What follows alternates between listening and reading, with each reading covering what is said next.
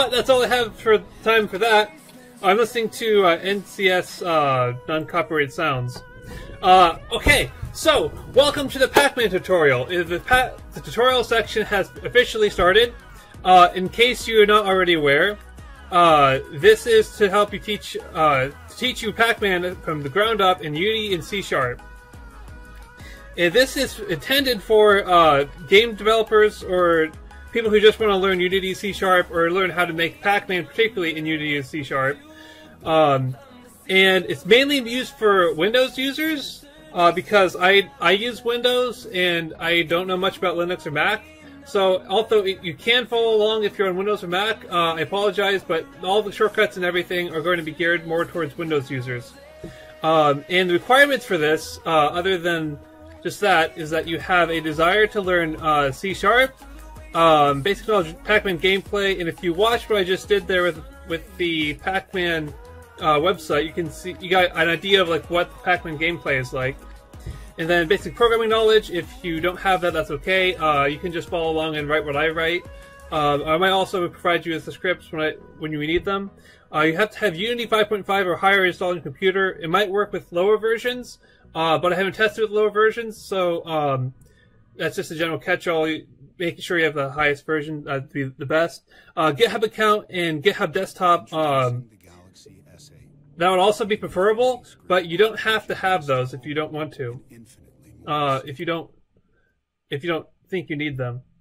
And then yes, so that's the basics of that. So getting into the actual tutorial. So the first part of the tutorial is project and repository creation. So what you need to do is you need to open Unity. I like to use Windows S and then type in Unity. I just like to do it that way.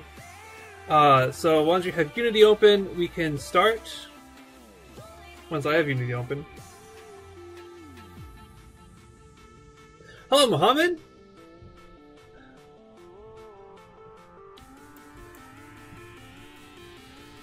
All right. Alright, so when you get Unity open, disregard what I have on my screen right here. This is like when I was getting ready for my stream. Go to File, New Project, and well, actually, if you don't have a project open already, you'll probably be greeted with this screen. At which point you want to do 2D, and then type in PacMan.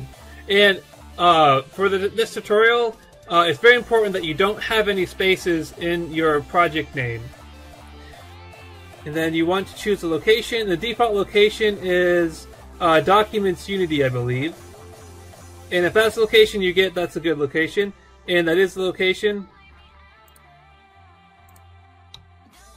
Yes, it is the location. Okay. Organization, that's not very important. I think you have to have a Unity account to use Unity, so that's just your account. Yep. And that's basically what you have to do here. So, PacMan, no spaces in the file name. Make sure you have 2D selected, and make sure you have Documents Unity. Well, actually, it's not important if you have Documents Unity. It's important that you know where your folder is. That's the main thing that you need to know. But the default is Documents Unity. That's a pretty good default. So then click Create Project.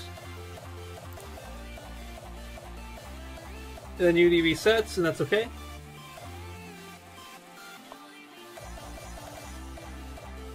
Yes, PacMan is a fan favorite for many. I personally had a really good experience with PacMan, and I've developed some strategies to help me win the game a little bit more. It's really fun, which is why I chose to do a tutorial on it. And anyway, okay, so this is the default screen. You don't have anything in your project here. You have a default scene open over here with Entitled and Main Camera. But I'll talk about this more later. Right now, yeah, they have lots of different cell phone versions of this game out there. So right now, we got our project created in Unity. That's great. But we need to make Unity and GitHub work together. So what you do is edit. and then you go to Project Settings, and then you go to Editor. Edit, Project Settings, Editor. And then you go to Asset Serialization, and you choose Mode, Force Text. And this makes it so that all the files that Unity uses for the project, it does exactly what you need with force text. The binaries, it's difficult to see what changes, but with text, it's very easy to tell with GitHub. Hello, Alexi! Alright, so again, in case you missed it, that's Edit, Project Settings, Editor, and then in the Inspector pane, Asset Serialization, Mode, Force Text. Also, I have to say that this layout for Unity is not the default layout. This is a layout that I prefer, but you can have whatever layout you want. I think usually the inspector is over on the left side, probably, by default. Yeah. Okay, so now let's open GitHub. So I like to do that by Windows S, GitHub. Just type in GitHub. Now, if you don't have GitHub on your computer, or you don't want to use GitHub, that's fine. I'm using GitHub because I use GitHub all the time, and I know how to use it. But if you don't know how to use GitHub, or you don't want to use GitHub, hello, Google. Yes, I am going to use free assets. Most of the assets that I have for this project, I made myself. So they're free by default in that they're made for this project. So that's great. So yes, I will use free assets. I will not require you to buy anything off the Unity Asset Store for this project. Okay, so got that done. So then okay, so that's not it. So in GitHub, you go to the click the plus sign. Okay, so if you want to use GitHub, that's fine. But if you do want to use GitHub, I really recommend it because it's a really good versioning software. And if you're not using GitHub, I recommend using some other versioning software. Versioning software in general is a really good idea, and that's not really the point of this tutorial. But I want to stress that versioning software is a really good thing to use when you're doing programming projects. Okay, so back to what we need to do here. So remember we typed in the name of the project, and that is PacMan right here. So what we need to do is we need to create a project to make sure it says create, and then type in the name, which is PacMan, exactly the way that you typed it when you had the Unity thing. And then you don't want the default folder here, because it's not the folder where your Unity project is. We want the Unity folder and the GitHub folder to be the exact same folder, but because of checking to see if the folder exists or not, it's weird. Sometimes the GitHub and Unity don't like to share folders somehow. But this way, we'll make sure that Unity and GitHub will share the same folder and get all your projects synced up and stuff. So go to Documents, Unity, if you did use a Unity folder, which I suggested, and click OK. And then GitHub will think that it's making this PacMan folder, but it's really not. It's going to be putting its GitHub files into that folder. So make sure that you have PacMan and then Documents, Unity, PacMan. And then Git ignore, leave that at Windows, or whatever the default is for your operating system. And then create repository.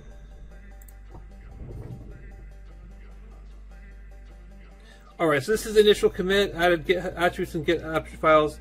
Don't worry about that. So you go to here, or changes, and you'll see that we have 148 changes. That's because if you open this file in Windows Explorer, let me open it in Windows Explorer real quick. Documents, Unity, PacMan, okay. So this is a Unity folder, Unity PacMan. And we see now that there's these Git attributes and Git ignore. These are made by GitHub. This PacMan and these folders here are made by Unity, and this folder and these two files are made by GitHub. You really don't have to worry about most of these GitHub files and folders. They're just there for GitHub tracking, but just make sure that you don't mess around with them too much, because I honestly don't know what happens if you do. But yeah, just don't worry about them. But git ignore, you can mess with this one if you know what you're doing, and it's not that hard. Basically, the git ignore file tells GitHub what kind of files to ignore. So for example, we have all these library assets here, and they're really not part of our project. They're just something that Unity has to make sure that it can run its project and has all the source files and stuff that it needs. But that's not actually part of your project. You don't need that. I mean, you don't have to version it. I mean, you have to have the folder there, but you don't want to version it because you're not going to change it. So what you do is you go to git ignore, right-click, edit, and I'm going to use Notepad because I know everyone has Notepad or something similar, or I imagine people do. So at the top of the Notepad of the git ignore file, you want to write hashtag Unity files and type in library /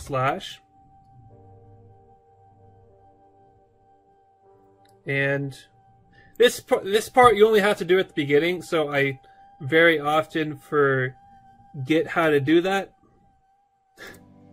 So luckily I have a cheat sheet here, and I actually have this cheat sheet included in the project settings, no, project resources. Yeah, I have this included in the project resources. So if you want to create your own project and you forget these steps, which I did. Okay, library and temp. Those are the two folders that you need to put in this GitHub ignore thing. Okay. Okay, so then those steps again are you go to the folder where your project is, which in this case is Documents Unity PacMan. Open the git ignore file. Then at the top of the git ignore file, write Unity files, library, and temp. And then Control S to save, or you can just do File, Save. And then you can close that. And then we go back to GitHub, it all magically disappears. And that's because GitHub realized that the git ignore file has been changed, and it just looks at all the stuff that is not supposed to be ignored. Alright, project settings.asset, project version.text. Looks like all these are good, yep. So now we want to make our initial commit. This is like the state of the project before we make any actual changes to it. So what we want to do is just like write in the summary is initial commit. That's fine. And then usually I write a description here, but it's just the initial commit. There's not really much to say about it. So yeah, make sure that everything is selected here. If it's not selected, you can click this box up here to make sure that everything is selected. And then just commit to master.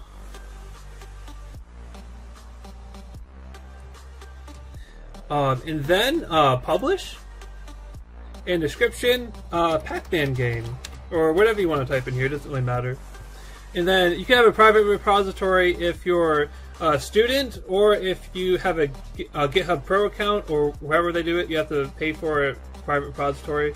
I used to use public repositories. It's not that big of a deal, and it's not bad. So yes. Just don't worry about that. And then publish PacMan.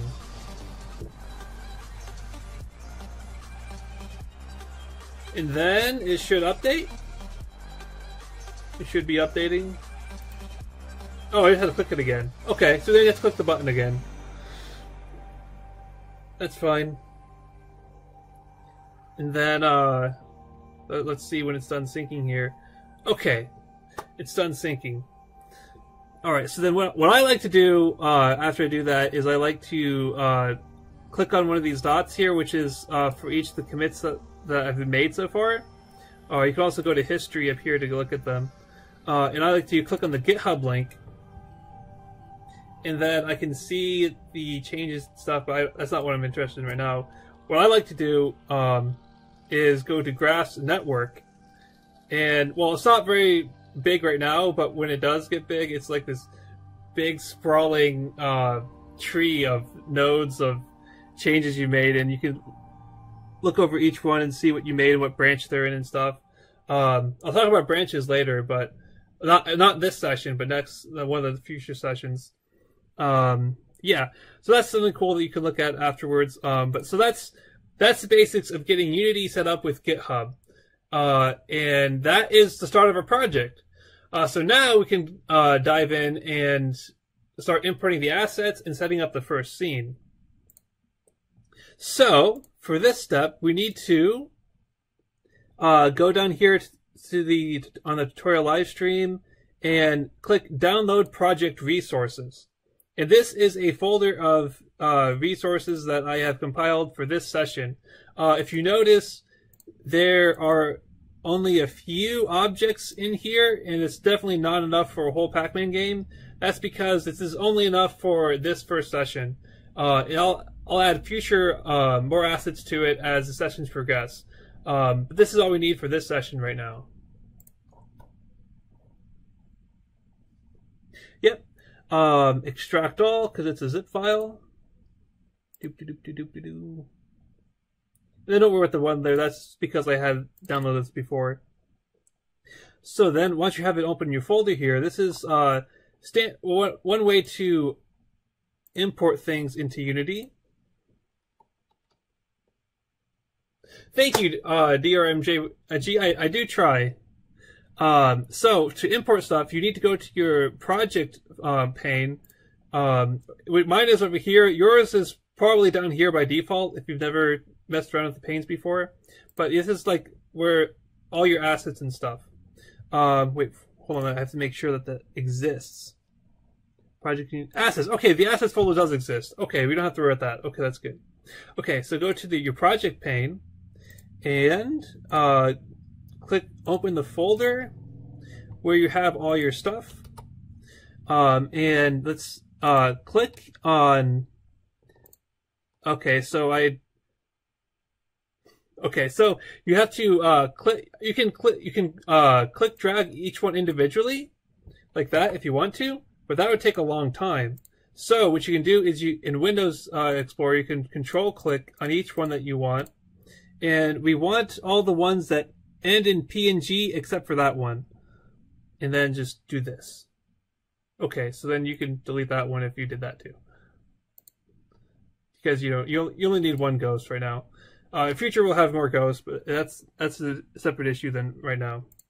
Okay, and the rest of the stuff aren't really assets. Okay, but the thing is, we're going to have several types of assets. We're going to have audio. We're going to have images. We're going to have animations. We're going to have scenes. We're going to have prefabs. All stuff that we'll talk about later. But currently, the way we have imported it now, it's all in the assets folder. And currently, we only have PNG files in here. But soon we're going to have a whole bunch of types of things. So what we want to do is we want to make a folder just for the sprites, which is what these things are called, sprites. So you do that by create and then folder, and then new folder sprites. And then you can shift click to select all of them, and then put it in the sprites folder. And that's just like that. And then if you go back to the Windows thing, you can see that everything has been put into these nice folders. Also, you'll probably notice that there's these meta files lying around everywhere. You need those. Unity has certain information that it keeps about the images and assets that you have that are not stored in the asset itself. Like, for example, this ghost has pixels per unit in like sprite mode, single, multiple. Like, it has a whole bunch of options here, and I'm not going to go into detail what these are yet. But the meta files are to store all these options that you have set for this sprite that you can't have stored in the PNG file itself. So you do need those meta files, but you don't have to worry about them. Unity takes care of them automatically. Just make sure that, just be cautious that if you do accidentally delete a meta file, like if you're rummaging around in Windows Explorer or something and you accidentally delete a meta file, Unity will automatically create another meta file for you, but it won't have all the settings of the previous meta file unless the previous meta file was the default one too.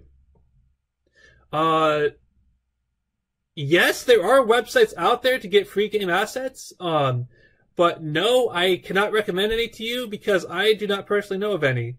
I have made all the assets for this project, and I make all the assets for my other project too, so I don't actually use them, unfortunately. But if you do find any, you can let me know, and I'll keep it in mind for next session. Yes, okay. So now we got the sprites imported, and we will import other assets in the future too, but currently we just have the sprites. So to import so now we have the sprites imported, now we have to put them in the scene. So this thing right here with the camera, this is the scene view. This is where you edit all your scenes. So you put all your objects in here, and it makes it the game scene and everything. So I will show you the game screen, but after I get stuff done. So if you go to the hierarchy, it shows you everything that's in the scene. So currently the only thing in the scene is the main camera, and it's marked by this camera picture right here. So to put stuff in the scene, you can, I'm going to move this over here real quick. You can either drag and drop from the project pane to the screen view, or you can also do from the project to the hierarchy pane. And did not want to do that. Okay, there we go. Either way is perfectly valid. If you do it from the project directly to the hierarchy, then the transform will be the default. If you do it from the project to the scene, it'll go where you place it, and it'll be like in a random spot. Well, to me it seems random, but there's probably some logical reason why it goes where it goes. It'll be somewhere in this list in the hierarchy. So we only need one PacMan, so let's get rid of that one. So I'll move this guy back over here because that's where I prefer it to be. Okay, so here we have the PacMan guy, and the transform, he's in a really weird spot. Like X is some random decimal and Y is some random decimal. We don't really want that right at this moment, so we can just do left click on this gear here and reset, and it automatically puts everything back to 0. So now we have PacMan in here. Now we need to add a ghost. Just add a ghost. We can also just set, click on these guys and do like 0, and this guy's rounds up to 3. You can just do that. Now they're perfectly placed in the grid without any weird decimals and stuff. Like you can have weird decimals and stuff, that's fine, but for placing level around and stuff, we want to make sure that everything's exactly in the right spot. Okay, so this next part is going to be very tedious. And due to that, I have also included an asset in the project resources called sample level.unity, and it will create the level, the entire level. It already has the entire level in it. All you have to do is place the PacMan and the ghost. But I will show you how to create the level anyway, because I'm sure you guys want to know how to do that. And yes, and you want to know how to make your own levels too if you want to. Okay, so there's several different ways to make the level, and I'm going to show you one way that I've chosen to. I think this is the easiest to explain, the easiest to show, so I'm going to show you this way out of all the other ways I could have chosen to show you. So there's there's 5. Okay, there's 5 level pieces here that you can use to construct the level. And in constructing the level, I like to refer to a ref pic of what the level looks like. And that's why I have included this asset, pacmanrefpic.png. And I have to say that I did get this image from Google Fonts. No, Google Images and stuff, but that's the thing. You can find that in the credits thing. I just want to include that. Alright. So this is that's a pretty tiny ref pic. Okay, I'm just going to open this guy in paint.net. You can also open the link in Google. That also works. That's what I did initially. So this is like classic PacMan, what you want to do. The assets I've included, if you construct the level with the assets I've included, it's not going to look exactly like this because the proportions are going to be off, kind of. But that's okay. The main gist of the level is going to be there with all the routes and stuff. So that's the main thing that we're looking for with this. So I'm going to put this up on my other second screen so I can have my full screen to Unity. You can have the picture wherever you want, or you can just follow along in the stream. But I'm going to show you how to actually create this level in Unity, and it's going to involve a lot of snapping and use of the control key. So I think the control key in Windows is the same as the command key on Mac. I think. I don't know, but I imagine you know your OS. So first off, I'm going to declare that the origin is where the player starts. And I do that because sometimes I'm moving things around, and I want to put the player back in the starting position, and it's just easiest to click to do this. It's so handy when I can just do that to put him back at the start. That's why I chose to put the origin at the player starting position, but you can put the origin anywhere you want. It doesn't really matter, but to me, I find that easiest and a very logical place to put it. So then all the other pieces are outside the origin, like built around the origin where the player starts. Okay, so actually to get to making the level. So okay. Okay, so there's this level cap. So you drag and drop from the project onto the scene view. This is what I prefer to do. You can do it any way you want. And you can do 0 and -1. And then, okay, so now it's on the board. And that's exactly where we want it, right? No, that's not exactly where we want it. Okay, so then if you want to move it, you can just click and drag to move it. But the thing, if you just click and drag and try to place it, it's not going to be perfectly lined up. And you don't want to have to keep doing 0 and 1 every time. Although you can, it's just very tedious. So what you want to do is you want to switch to the translation tool, which allows you to move things around with like just moving around like this, or moving it just that way, or moving it just that way. But you also want to make it so that it snaps into grid, because for this project we want the grid to snap into place. Let me see what the comment is. Yeah, PacMan is a very well-known game. It is very well-known and very classic. Okay, so when you're in the translation tool, well, the default, oh, by the way, the default key is W. So this is Q, W, E, R, and T. T is a mixture of pretty much every one of them, but it doesn't really have a name. I just call it the multi-edit tool. So W to get to the translation tool. And then if you hold the control key down while you move this guy, it only moves in increments set by the snap settings. So now you can just move these guys around wherever you want it to be and snap it in place. So if you look at the map of what we're trying to do, here, let me see if I can get this guy to... Does this work?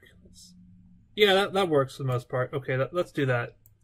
That will move this guy over here, because I really have to have my scene space to work and edit and stuff. Alright. So, now we have this, and so you can edit so it snaps in increments of 1 by default, but you can change that in the snap settings, and to do that you go to Edit and Snap Settings, and then here we have 1, 1, 1, 1, and then rotation. Oh, I already set these settings previously. This isn't always a default. I think the default is 1, 1, 1, 1, 1, and 15. But I have it set to 90, and I recommend it for this project because everything, if it rotates, it's going to be rotated 90-degree increments, so it makes sense. But you don't want that for all projects. It depends on the project. For this project, you want 90. Okay, so then it snaps 1, 1, 1, and then to rotate, because this guy is supposed to be this guy right here, but it's rotated the wrong way. So what you need to do is press E to get to the rotation tool, and then hold the control key down, and oh, that's the wrong ring. Okay, don't do that one. Okay, so there's an outer ring and there's an inner ring, and for some reason they don't snap exactly the same. So if you do the inner ring, it will snap for 90 degrees, and this confuses the crap out of me. I don't understand why the mouse movement is the way it is, but if you have to figure out like how to make it rotate correctly, and yeah, so then you can make it rotate correctly, and when you get in the right position, you can just let go. And that's how you make it snap. You control click, and then click in the inner ring, and then it will move your mouse, and then it will rotate. The other way to rotate is to go to the inspector when you have it selected and just type in a different value for the z-axis. See, I type in 90 and it moves over here. If I type in 275, it does that. Well, I don't want that value. I want, like, no, wait. 270, that's what I wanted. Yeah, 270. That works. You can also type in negative values. So that's another way to rotate things if you want an exact value. You don't want to rely on the snapping or you just don't feel like it. But I will be using the snapping tool because then I don't have to worry about the inspector. Okay. Alright, so now we have this guy in place. And I'm going to put another one in level straight and place that in there. And then this goes 1, 2, okay. So now he's snapped into place because I set it like that. And then the next thing we need is this guy right here, which is the 3 junction, level junction 3-way. Go to inspector 03, and we want this guy to be 180, I believe. Yes, 180. Okay, that's good.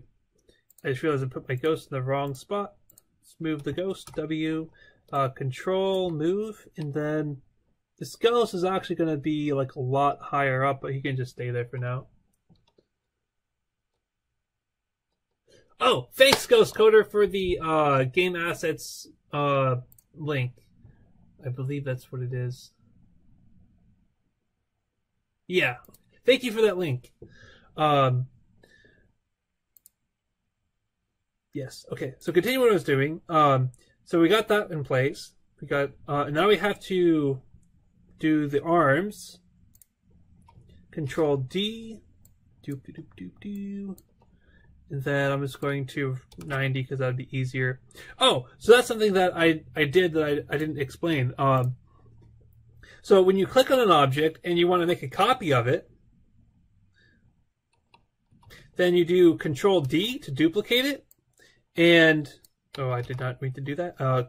Control D to duplicate, which I just did, and then Control to move in snapping increments. So that I can do Control D again and move in snapping increments. But be careful, if you edit any of these values over here, like I say, make it go 180, and then I do Control D, it's not going to duplicate. So you have to make sure that the focus is on the scene area or not one of the fields. Just not one of the fields. If it's on the fields, it's not going to duplicate. So yeah. So then I'm going to set that back to 90 because that's what I want it to be. Yeah, 90. Okay, that's good. Well, I just realized I didn't actually want this guy here, so I'm going to delete him. So you can just delete an object from the scene by pressing the delete key. It's pretty easy. You can also delete an object by right-clicking and clicking delete if you want to. All right. So now we have this object. I'm going to Control D. Control move, and then Control left mouse button, and then E to rotate, Control left mouse button, and then Control D, W, Control left mouse button, E, Control left mouse button on the inner ring again. All right, that works. Now we see that we have this guy right here. We've done him, but now we've done this guy. So we could repeat all the steps we just did and just put them down here again, but that's the long way to do it. The short way to do it is to select, drag on the left-click mouse on the background, and just drag a rectangle around everything. And it only gets things that are completely enclosed in the rectangle. Like you saw that the ghost and the PacMan were partially in the rectangle, but not completely enclosed. Those guys didn't get selected, as you can tell in the hierarchy right here. So what you can do is you can Control D and it completely duplicates everything. And then you can Control left click and drag down here and it duplicates it. Just like that. It's awesome. Okay. So if you notice, there's lots of little pieces here for the level. And that's because we have lots of little pieces. But those things, it's going to completely fill up this entire list of objects. So what do we do about that? The easiest thing to do with that is to create an empty thing to act as a folder. So just like we made a folder for all the sprites, we're going to make a folder for all the level things. And to do a folder for the scene view, you go to create and create empty. Now this is an actual game object, but it functions more like a folder because you don't actually use it for anything except for holding these objects and keeping them organized. So go to the inspector, name it level pieces, because that's this thing, and make sure that it is at position 0, 0, 0, and if it's not, you can do reset. You can have it at some other values, but for me, it's really confusing if it's not at 0, 0, 0. So make sure that everything's reset like that. Then go back to the hierarchy and click, shift click, and drag everything into level pieces. And now it's in this folder, and you can just close this folder, open it, and now the hierarchy pane is a lot more organized, and you don't have to worry about scrolling through tons and tons of level pieces if you don't want to.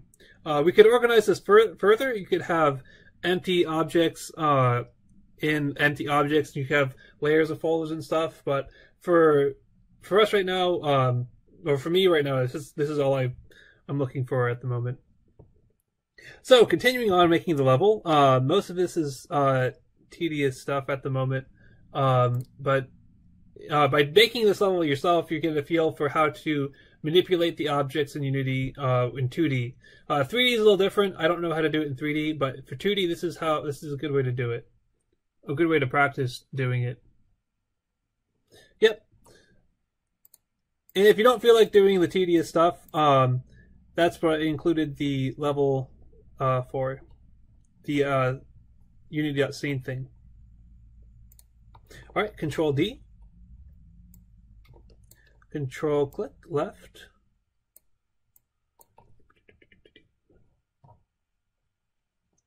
And then let's go here. Control D. I forgot to press Control. Yeah, making this kind of level with all these snapping things, which is a requirement for this level, means that you have to use the Control key a lot. Left click, Control D, Control left click.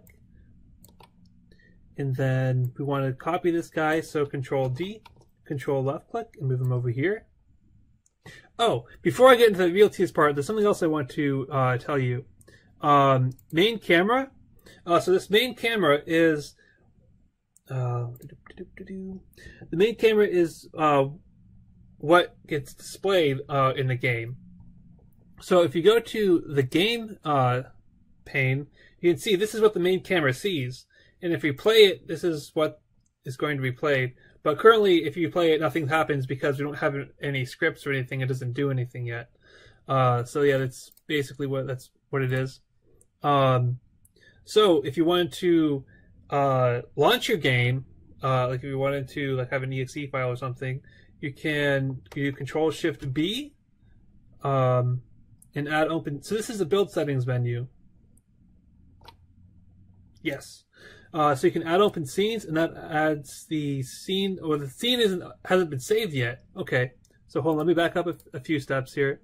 So this scene has not been saved. So if we Control S to save the scene, we can do make a new folder for scenes because you don't have the scenes folder yet, and double click the scenes folder, and this is play scene, whatever you want to call it. It doesn't matter. I prefer to have it camel case with no spaces. I think you can have spaces in it. I'm not sure, but yeah, I just liked it that way. Yes. Okay. So now we have the play scene, and now we can do Control Shift B to build settings, and this build settings affects how the game is constructed for your playing, for user playing and stuff. So add open scenes, and this is the only scene open, so we have to do that. So that is a very important step. If you did not have this scene in the scenes in build, then you're going to open your game and it's going to be blank. Like there's nothing going to be there at all. PC, Mac, Linux standalone. Yep, that's good. Talk about Windows. So yeah, don't mess with that at all. Honestly, don't know what half this stuff does, but I don't have to mess with it, and it works every time, so it's good. So build and run. I think you can click build, but I like to click build and run. So this is going to create an exe file that actually runs your game. It's not part of your project files or assets at all. So what that means is that you don't want to save this in your assets folder or in your project folder at all. So currently it defaults to your project folder, but you don't want it there, because then GitHub's going to pick it up and try to actually like version it and like save it and stuff, and you don't want that. It's because it's going to create so much clutter in your GitHub repository. So go back to your parent folder, which is Documents Unity, and create new folder. And what I like to call this folder is PacMan builds. You can call it whatever you want, but I have like stone builds, PacMan practice builds, yeah, like that. That's what I do. You can do it however you want, or you can have a whole another folder that has all the other project folders in it. You can construct it any way you want, but this is the way that I'm going to do it. And then I'm going to make a new folder, PacMan 00. That's a version number. I like to keep all my builds from the very beginning, so even at the late stages of game development, I can go back to the very early builds, like, oh hey, reminisce about how the game used to be and look how it's improved and stuff. You don't have to do that, but that's what I like to do. And this is the 000 is my convention, so the next build is going to be 001, like that. But you can do it however you want. It's not important for the project. Building player, so then you click build and then it's going to build it.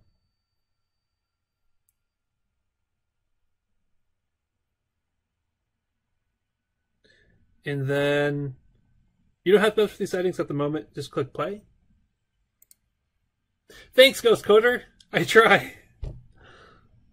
And then that's our game. That's currently what we have in the game, and that's that. And if to get out of it, you have to do Alt Tab and then close window. Right click, close window. In the future session, I will show you a better way to close the game. Or like, you have a menu. You know how what should be done there. But yeah. So that's the. Oh no! Wait. So if you noticed, when I was doing that, the background is blue, but the picture that we're going for here, the background is black. So how do we fix that? So I think there's some kind of Unity default background color or something, but you don't want to mess with that because that doesn't matter. What matters is what the main camera sees. So let me put the inspector back here. Okay. So the main camera has a camera component, and the background color is what determines the color in the background when there's nothing else there. And we could have a sprite that's all black, that goes in the background like that, and that would be perfectly fine too. But this way is a lot easier, and it doesn't require you to have another asset. And so you just change the color and just make it all black. You can just type in 8 zeros, I think it is, if you want to, or you could just drag it all the way to the bottom left corner. Yeah, it's 8 zeros, because that's the hex code for black, and having 0 alpha value, or all alpha value. But yeah, so now we change the color, and it's all black. And now it looks a lot more like PacMan. Yep. Oh, also another thing, if you're in Unity, you'll notice that when I click the play button, my whole editor turns pink. And the reason for that is because when you're in the play mode, any change you make does not affect the game. It cannot get saved. So when you're making changes to your game, make sure that you're not in the play mode. So for example, if I move this guy over here, it's going to show up in the game the next time I do like that. But if I move this back here and then press the play button, and then I go to the scene and I move him and go back to the game, he's there. But when I unclick the play button, it goes back to where I had it originally. And that's because it does not save when you're in the play mode. So that's why the screen turns pink, to remind me that anything I do in this mode is not going to get saved.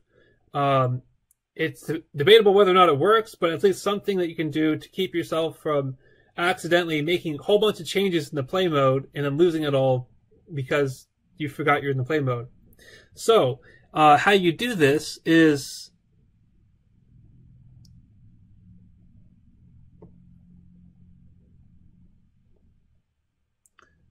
settings, preferences, colors. Okay, yeah, that's how you do it. Okay, edit,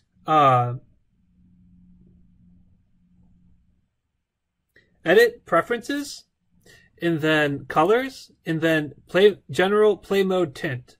And I have currently selected this pink color, but you can select green or yellow or blue or whatever you want. Whatever is going to tell you, hey, I'm in play mode, don't make a whole bunch of changes that you want to keep. And the reason why they don't let you make changes in play mode is because when you're playing the game, all the game assets move and get deleted and get created and stuff. And if that saved every time you close play mode, then you'd have to reset it every time, and it'd be just a really big, weird mess. So yeah, you can't make changes in play mode, and to change the color of play mode so that you can remind yourself that it's in play mode, you go to Edit, Preferences, and Colors, and then play mode tint. That's what you want. And there's also, you can change all the colors of everything else. I haven't messed with that. It's not important for this project. Yeah. Yep. And with that, oh, okay. So I have one more thing to show you about working with the background objects. I mean the level objects. So you can, so I've all these guys selected because I want to copy them. Like I have this guy here, but I want to make this guy right here. I can Control D to move it and Control click to do this like you saw before. But this guy is rotated, and this guy is the wrong rotation. So what you need to do is E, and because everything is selected, it's going to rotate together. So you Control left click on this inner circle here, and it rotates the whole thing just like that. So that makes it a lot easier to rotate things. And this guy is in the wrong position because I don't know where it is relative to everything else, but we can easily move him later if we need to. And the pills and stuff, these little dots right here, these are collectibles. They're called pills. We're not going to worry about that today. And the rest of this stream would be constructing the level. So I'm going to work on constructing the level, and I'll answer any questions that you guys have.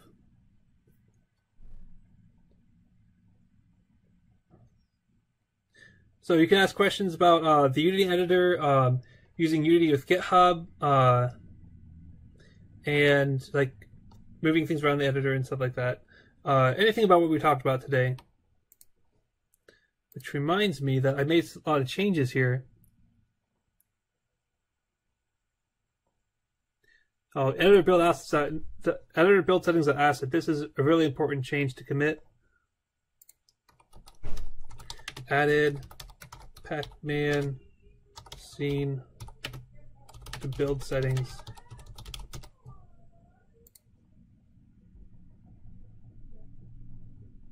Yep. Okay. Do I think Unity is good for beginners? Yes, Ghost Coder. I do believe that Unity is a great program for beginners. Okay, so when I started using Unity, I had some programming experience and I had some game development experience before. But for me, Unity was a really great experience as a beginner. How many games have I released so far? Unity Seattle, I have technically released 0 games, or depending on how you consider release, I've released 3 games. Professional level games, I have not released any. But amateur level games, I've released at least 3. Maybe another one I'm forgetting about. But JavaScript, I use JavaScript. I haven't actually released any games. No, wait. I did a game jam. I did a game jam in Unity, and that went well. Wait. Oh, I committed everything. Okay. Ah, I hate it when I do that. Okay, so when you're committing, make sure that you select exactly what you want to put in the commit. Like, it's not a big deal because it's all there and it doesn't really affect anything down the line. But I would have preferred to put this guy in its own commit and then put these guys separate commits. And you do that by checking which ones you want in the commit. But I forgot to do that. No big deal. Yeah. Okay, let's see. What other questions do we have here? Is the Unity store competitive? Yeah, Seattle, I do not know if it's competitive. If competitive, do you mean that there's a lot of different assets out there that have they do the exact same thing, but they're made by different people? Then yes, the Unity store is competitive because there are several different assets out there for saving, several different assets out there for terrain editors, several different assets for camera controllers, so in that aspect, it is competitive. But I think there's only like one good one for each one, or because there's a best one for each asset is what I'm assuming. I can't speak for the whole Unity asset store because I've only gotten assets for the things that I need for my game project at the moment. So there's it depends on what you're looking for, I guess. I hope that answers the question. Ghost Coder, you tried GameMaker. I have tried GameMaker too. I did not like GameMaker at all. GameMaker, to the best of my understanding, is made for people who don't know code. Is made so you don't have to know code. But for me, as a programmer, not having to use code is really confusing for me. So I did not like GameMaker because I didn't know how I was supposed to use the interface to make the game logic, and I just preferred to use code. So as someone who likes to use code and make my own code, I really like Unity because Unity is great for making code. And there are assets out there that allow you to do lots of cool stuff in Unity without any code whatsoever. But for those of you who want to code, Unity is great for that. So yes. And Unity is also very popular too. I personally have not made any professional games in Unity, but I know several people who have. I know several games that have been made in Unity. The Ori and the Blind Forest. Ori and the Blind Forest is one of my main inspirations. And what is going on here? Yeah, and that game was made in Unity. Let's see. If you just Google search like games made in Unity, there's tons of games that have been made in Unity. It's a really popular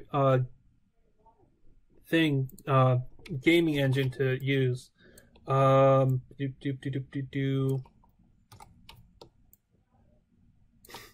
know of so many other games that made in Unity, but I can't think of them at the moment. And I just put that guy in the wrong spot. Okay. GameMaker. Well, I think Undertale was made in GameMaker, which really surprised me because, like I said, I didn't really understand GameMaker all that much. But that's not to knock it. Like, I know some people who do like GameMaker and have been successful with it, or like enjoyed making games with it.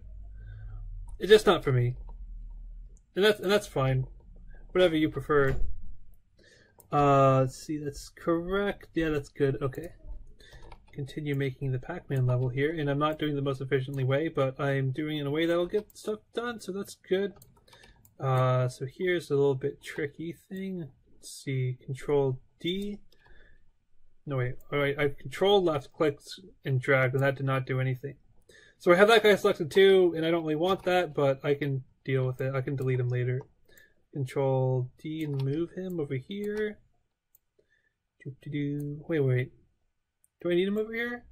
I actually do need him there. Okay, that's okay. Control left click. Okay. Control left click. Control move. Okay.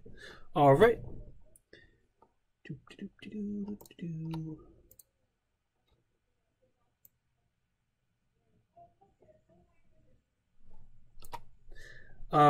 So yeah, so the rest of this is going to be mostly repetitive and be doing the same thing. So if you have any more questions, I'll be happy to answer them.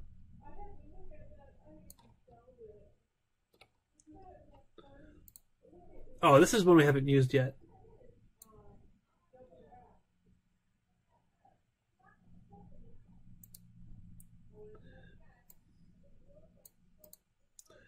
And 1 and 6, I believe, is one. Yes, okay, that's right. Okay. Okay, so next stream, the next session will be about the player controller, I believe. Let me look at my schedule here to refresh my memory. Player controller, yes. So the next session, we'll look at making the player controller move. So this little PacMan guy and everything. We'll make him move and animate and everything, and it'll be great. That's next Thursday at 8 p.m. EST.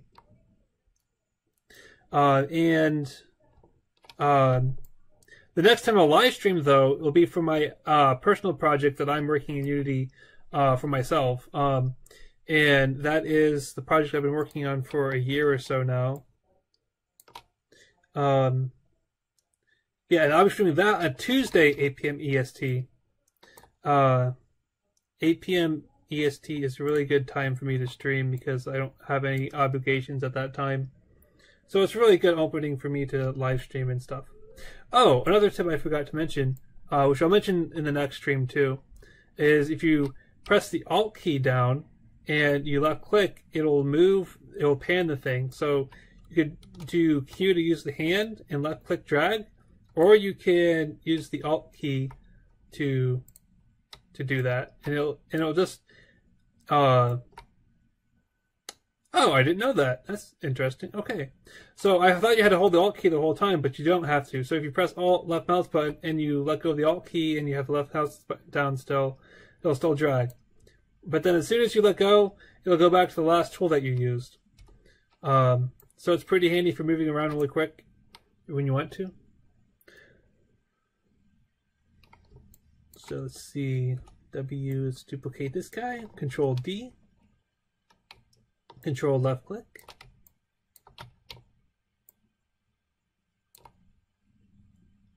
So did everyone get the project created okay, and the repository created okay, and the assets imported?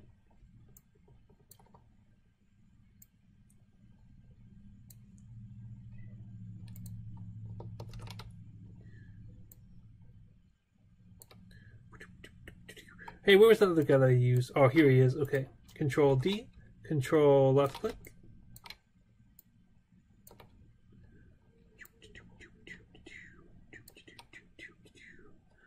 I believe this guy is supposed to be 90. Nope. I don't remember these numbers. Just have to test until you find one that's right. Or use the other method with the E key and stuff. That's also a very good way to do it. Control D, Control left click. Oh, actually I didn't Control E that time. I just said it, but I didn't actually do it. That's funny. Okay, Control D.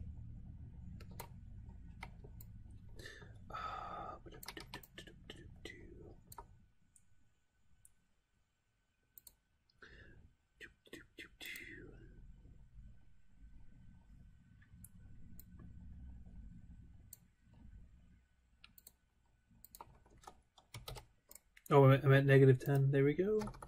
-10. -1. Yes. Okay. 90. No. -90. Okay.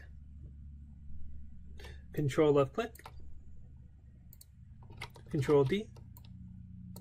Control D. Control left click. Left click drag. Control D. Control left click. Do I need another one? I just need one of these guys. Yeah, Control D, Control left click, and then I need one of those. These guys, Control D, Control left click, and then 90. Yes. Okay. Control D, Control left click, Control D, Control left click, left click drag, Control D. Control left click. Left click drag, Control D, Control left click. Alright. Control D, Control left click. Left click drag. Oh wait, that's too long. Okay, that's alright. Left click drag, Control D, Control left click drag. Yes, that's right. Okay. Control D, Control left click drag. 180. All right, first try.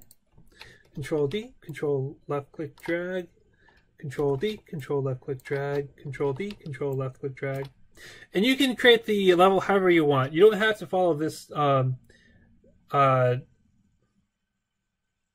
You don't have to follow the template. You can make whatever PacMan level you want.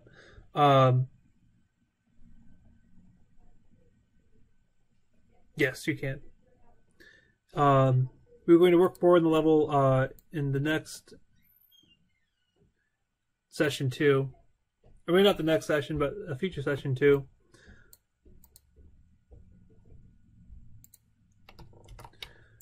But this session is all about teaching the basics of Unity and the basics of GitHub and the basics of manipulating things in the editor. So we're not actually going to get into a lot of the functionality of the game yet.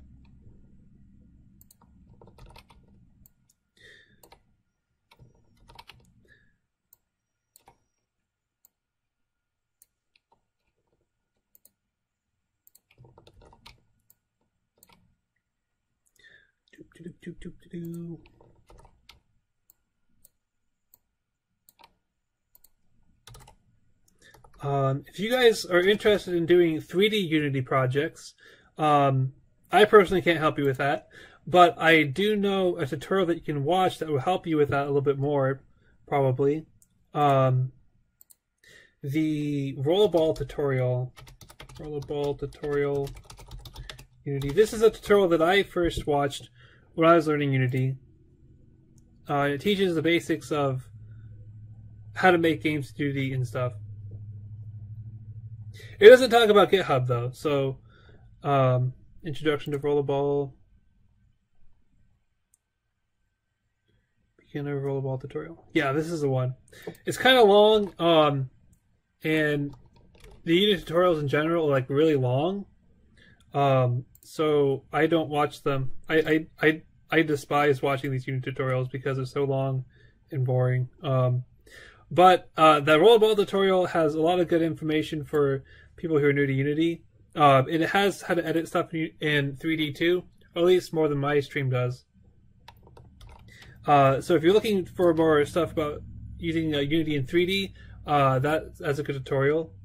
But it doesn't cover how to make the PacMan game, so well, of course not. It's the Rollerball thing. It's just this very simple thing to show you how to use Unity in 3D.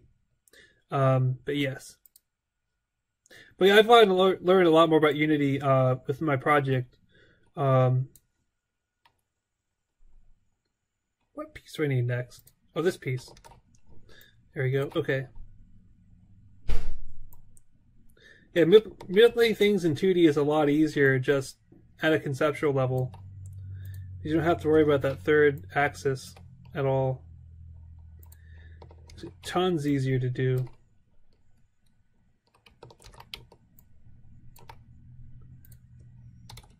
I think that's why a lot of indie developers start with 2D games, because it's a lot easier to make them look good.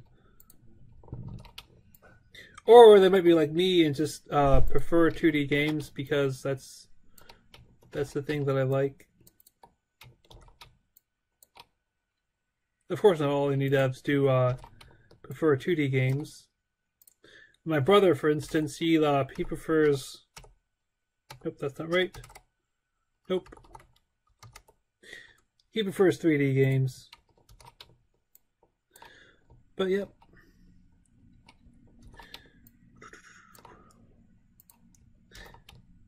Game Maker in 3D?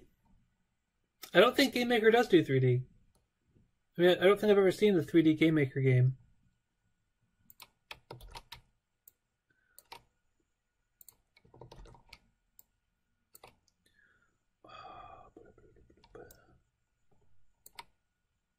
I know there's tons of Unity games out there that have been released, like professional level games that are made in Unity.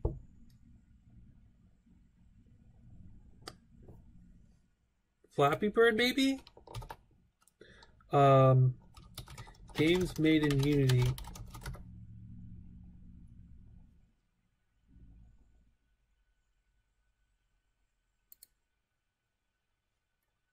Kerbal Space Program.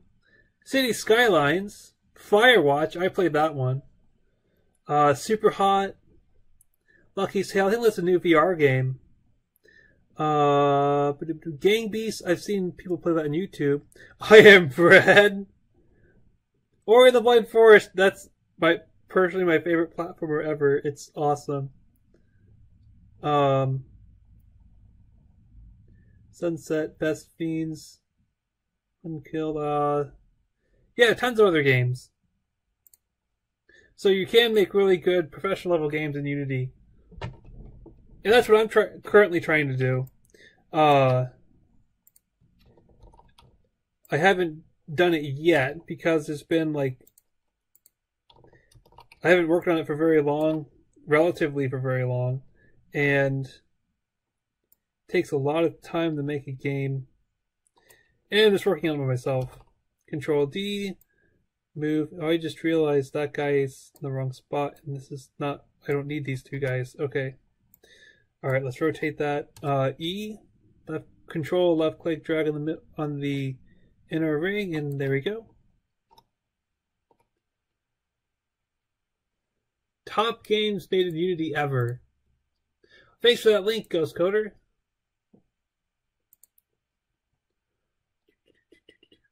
DOS X The Fall. I'm sorry, I actually have like one of the DOS X games in my Steam library. I just never played it. It's on my list of games to play. I just have never. I have so many games on my list of things to play. I can't get to them all. Control D and Control left click drag. Get rid of these guys because I don't need them. Control left click drag. There we go. Right there. Yep, that's good. All right. And this guy. Satellite Rain. I have not heard of that one. Satellite Rain is a tactical RPG game developed by Brisbane studio 5 Lives. Escape Plan. Temple Run Trilogy. Oh, I know that game. I think I've played it. If I haven't played it, I've at least seen someone else play it. Control left click drag. I know that game, but there's like several different spin-offs of it and stuff. I know I've played at least one of the spin-offs of the Temple Run trilogy. Pretty clever new mobile game. Oh, I'll cover this in the next tutorial too. Or just touch on it. But if you notice here, the camera, it used to cover the whole area where a level was, but that's because we hadn't finished the level yet. But if you look now at the game, it's like zoomed in really close. And we could edit that in scripts and stuff too, but for this project, we won't really have to edit the camera script at all. Not really, no. But you notice that doesn't cover the whole thing. So to change that, we have to go to the orthographic size. So here we have the main camera selected and has a camera component, and the projection is orthographic. You can change the perspective, but I wouldn't recommend doing that because this is a 2D game and it's made to be 2D. Like some games are play 2D, but the graphics and everything is 3D. Like Inside. Inside is a good example of this. By Playdead Games, I think it is. They also made Limbo.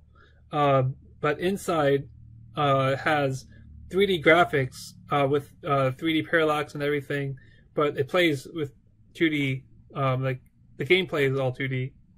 So that's what you'd use perspective for, like games like that. But my game that I'm making myself and this game, you just need orthographic, so don't worry about that. So this one is the size. So the size is from top to bottom. So if I change this to 10, you can see it covers like a lot more. So we can change that from 10 to 11, and then we can do control left click drag and move this guy up here. I think that's going to be good enough to cover the rest of the level. When I was making the asset, this camera size was 11, and it covered the whole thing, so this should be good.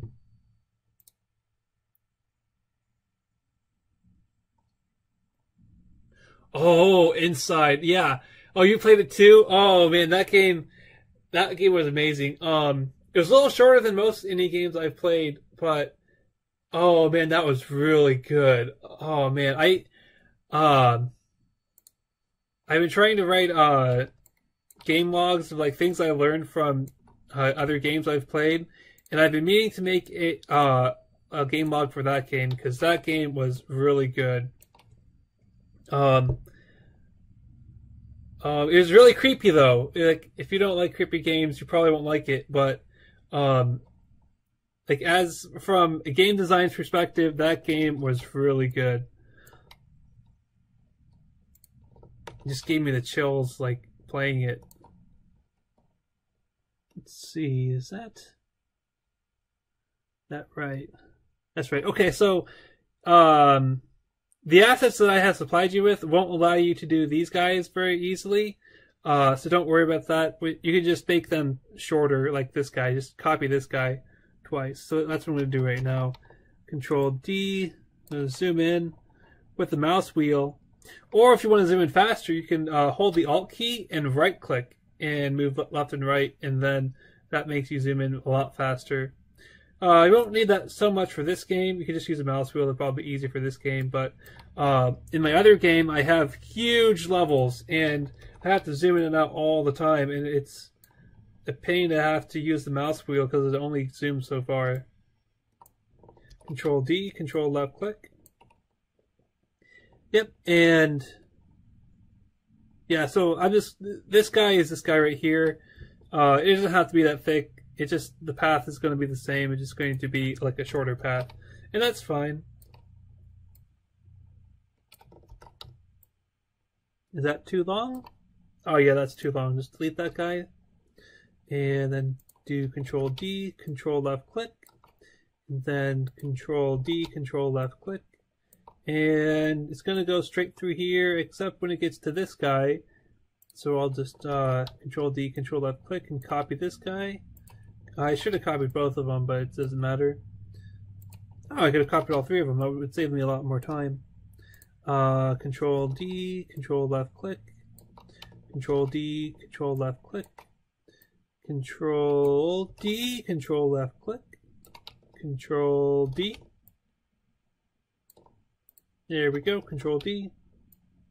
Alright, so now, because we know this guy is going to be about the same, I can just Control left, no, not Control, just left click, drag, Control D, Alt left click to move over here, Control left click, move over there, and do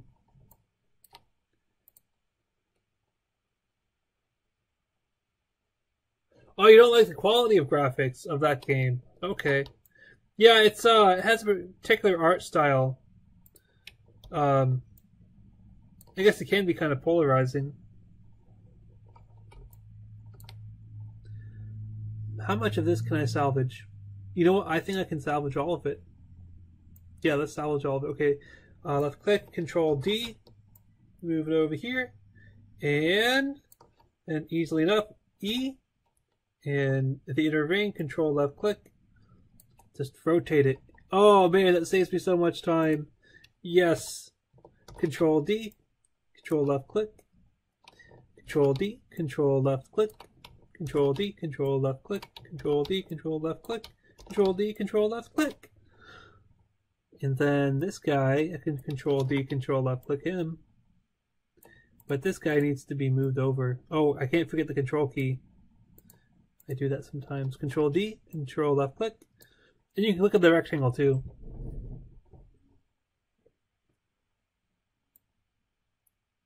Control D, Control left click. Control D, Control left click. Oh, I should have copied them together. Control D, Control left click. But that's that.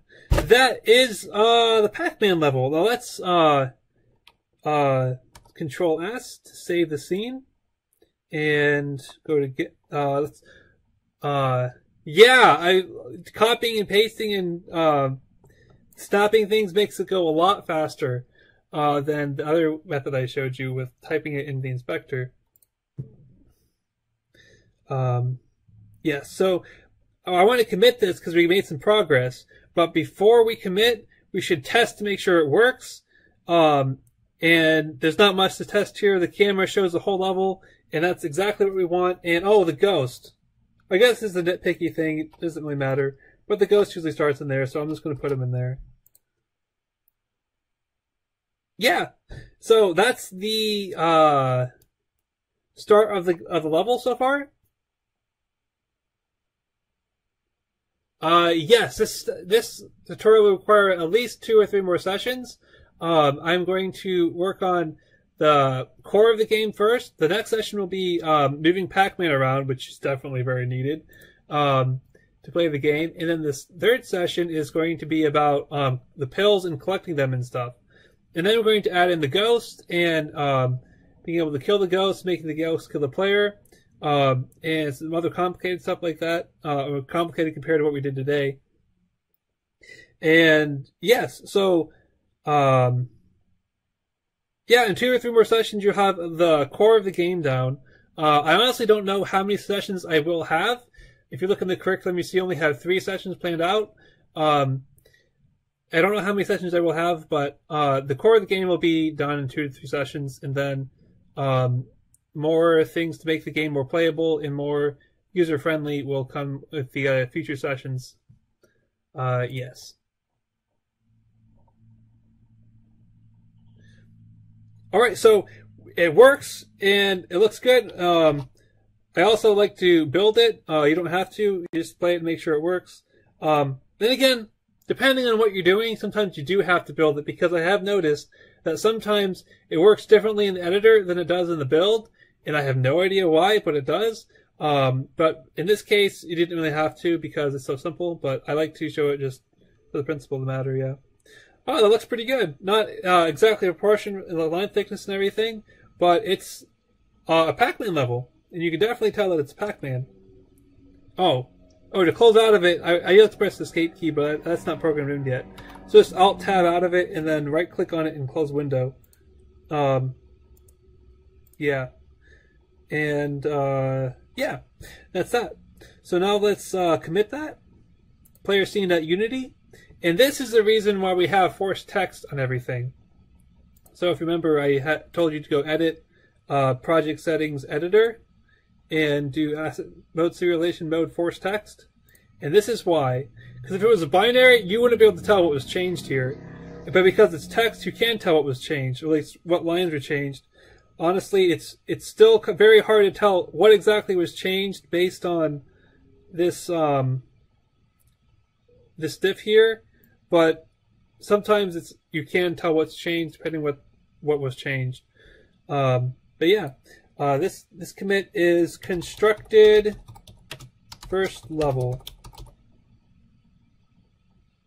or constructed level. Like I keep thinking of my game where I have tons of different levels, and I forget a little bit when naming things that there's only one level, but it's okay. You can name it whatever you want, and sync. Yeah, Waka Waka Waka Waka. Yeah, PacMan is pretty cool. Oh, yeah, the sound design in PacMan is pretty good. I especially like the sound when he eats ghosts and stuff. That's my favorite. So I'm going to go to GitHub, and I can just do this. I can just refresh this guy. Yeah, okay. So still not very epic, but it's a start. So yeah, it's just something I like to look at afterwards. Yes, so that is the end of this session. If you have any more questions, real quick, I can answer them. But other than that, the next session for this tutorial is next Thursday, Thursday, 8 p.m. EST, and next Thursday is April 6th. But I also want to plug my other stream, which is Tuesday, April 4th at 8 p.m. EST, which is my main project that I'm working on. Alright, well, thank you very much for coming, and I'll see you next time. Hello! Welcome back to PacMan Tutorial Session 2. Welcome back to today I'm listening to No Copyright Sounds music. And so, a brief overview of what the tutorial is. Okay, so the target audience is game devs who want to learn C# in Unity, or PacMan in Unity C#, or programmers who want to learn something new. Just recap from what I did last week. Last week we started the project and we set up the project to work with GitHub, and we imported the assets and set up the first scene. This time we're going to be making the player object move, so we're going to make PacMan actually move and stuff. So we're going to be making the player object and animating it and making it move. Okay, so the resources thing. If you download the project resources, that folder will have the Session 1 resources and the Session 2 resources. The Session 1 resources are located right here by themselves. If you just want the Session 2 resources, here they are right here. There's not much in the Session 2 resources, but you do need one of the PacMan sprite. Okay, so starting on what we're doing here, I'm going to check GitHub to make sure we have no outstanding changes, and we don't. That's good. It means that we've committed everything we've done. Now I'm going to download the Session 2 resources.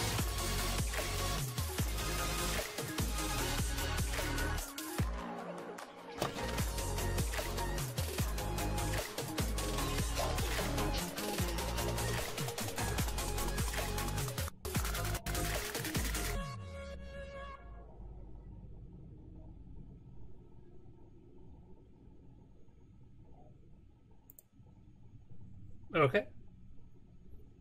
To find your ideal room on Trivago, you can select from hundreds of options. Whatever you want. Trivago finds your ideal room, and then compares over 200 websites to get you the best price. Hotel, Trivago. Okay, so let's see.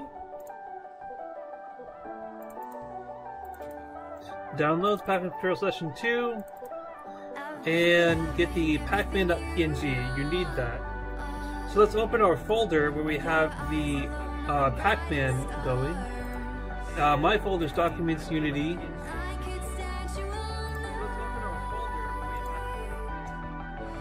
Hello, Ixki! Hello, Google! How are you today?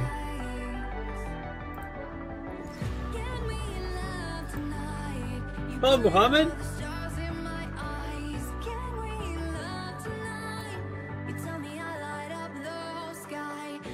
Okay, so there's project resources down below in the description, and for Session 2 we have this PacMan.png that we have to import. It's a new one. Oh, first I probably have to extract it all.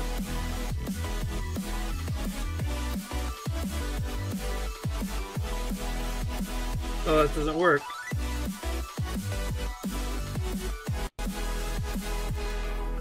Okay, here we go. Here's the PacMan.png we need to import. And then the Unity thing here. PacMan, assets, and sprites.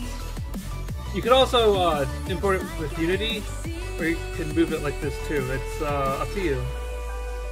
You place the file in the destination, because the other one we won't need. Okay, so if we go back to Unity, we can see that, hold on a second. So if we go back to Unity and we open PacMan, if you don't have PacMan already open in Unity.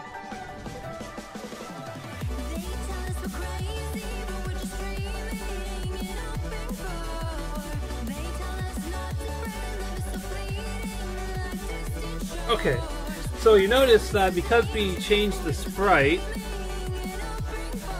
after we change the sprite, that this guy actually looks like this, and that's really weird. So now we will need to edit this sprite. We have to go into detail, well, not too much detail, but some detail of the sprite stuff here. Okay, so texture type 2D and... Yes, I believe that's right. Are you planning to make any other tutorial of game dev? Itsuki, that is a good question. And the answer is, I do not know. It depends on how this tutorial goes, and what other tutorials are out there that I think that I can do. And the answer is up in the air at the moment. But I will know by the end of this tutorial series whether or not I'm going to do more game dev tutorials. If you're looking for any particular game dev tutorial, then you can feel free to put them in the comments. Okay, so this is the one we want. Sprite mode multiple. So the previous sprite we had for PacMan, and that also includes this ghost thing. Apply. It's just one picture, and that's it.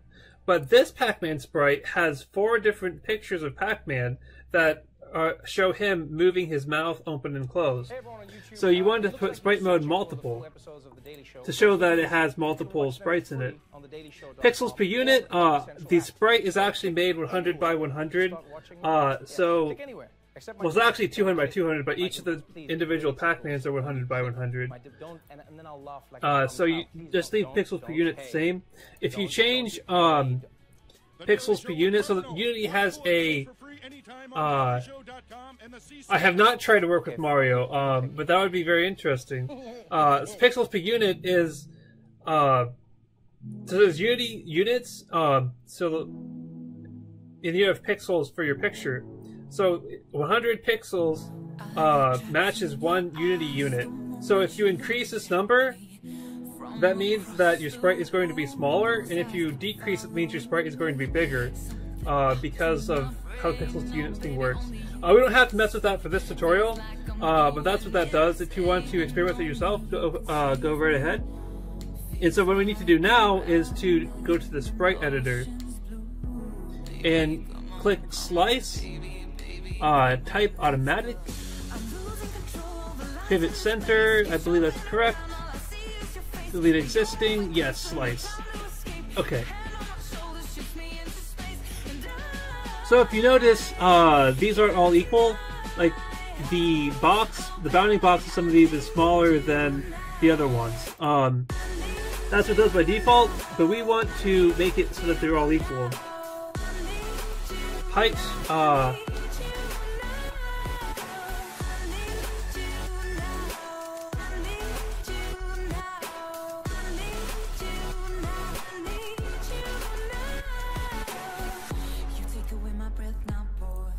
okay, that's good. 100.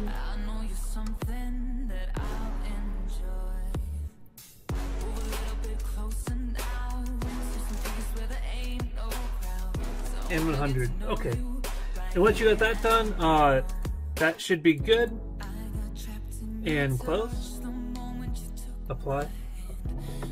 Hello, DRMJG. Hello, Denver Cowboy. Hello, Marin YC. Okay, so now that we got the sprite, hello Valentine Dooku. So now that we got the sprite split up into 4 different pieces,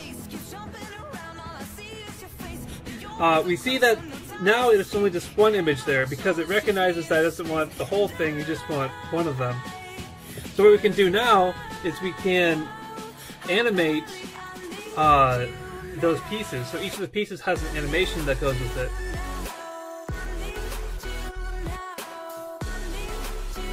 Okay, so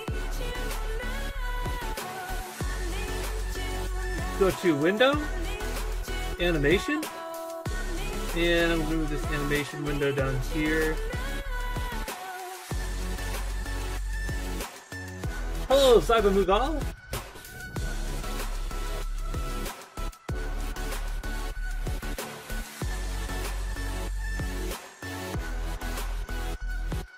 Alright, so now this guy needs an animator.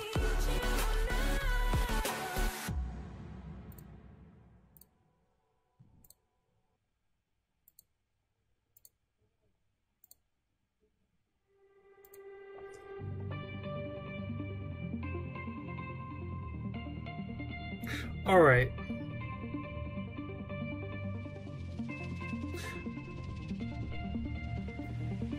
I'm sorry, I'm having a brain fart. I don't remember how exactly to do the animation part.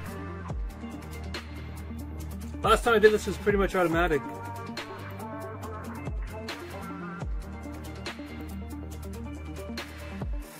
Oh, that's right. I have to make a new animation, I think. Somewhere.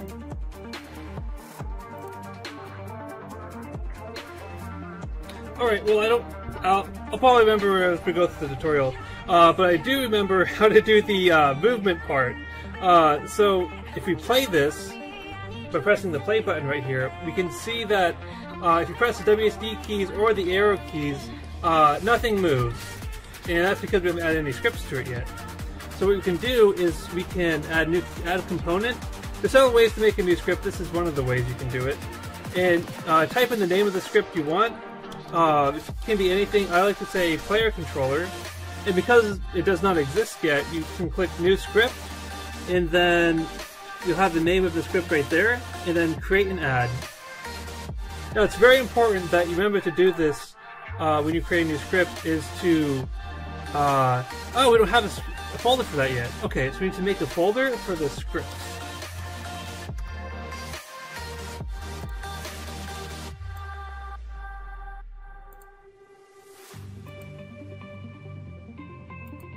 Alright, so now it's there. Okay, good. Then you can double click that, and it'll open in your default editor. Mine is Visual Studio. Yours might be Mono Edit or something. I'm not sure. But the content of the script doesn't change with the editor. Hello, Yana Seattle. Okay. So to make it actually move, we have to get the keyboard inputs. And one way to do that is to use input.getAxis. And then horizontal or vertical for whichever one you want. So you could also do get key and then the key code for the key that you want. But that's less precise. And the axis is actually a lot better because it also works with joysticks, I think. I don't have a controller in front of me at the moment, so I can't confirm that. But if any of you can confirm it, that would be helpful. I'm pretty sure that does it. But anyway, the get axis works by default with the WASD and the arrow keys, so you get that for free. Okay, so if so, we have to test. The get axis method returns an integer to which degree and which direction and which degree it's going in that direction. So we have to test what the value of this is. If input.getAxis is less than 0, meaning that it's going in the negative direction, which means it's going left, then we want to move PacMan left. So let's say transform.position equals new vector 3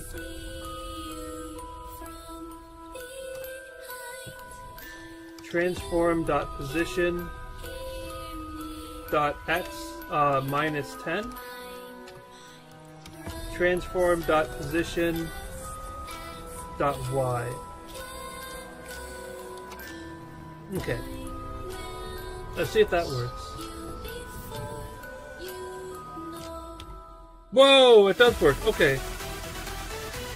But it went way off the screen. But the point is it works.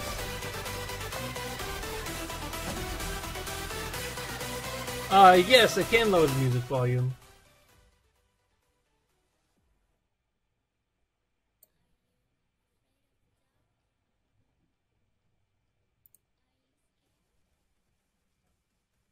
Okay.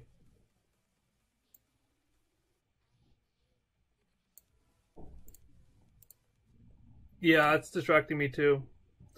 The music I want to play, I'm not sure if I'm allowed to play it because copyright stuff. Alright, so transform.position back to transform.position.x minus 10. Alright, so that's this might be a better way to show it.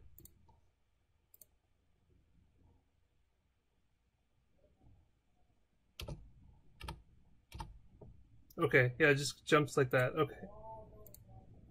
All right, so that's just to show that a quick and easy way of showing that it actually works.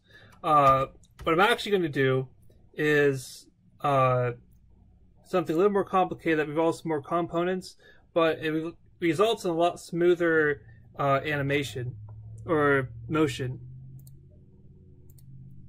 Okay, so for this, we're going to need a rigid body. You type in rigid body 2D. It's in there in the menu somewhere, but it's just easy to type it in if you know what you're looking for.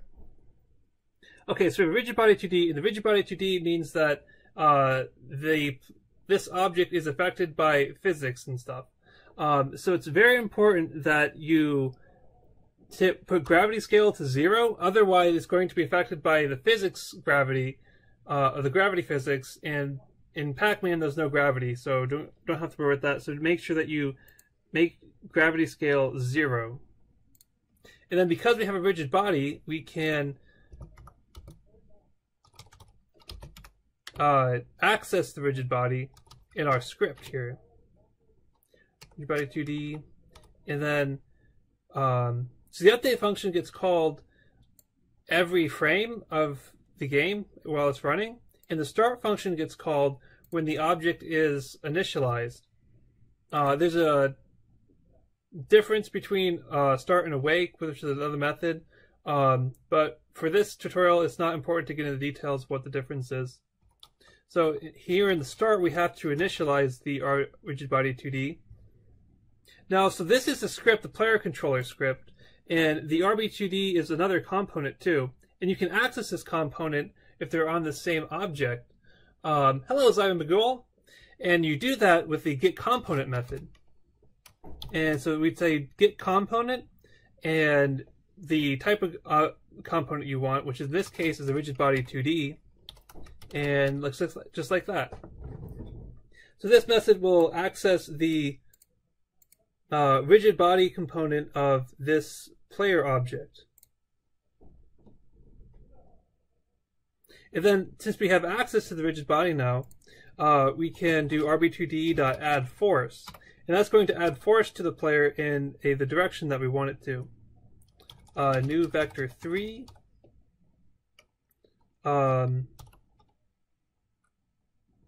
-1, 0. And then just get rid of that.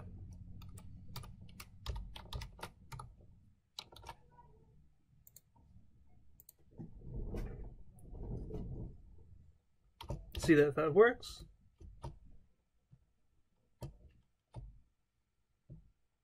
Yep, that works.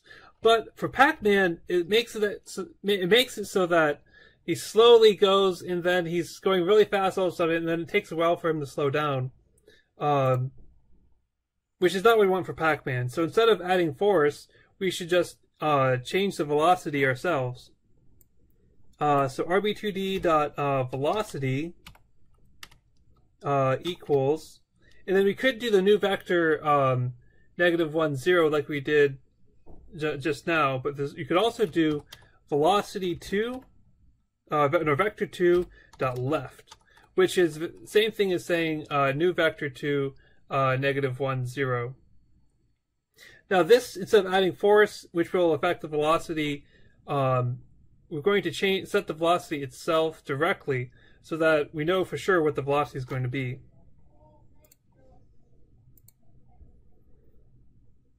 So let's test that, make sure it works. Now if I hold the key down, it doesn't change its speed, it just keeps going in the same direction. And it goes at the same speed the whole time. Okay. So now we can do the same thing for making it go right. Control C, Control V. If it's greater than 0, then that means it's going right. So we want vector 2.right.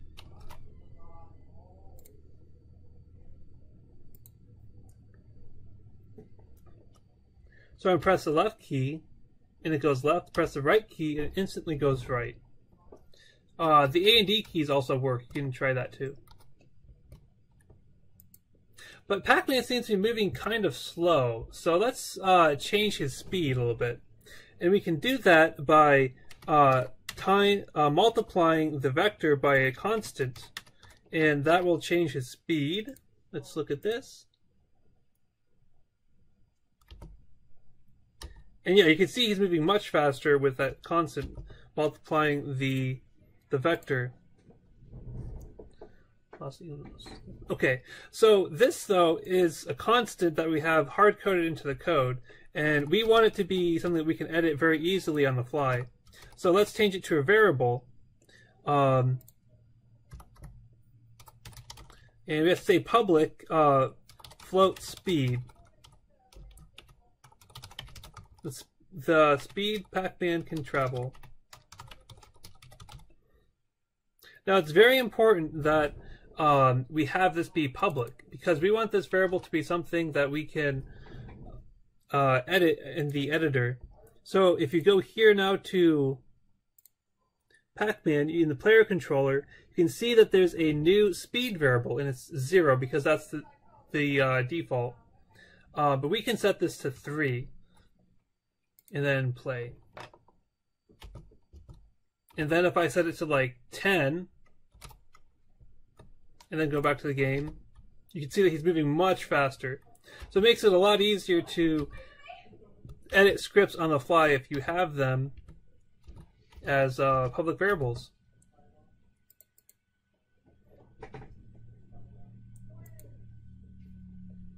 Public float speed. Okay. Alright, so that's the basics of how to get this to work. And then for the going up and down, you can do Control-C, Control-V. And then instead of horizontal, you type in vertical. I'm going to Control-C and Control-V that, because that would be easier. And instead of left, you want down. And instead of right, you want up.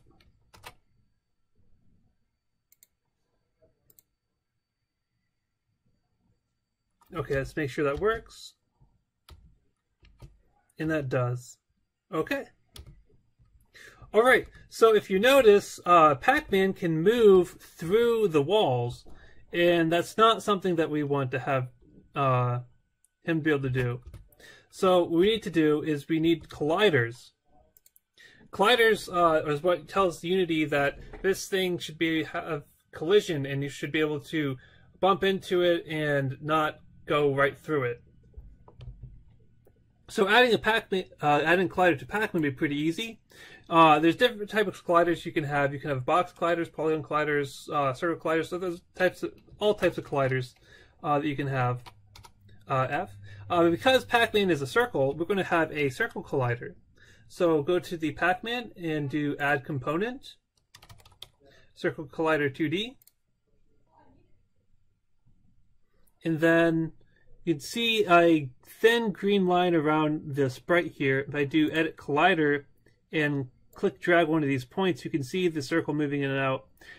For the purpose of this tutorial, I'm going to make it slightly smaller than his sprite to make it easier for him to navigate around the maze a little bit. But usually in most games you'd have it be like match the sprite closely, or like you probably would change the actual collider to be different than the sprite depending on your needs for the game. Okay, so then with the harder part, or the more time-consuming part, is that we could click this guy and add a circle collider to him too, and then when we play, you notice he doesn't actually go through it. He bounces off of it. And that's what we want, but we want that for every piece. But because we put all the pieces in place before we gave them the collider, it's going to make it a little bit difficult for us. We should have used a prefab, but that's okay. There is a way to edit all of these at the same time. So for this, I'm going to remove the component, and then you see that there's, they all start with the same thing, because they all are the same pieces. They just have a different number at the end. So there's handy dandy search function up here. So if we type in, what's this piece called? This piece is called level NCAP. Okay. So if we type in level NCAP, you can see that Unity filters out all the other ones that are not level NCAP, and all the ones left of the list are level NCAPs. In all the level NCAPs, we want to have circle colliders too. We could have them have box colliders, but I believe it'd be cool to have circle colliders because they have rounded edges here. So you click on the first one, and then you shift click to the bottom one, and then you do add component, circle collider. And then that adds a circle collider to each of the end caps here. Pretty cool, huh? And then we can click this X button in the search box to get all the rest of the stuff back. Okay, so now we have these straight pieces here. So they're called level straight, so let's type in level straight. So click the first one, and go down to the end and shift click the last one. That highlights all of them, and then do add component, box collider. Box collider is like a rectangle. Box collider 2D. Alright, then click the X button. And then there's two other pieces we have to do this for, and that would be the level junction two-way.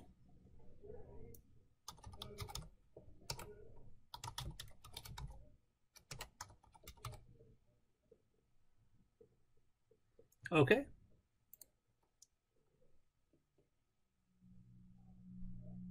And this also needs a circle collider.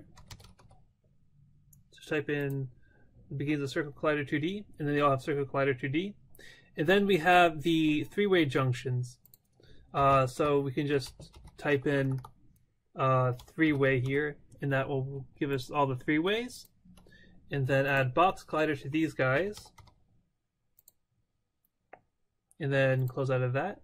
And then now we have all of these guys. Now all of them have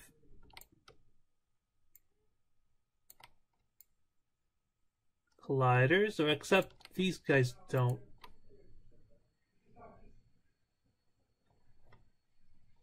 Oh, that's because they're not in the folder there. They do have circle colliders. They're just not in the folder.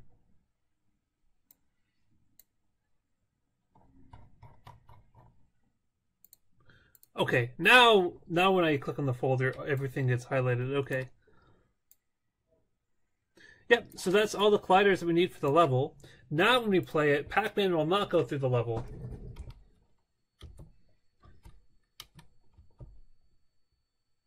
Alright.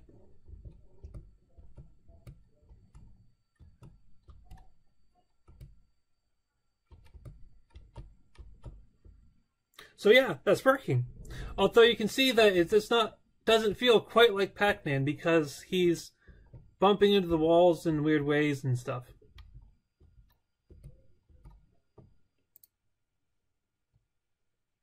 And there is a solution to that. It's going to take me longer to remember how I did that. So I'm going to go to my other folder where I have this script all written out.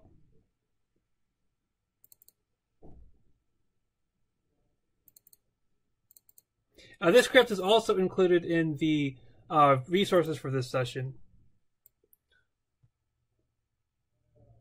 Yes, I am developing it on localhost, but that's kind of a weird thing to say for this tutorial because this tutorial does not use the internet. It just uses everything on the local hard drive.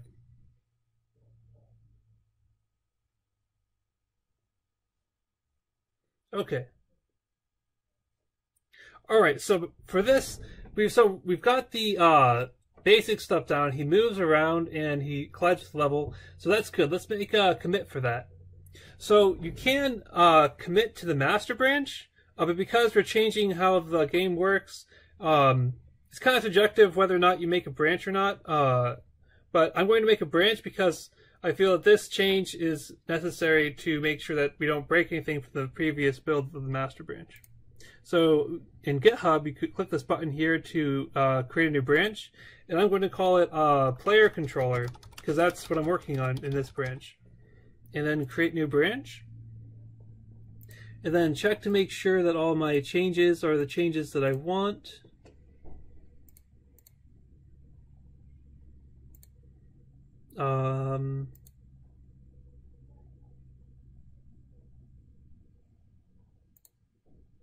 Not exactly sure what those changes are, so I'm not going to commit those. But these changes are changes that I want to commit. Add a player controller. I'm also going to Control S here, so that the player scene also comes up here too. And then commit and publish. So that makes a new branch in our GitHub repository.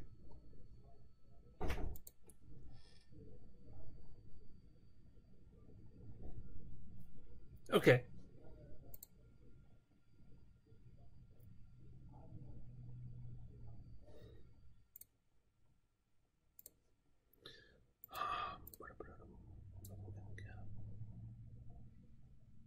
Alright, so I know we need an animation folder.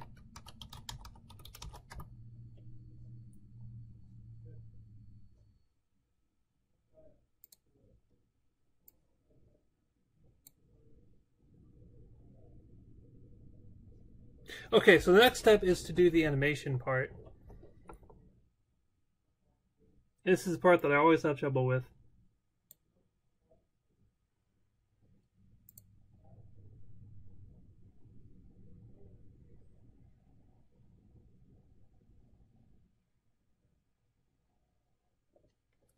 Alright, I'm going to go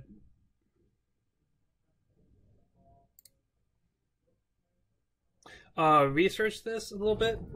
I'll be right back in about 5 minutes or so.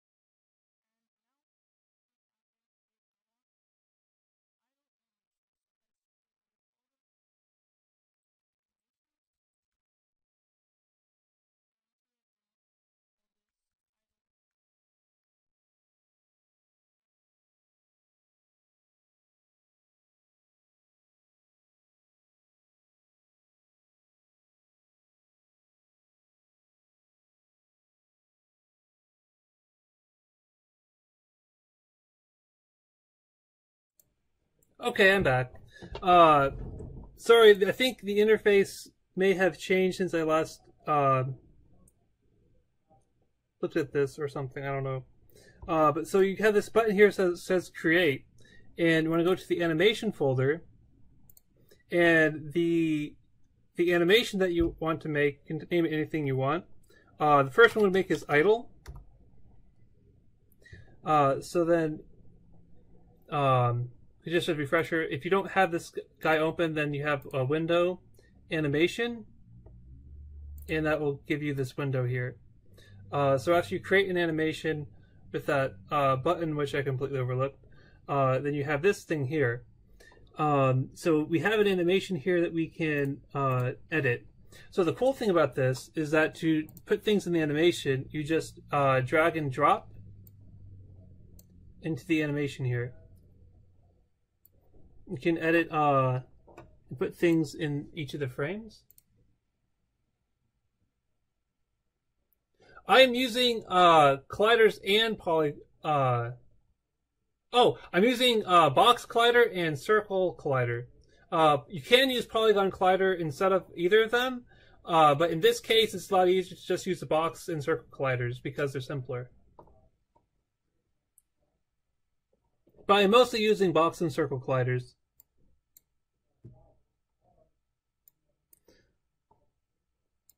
Okay, so here is the animation pane, and you can just drag and drop each of these guys onto the pane here. I'm going to have like each one lasts for like 3 frames or so. And then this guy is going to go right here. You can have the spacing be whatever you want. But this is the spacing that I'm going to do.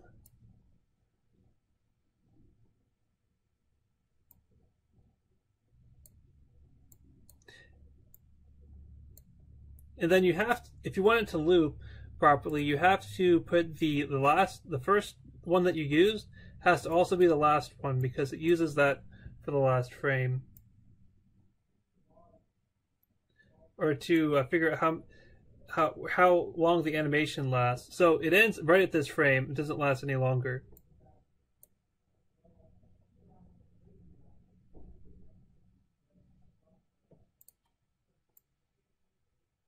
Oh. Control X. No, it doesn't work. Okay. Control C. I actually meant to make that the moving one. So I'm going to delete all that. And then just put this guy here. Is that the one I wanted for that? No, that's not the one I wanted. PacMan 2 is the one I wanted for that. Okay, that's right. Okay. So then when we do play, it'll be the first one. Alright. And then we want to make a new one. And this will be moving.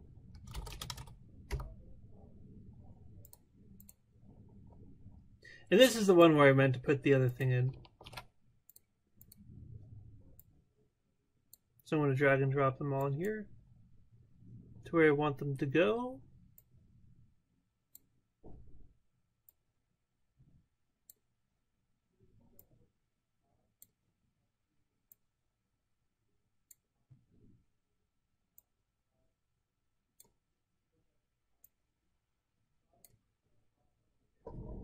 Okay.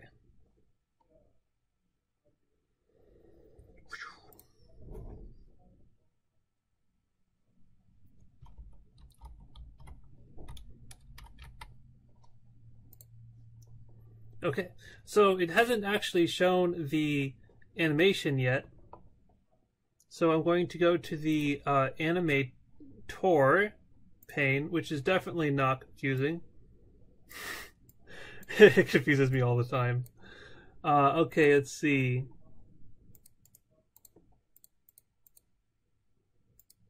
Alright, this is definitely not... Oh, that's right, I have to have this guy selected, right?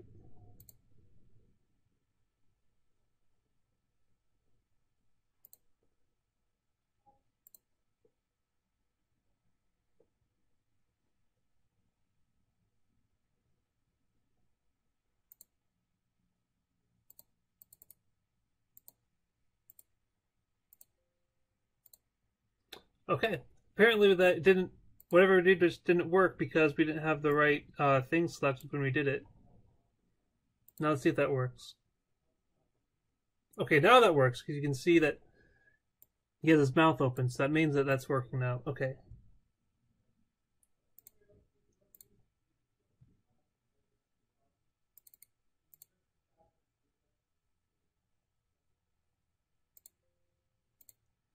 Okay. I apologize for that.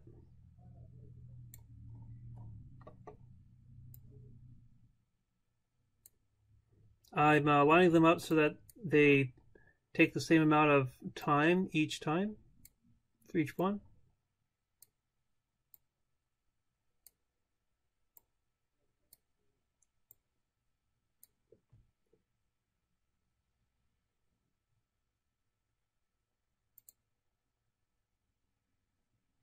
Okay, of course it wouldn't do that. Okay.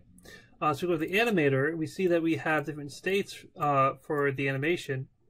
So there's the idle state, which is just him not moving and not doing anything. And then there's the moving state where he's moving and he's moving his mouth open and closed and stuff. To make they go from the idle to the moving involves a lot of steps. But to show the animation actually working for a start, I'm going to make the entry state the moving state. So make transition and go here. And then when you play it, that's not right.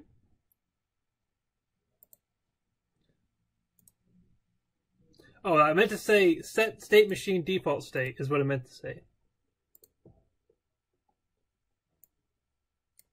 And you can see his mouth moving up and down. Okay. And so when we use the arrow keys, he doesn't always face in the direction that you're pointing him, and he kind of rotates. So what we need to do is we need to turn rotation off so we can actually, and then set it ourselves. So if you go to the hierarchy and click on the PacMan, go to the rigid body and go to constraints and freeze rotation Z. So this will make the PacMan not rotate whatsoever. So if we play,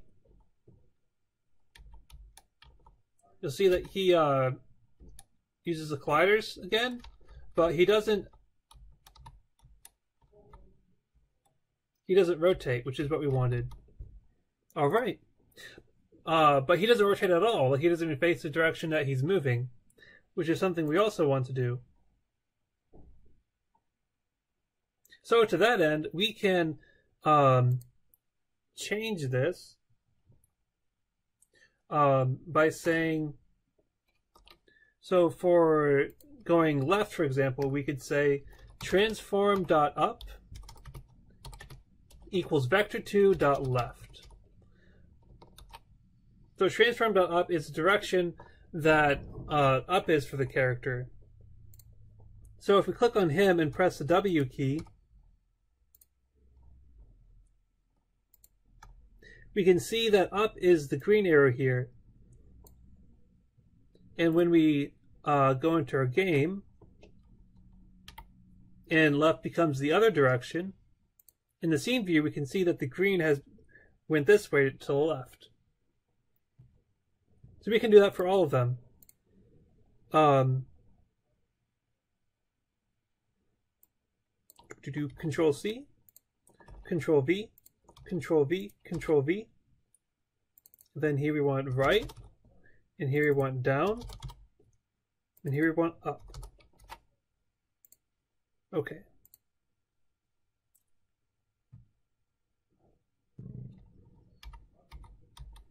And when I press the up key, the right key, the down key, and the left key, he moves correctly. Okay, that's great.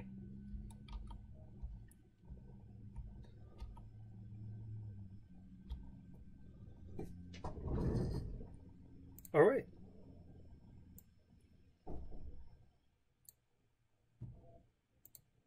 So again, if you didn't get all that, click on the PacMan, and then add a new clip, or if you have enough clips already, you can select them here. And you can put things into the timeline here by going to the project and drag and dropping them onto the timeline. You can even drag and drop things that aren't part of the original sprite that you had, which just looks weird, but it works. So I'm just going to press the delete key to get rid of these after selecting them.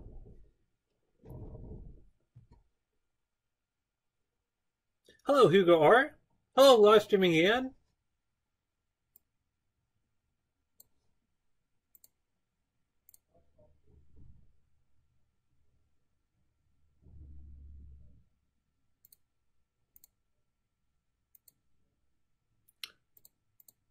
Not sure what that is. Okay, so now I'm going to commit that change because that's something that we did.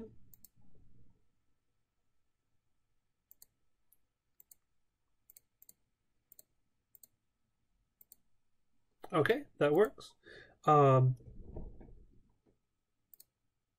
I don't remember changing these guys. It must have been a fluke, so don't worry about that.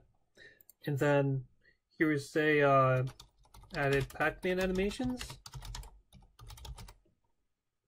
Commit. And sync.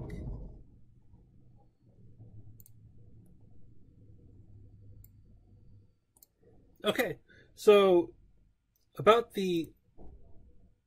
so we're almost done with the player controller. But he has difficulty getting through some sections of the map because of moving and stuff.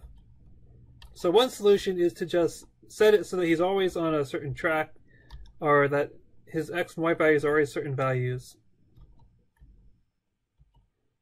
But you can also tell that when you press the key, it changes his velocity, and when he bumps into the objects, it slows down. So what we want to do is change it so that he's always going a constant speed even when he bumps into objects. So we can do that by remembering the speed and setting the velocity at the end of the if statements instead of inside the if statements. So we can say rb.2d.velocity equals speed. Actually, no, we also need the direction. We need the direction that he's going, not just the speed. So what we have to do is we have to remember what direction he's going. So we need a... it can be public if you want, but really, it doesn't really... it's not a setting, it's a processing variable. So we want private vector2 direction. The direction PacMan is going.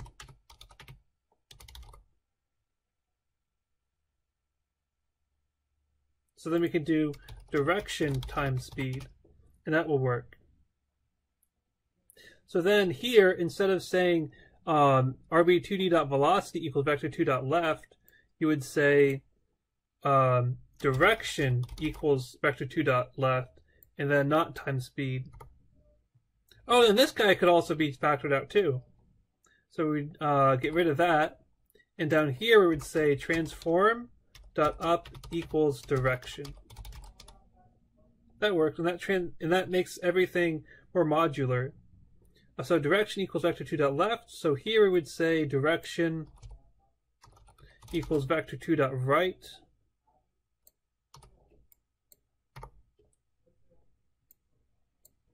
And then you might be wondering, why Shield? Why did you not start with that? Why did you have us do this other thing here instead of just starting with this?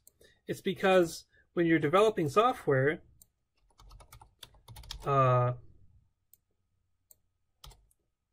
you have to change things every now and then. And also, it's easier to explain how this stuff works when I don't have to worry about the extra direction element of it. Because you already saw that this code worked from before. So this isn't much different. You're just factoring out the direction. Okay, we got to get the speed out of here. And that looks good. Alright, Control S for saving. Go back to Unity. Now when PacMan moves, he keeps going and he doesn't actually lose any speed when he bumps into walls like he did before. But he still bumps into walls and it still looks kind of weird. So one thing we can do is, if he's going left and right, to make sure that his Y value is a correct value. And if he's going up and down, make sure his X value is a correct value. I'm going to refresh my memory about how I decided to do this.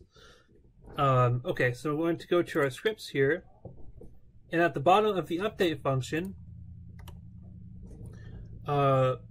we will check to see if he's moving up or down, which means that the velocity is going in the X direction is going to be 0. rb.2d.velocity.x equals 0, meaning he's going up and down. Then transform.position equals new vector 2d new vector 2, mathf.round, transform.position.x, transform.position.y. Now you might be thinking, why did I have all this code? It just seems like it's kind of random. And that's why I decided to do this thing up here in the way I did it. Because I wrote this reading from code that I've written earlier, and I understand it's not as understandable. But what this basically does is you can't add or subtract to the position when you're setting it, and you can't just set the x value, you can't just set the y value, you have to set the position all by itself. Like the whole thing, you have to change all of it or none of it. So I want to change the x value, but I don't want to change the y value, so I just keep the y value the same.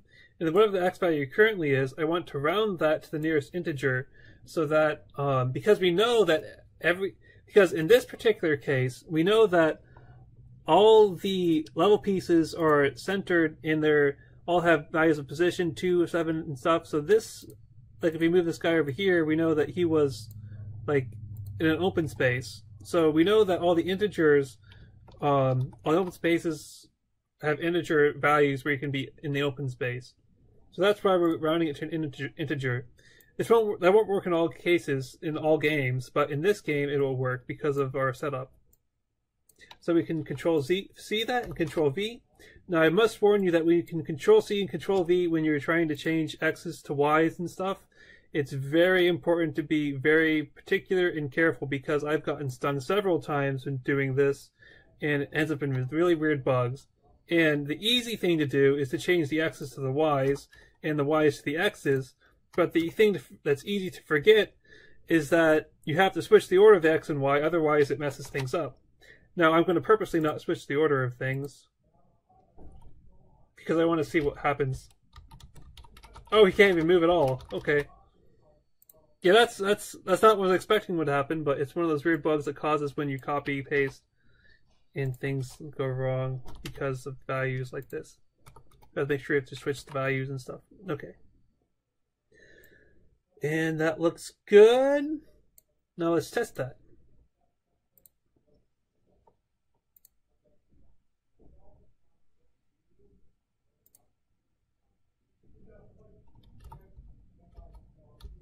Wow, that looks a lot better. He's not colliding into walls anymore. But he is jumping a little bit. But this is a lot better than it was. And for this tutorial, we could go into a lot more improvements, making it like really refined. But for this tutorial, that's basically what we need to be able to do.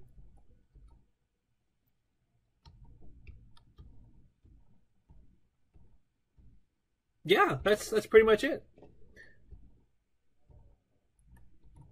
Alright, so let's make sure that we got everything on the agenda for today. Making the player object, we did that. Animating the player, we did that. Making the player move, we did that. Alright, so that's everything that was on the list for today. Do you have any questions?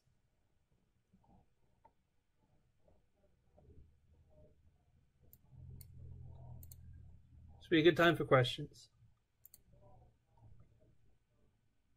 Hello, B4U7. I'm sorry, but you missed the tutorial for today. It's just ending. However, the question period has begun, if you have any questions. The video will be up, I believe it gets up like 5 minutes or so after the live stream ends.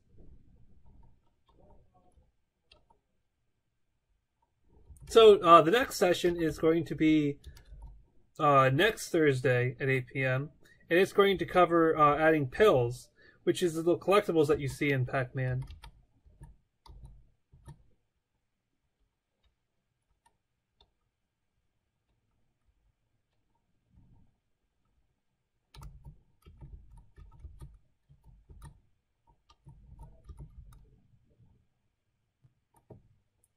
But yeah, that's how you do PacMan.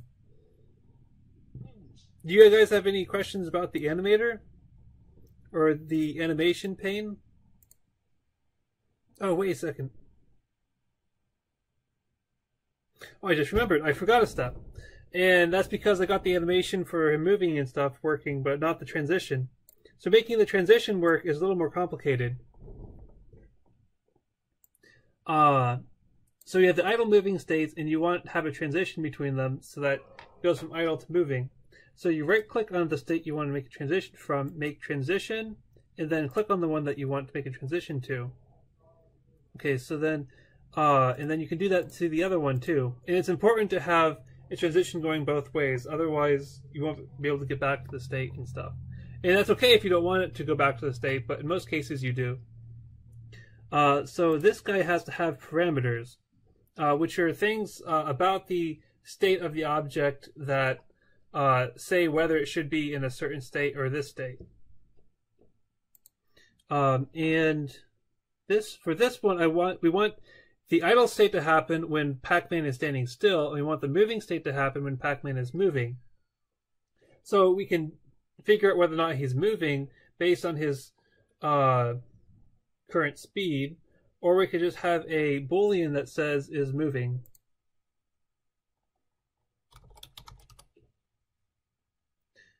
Moving. Okay, whether it's true or false. Okay, so this guy, so the parameters say whether or not it should transition to a state or not. And the transitions say what parameters it takes to move it to that transition. So you click on the transition you want. I had the one from idle to moving going. And in the inspector pane, you have the conditions here, and list is empty, so you click the plus button, and automatically add the first one, or whichever one.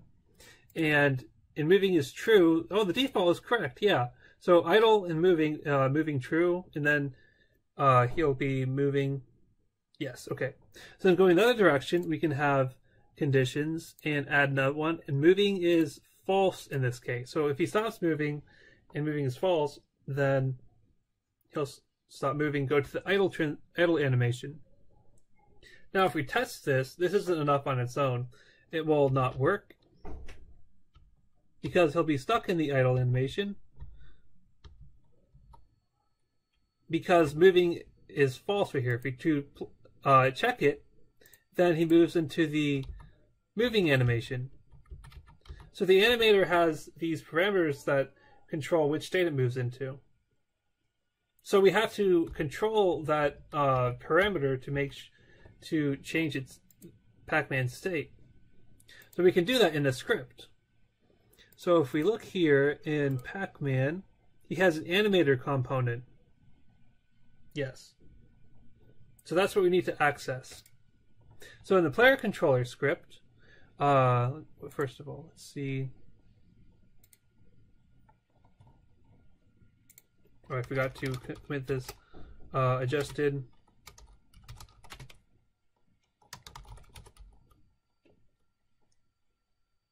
Oh, player movement, I meant. Sync that. Okay, good. Okay, so now back to the animator thing. So we have PacMan, and we have the animator, and we have our player controller, and the player controller needs an animator. So this is another component that we need to get, just like before.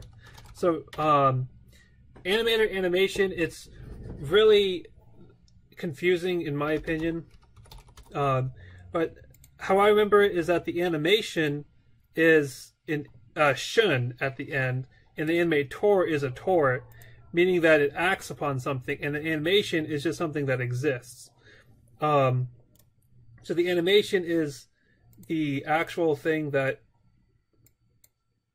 is animated, the sequence of sprites that make up an animation, and the animator is the actor that acts on all the animations, that changes its state and switches between the animations and stuff. That's how I remember that. So we do the same thing here.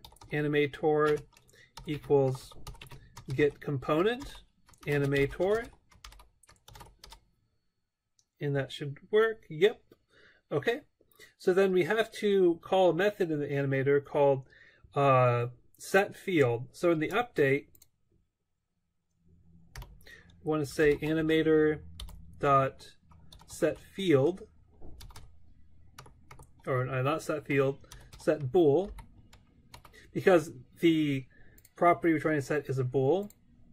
It would be set float if we had a float and stuff like that. Int ID, bool value. Or we could use the name, and we know the name.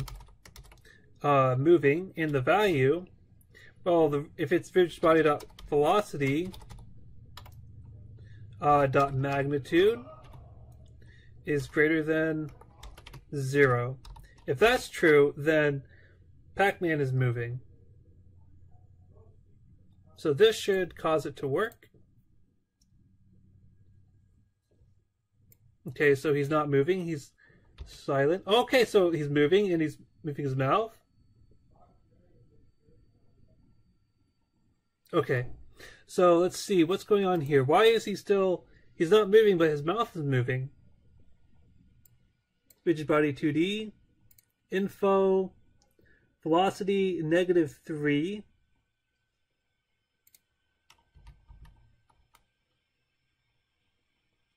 Because we're constantly setting the velocity in the update function.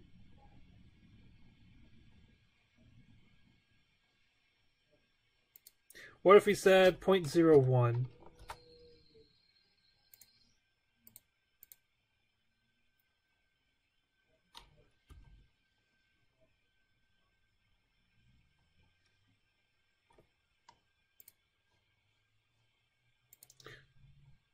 I honestly thought that would work.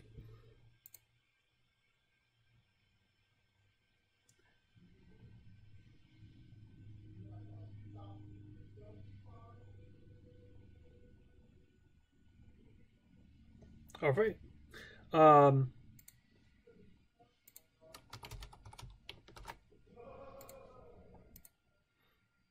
Turns out when I was practicing this tutorial, I did it a little differently. Okay, that works. Okay. So if we just change the method name to fixed update, there's two methods, update and fixed update. Update gets called every frame, like when the graphics get updated, and a fixed update happens every engine cycle, like physics engine cycle. So the physics engine updates the locations of all the objects, and the update function updates the graphics and renders everything. So that's the difference. They don't always happen at the same time or the same times per second. So there's a little different discrepancy there.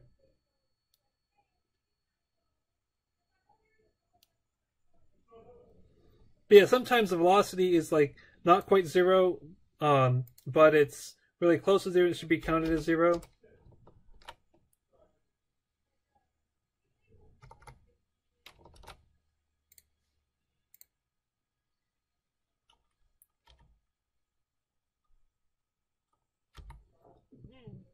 But yeah, that's how you set the variables of an animator so that it changes which animation is currently playing.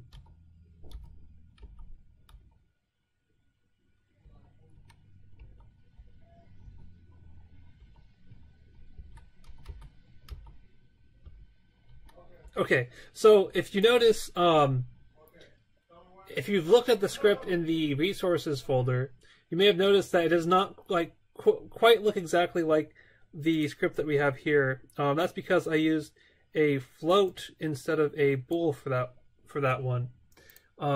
So I'm going to show you the alternative in using a float instead of a bool, so that you can just get a feel for different variables that can be used. So if I delete this guy, delete, and then add a float, I'm going to say current speed. And then for idle, I'm going to say current speed is greater than 0. And then current speed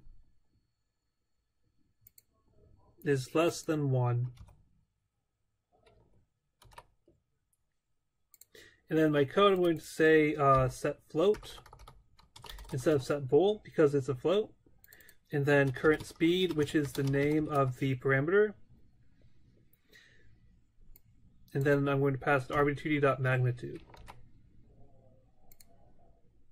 Yep. And this will also work.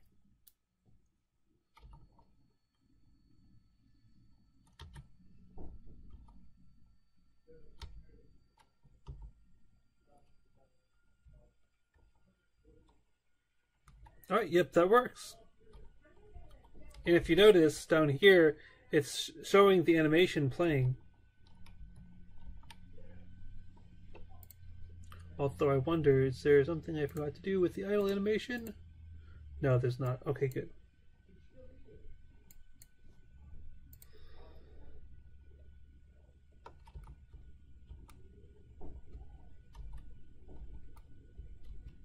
Let's go say hi to the red ghost. Now we'll come in a later tutorial, moving the ghost and stuff.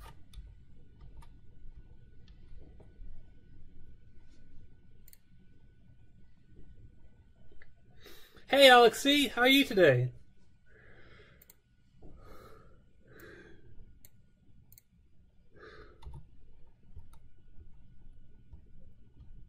So when you do the arrow keys or the WSAD keys, PacMan moves left, right, and up and down. And so does his sprite, and he stops moving his mouth when he's not moving. And when he's moving his mouth. And he maintains a constant speed. And he doesn't really bump into walls, although he does kind of jump around corners every now and then.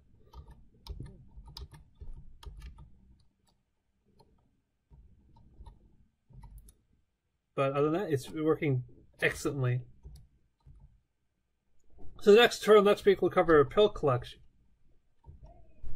And collecting the collectible little white dots that are called pills around the board. Which we haven't put in yet. But things happen bit by bit. Okay. So that's that. So let's make our final commit for the day.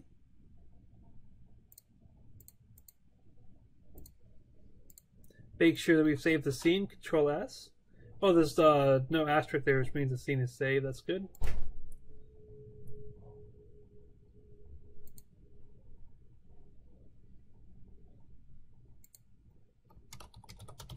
Switch animations in the animator. By the way, my commit summaries and descriptions may not be the best, but that's okay. You can write whatever you want for them that you feel like, as long as they have something to do with what you're doing. The shorter and more concise, the better. Okay, so we got that done, and so usually it takes a couple days for you to finish a branch, at least in my case. But we got the player controller done, which is what we wanted to do for this branch. So we've met the goals of this branch. And these are commits that we made for the branch. Not yet. And then we do a pull request to put it back in the master branch. Send pull request. And then you can view it on GitHub. Then review the information and it all looks good. Yep. And then merge pull request. Confirm merge. And then go back to GitHub. Go back to the master branch and sync.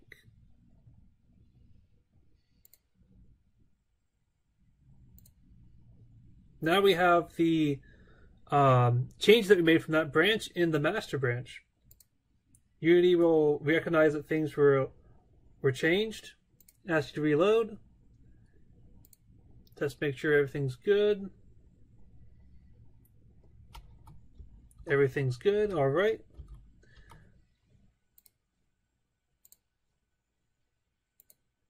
And then this is the fun part. To go to in GitHub, you can just click this GitHub button. It takes you to the web page for that commit or that part, and then you click graphs and network.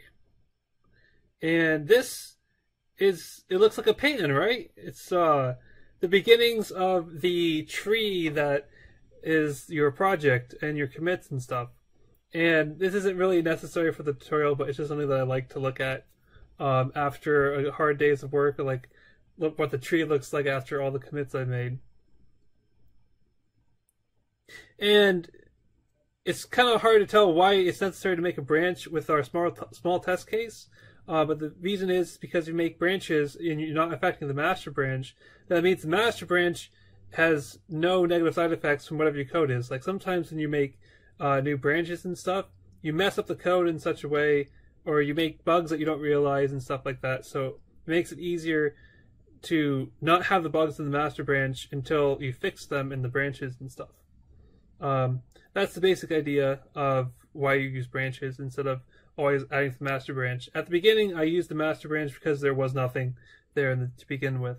But now we have something there. We want to keep it working, and we got it working pretty well. We want to keep it working well, so we add stuff to we make branches and add stuff to the branches instead of to the master branch, so we keep the master working in good condition. Yep. And that's how you make a player controller in Unity. Or that's one way to do it, at least. Yep. And that is the end of the live stream. Since there are no questions, I'll be ending it here. Thanks everyone for watching. I'll see you next Thursday. So, welcome to the PacMan tutorial. The PacMan tutorial itself won't start for another 5 minutes, but I'm going to be here just to get me psyched up and get in the mood for some PacMan. I'm playing world's biggest PacMan. Oh, play for fun.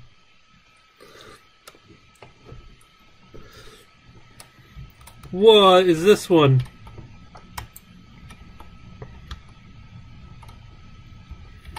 That was not very interesting. Oh no! I died already. Let's escape. Okay, this one looks better. Be here, little ghosties. Gotcha.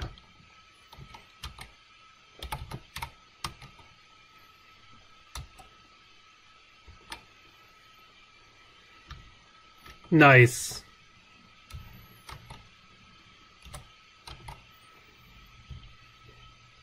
Okay, let's go. Nope, nope, nope, nope, nope, nope, nope, nope, nope, nope, nope, nope, nope, nope, nope, nope, nope. Ooh, that was close.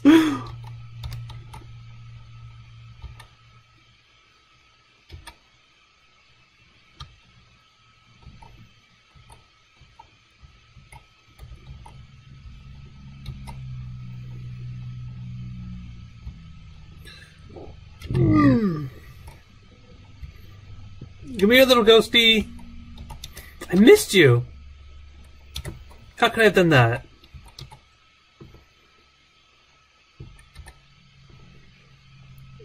This site has all user-made content on it,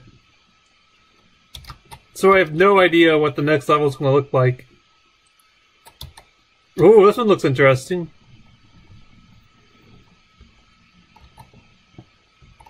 So there's little rectangles which are the main collectible, and then you have the big giant ones. Oh! Ooh, crap. I didn't even know what's going on there.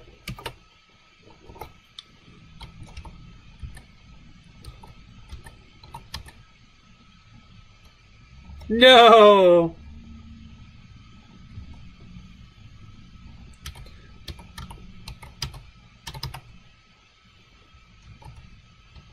Little hog!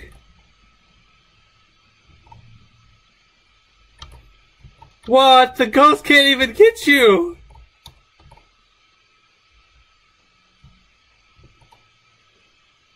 Well, that's supposed to be free-range ghosts.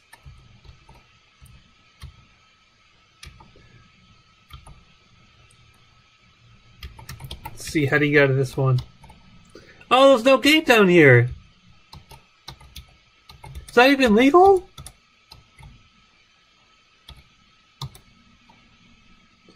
No. Okay. Alright, so it's just about 8 o'clock. Okay, so hello to everyone who is listening. This is PacMan tutorial session number 3. In this, we'll be going over the collectibles and how to do the collectibles and the scoring system and stuff. So just as a reminder, if the requirements, these are requirements, and the target audience is game devs, amateurs, or professionals who want to learn Unity C# or learn how to use PacMan C#.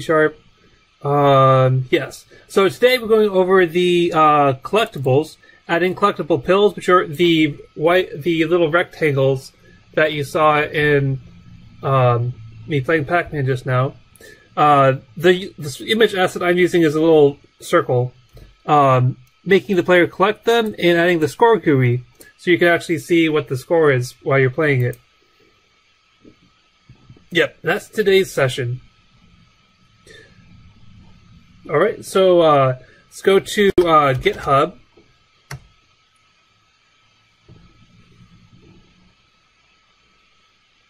I like to open GitHub by doing Windows S, but there's plenty of other ways to open GitHub. Hello, Alexi!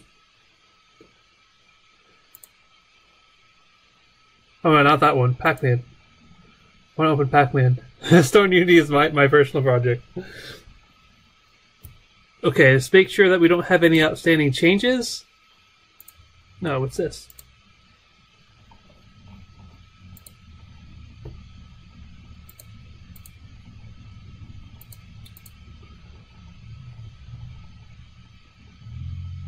Okay.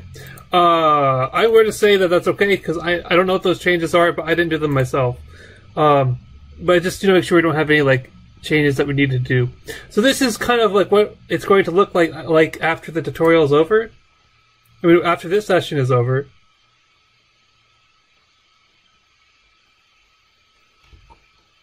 You collect pills, and you can collect the big pills, and there's going to be a score in the top left up here.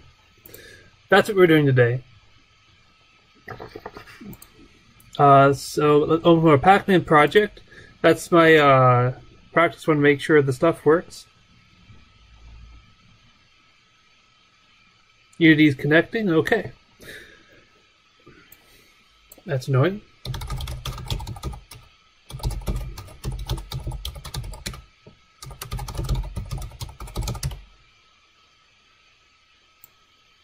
Okay. Now go to your PacMan project.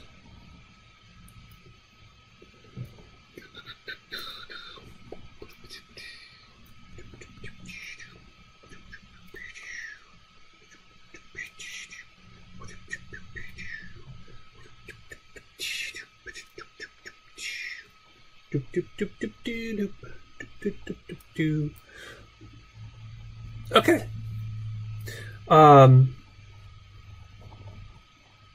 Alright, so let's get started with adding the pills. I don't know why they're called pills in this game, but that's what they're called. So open the... So we need the assets here, so you can either download the project resources, or you could just download the session 3 resources. Hello, Igski!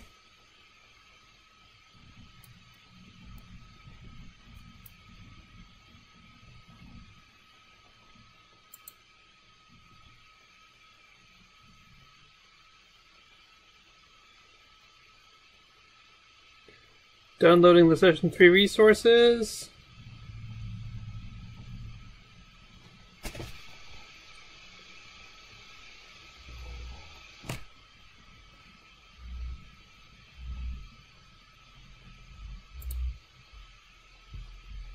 Okay.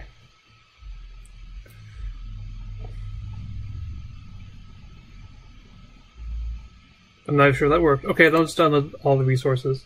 I have it separated into three different ones in case you wanted to not have to download the other two when you downloaded this one. Okay. Extract all. Extract. Extraction complete. Okay. Session 3. Now we have this pill in the collectible script. We're going to be writing the collectible script, so you don't need to use this asset, but in case you didn't want to write the code, I just want to follow along during that part, you can do that. But I highly recommend writing the code with us as we go. And this is the pill asset we need. You can make your own if you want to, but I know a lot of people are just going to use the assets for the project. So here we go. Okay. So that's one way to add it to the project. Okay, so now I'm going to add a single pill to the diagram. Going to the hierarchy, change this to 1, 0. So it's right next to PacMan. Here we go. Okay. Now I could duplicate it a bunch of times, but I'll get to that in a second. So don't go around duplicating it yet. We're going to place the pills later. Right now we're going to make the pill work first. So let's test to make sure that it doesn't work. And it does not work. Okay, good. That's what it should do at this moment. Okay, so to get the pill to work, we have to have a trigger on it to see whether or not it should be collected. So we're going to add the trigger, which is going to be a circle collider, because the pill is a circle. And then you want to say is trigger for the circle collider. And then when something enters that trigger, be it a player or a ghost, you want to detect that. And you have to do that through a script. Okay, so we're going to need to add the script, add component. And we don't already have the script made yet. So let's go to project, script, and create C# script. And we're going to name it collectible.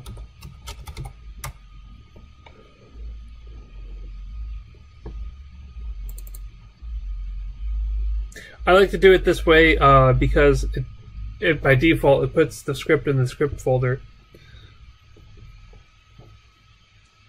Alright, so in Unity they have predefined method names for certain things you want to do in Unity. For instance, the start and update functions, start is called when the object starts up, and update happens every frame. For this one, we want the method to call when something enters a trigger. And that method is called onTriggerEnter2D. Specifically because it's 2D. And this method takes a collider, 2D, make sure that it says 2D and 2D, because otherwise you'll get the 3D one, and that's not the one you want. Okay, so if onTriggerEnter2D, then this method will do that text. So when the player enters the triggers of the pill, you want the pill to the points to add to the player's score. So now we need a score for the player. He doesn't currently have a score, so let's add the score. Public int score, okay, equals 0 because that's the default score. The score, I guess. Okay. Okay, so then we also need the instance of the player. So we can do that by call dot. We can get an access to the game object that comes to the trigger, and if the trigger is player, it's going to have a player controller script on it. Call dot get component player controller dot score. And plus equals 100. Okay. Okay, so we have the pill, and we have we have to add the script to it, and this is the collectible script we want it to. Okay. Now we have, okay, so we have a pill, we have a circle collider on it, and we have a collectible script on it. And the is trigger on the circle collider is checked. And then the collectible script has a method onTrigger2D and collider2D call. And you can access the player controller by call.gameObject.getComponentPlayerController. and then the score variable, and then add 100 to that. Okay, now let's see if this works. So let's click on the PacMan. In player control, he has a score. The score is currently 0. Now when we move right over the pill, it gets set to 100. Oh, but the pill doesn't go away. It stays there. So we need to get rid of the pill after it gets collected. We can do that by destroying the pill after it gets collected. So we can do, there's a method to do that. Destroy, and then pass in this.gameObject, and that will destroy the game object. If we said this instead of game object, then it will destroy the script and leave the game object intact, which is not what we want. We want the whole game object to go away. Now let's see if that works.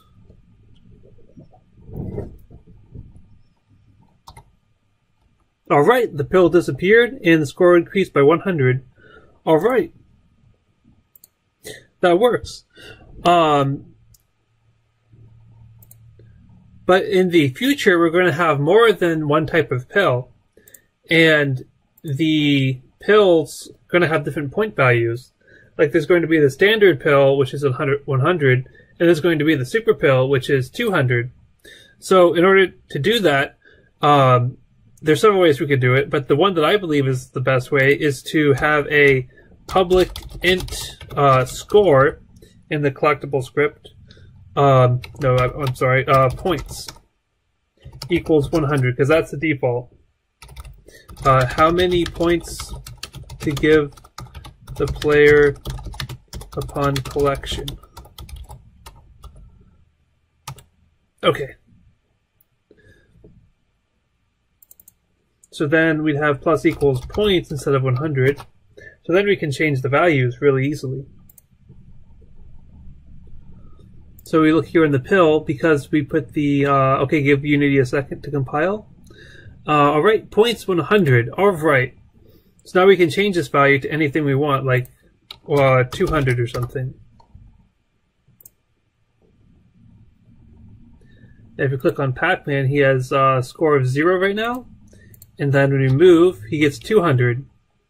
So we can very easily edit the values of the pill. Okay. Alright, so now we're ready to duplicate the pill. If we could do it by just Control D and moving in Control D and Control moving like that.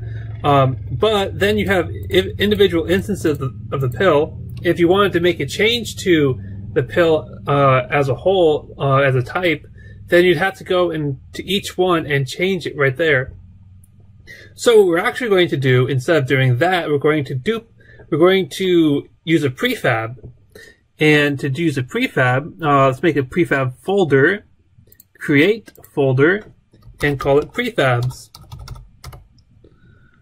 Prefab stands for prefabrication, so that it's like a template, kind of. So I'm going to delete these two guys because we want all of them to be part of the prefab.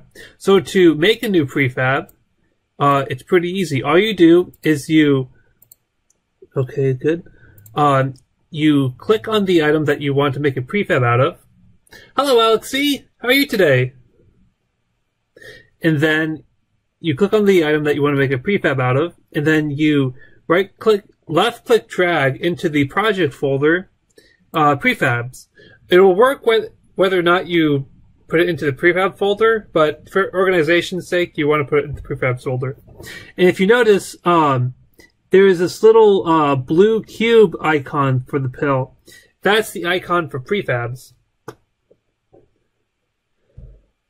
Yes, Alexi, I just started the tutorial about 13 minutes ago.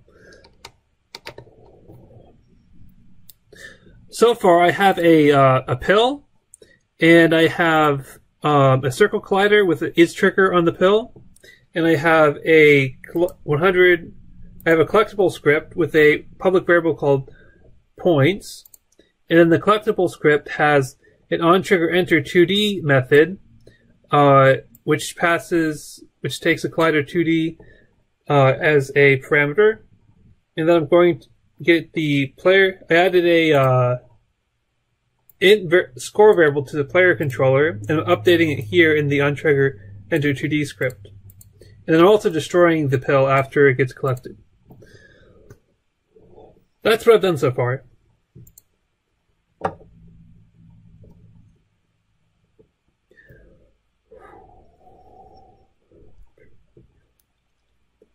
Okay, so save, and now we can duplicate it. Because we have the prefab, we can duplicate things and then change them later if we want to, very easily. Hello, Valentine Dooku! Okay, so like we did before, we can, wait, let me make sure that it's in the right spot, and it is. Okay, good.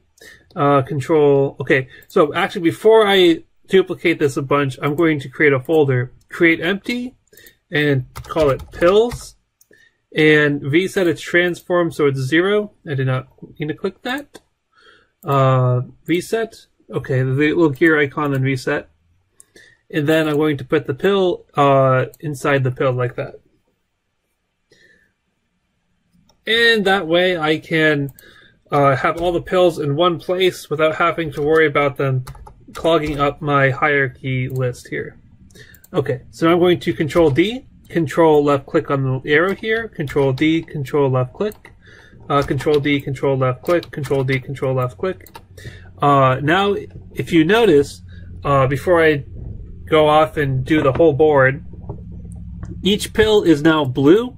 That means that it's part of a prefab. The black ones aren't part of a prefab, and the blue ones are.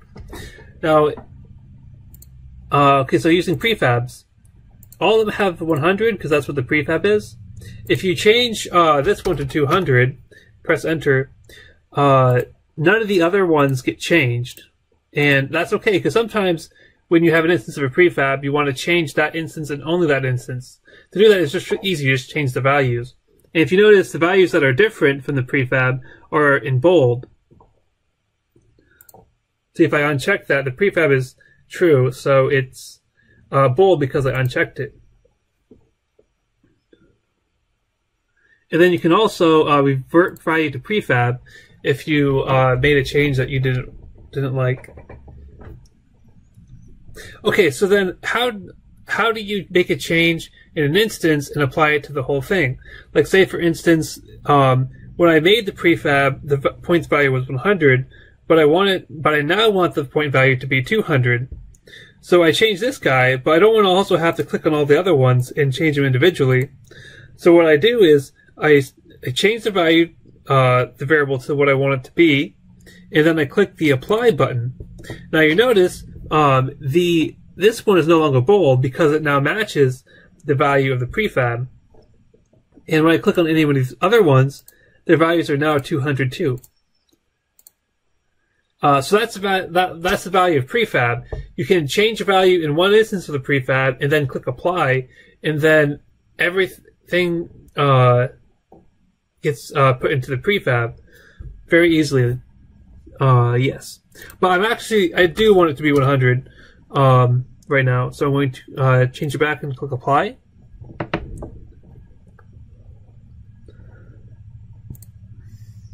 Okay. That's good. Now I'm going to copy and paste all these pills. Control D, Control left click, Control D, Control left click. Don't want that guy over there. Control left click, Control D, Control left click, Control D, Control left click, Control D, Control left click, Control D, Control left click, Control D, wait, I can do that too. Control D, Control left click, Control D, Control left click, Control D, Control left click, And then let's get another one of these guys. Control D, Control left click. So I'm going to do this until I filled up the whole board with pills. Control D, Control left click. And then I'll move on to the next thing that we want to talk about, which is I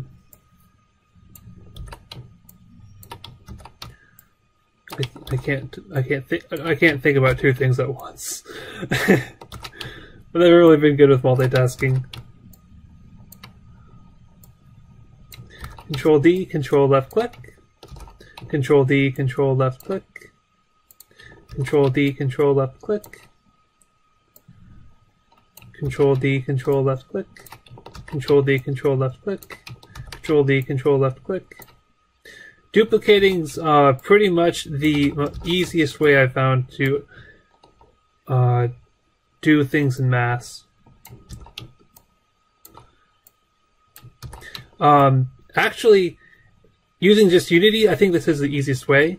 But if you were to use outside tools outside of Unity, there is a thing called Tiled and Tiled to Unity that I heard makes using tiled stuff a lot easier. Now there's this ring here that where the ghosts spawn, or like near where the ghosts spawn, and I'm not going to put any pills there because classic PacMan doesn't have any pills there. They also don't have pills here, here, here, here, here, here, so I'm not going to worry about that. Yep. So you can put them there if you want, but I'm not going to because that's not what classic PacMan has. Yeah. Control D, Control left click. Control D, Control left click. Control D, Control left click. Control D, Control left click. I'm actually going to close these tabs because I don't need them today. Whoa! I was not expecting that. Okay, this is my layout. This is my favorite layout. Level pieces. Okay.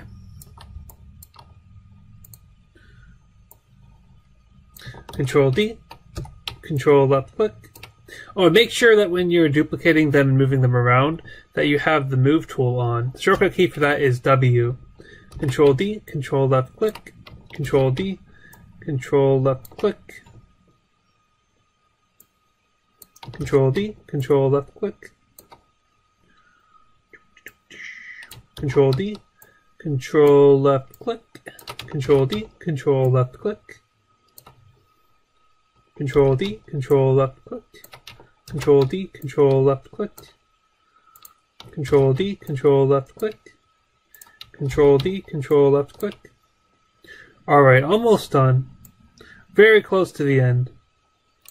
Control D, Control left click. Control D, Control left click. Control D, Control left click. Control D, Control left click. Control D, Control left click. Control D, Control left click. Control D, Control left click. Control D, Control left click.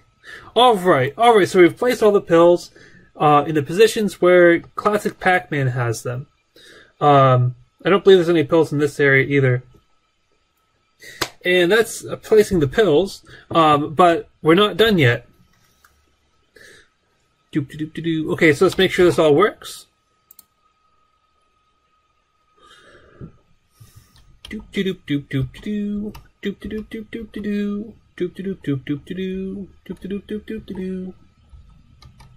Alright, it's collecting the pills, and I believe PacMan's score is going up appropriately. 300. Yep. His score is going all the way up.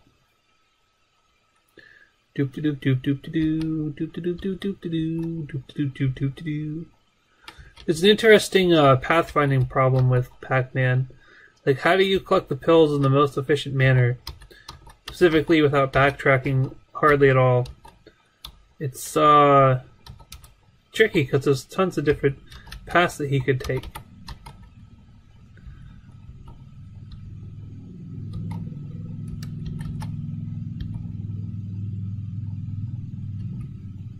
Alright, this is working.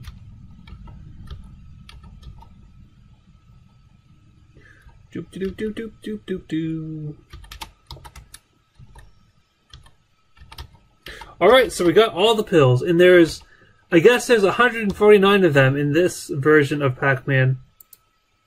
Because we got 14,900 points. Alright. So that works.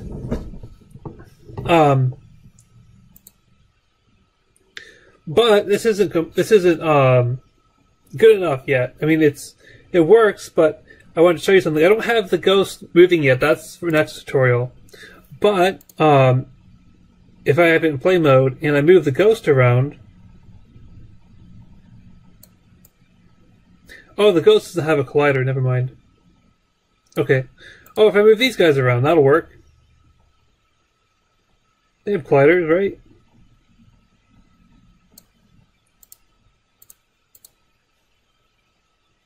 Huh.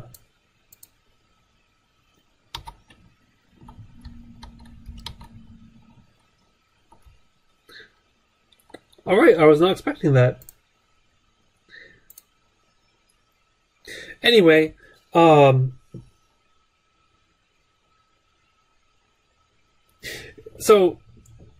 the main point I wanted to get across is that the oh no, wait. They didn't work because they don't have rigid body. Okay, so you don't have to do this. I'm just doing this at the moment to show a potential issue. I'm going to do box collider 2D. Okay. Alright, so now this should work. Okay, so you have the ghost, and when the ghost moves down the hallway, they should not pick up the pill. But the way we've coded it is it's going to pick up the pill no matter what object gets triggered in here. And because we're expecting the object to be the player, we call getComponent player controller. But because the ghosts don't have the player controller, it gives us a null reference exception, because you try to get the player controller component off the game object, but the ghosts don't have that component, so it's an error. Yes, Alex, see, this is a one map game. You can make it so it has more than one map, but classic PacMan only has one map, and this tutorial will only cover having one map. Yeah, but I suppose you could very easily have a different map over here or over here, but in classic PacMan this just loops around back to itself. Okay, so we don't want the ghost to be able to pick up the pills. So what we do here is we say if call.gameObject.tag equals player. Okay, so now then we put this stuff inside of the braces, and that should work, except that we have to make sure that the tag is player. So we click on PacMan. First of all, I'm going to get rid of the components on the ghost. Don't worry about copying what I did with the ghost. That'll happen next tutorial. So I can just do that, and all the pills are down there. Okay. So if you click on PacMan in the inspector, there's a tag parameter, and the default for everything is untagged. But we want this guy to be player. Okay. So then in our script we can say if call.gameObject.tag equals player. And then this way it'll only trigger if the object is else. Don't worry about the else statement here. This is just, I'm just doing this for demonstration purposes. Debug.log, not the player.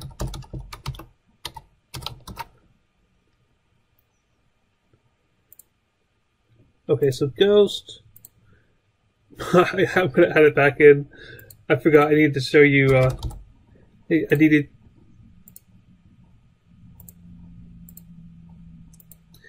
it for this demonstration. Okay. So PacMan, when PacMan goes over it, the score increases, as you can see. And then when I move the ghost over it, it says not the player. So because the PacMan has the player tag and the ghost does not, the pills recognize that and only allow PacMan to pick them up. Okay, that works.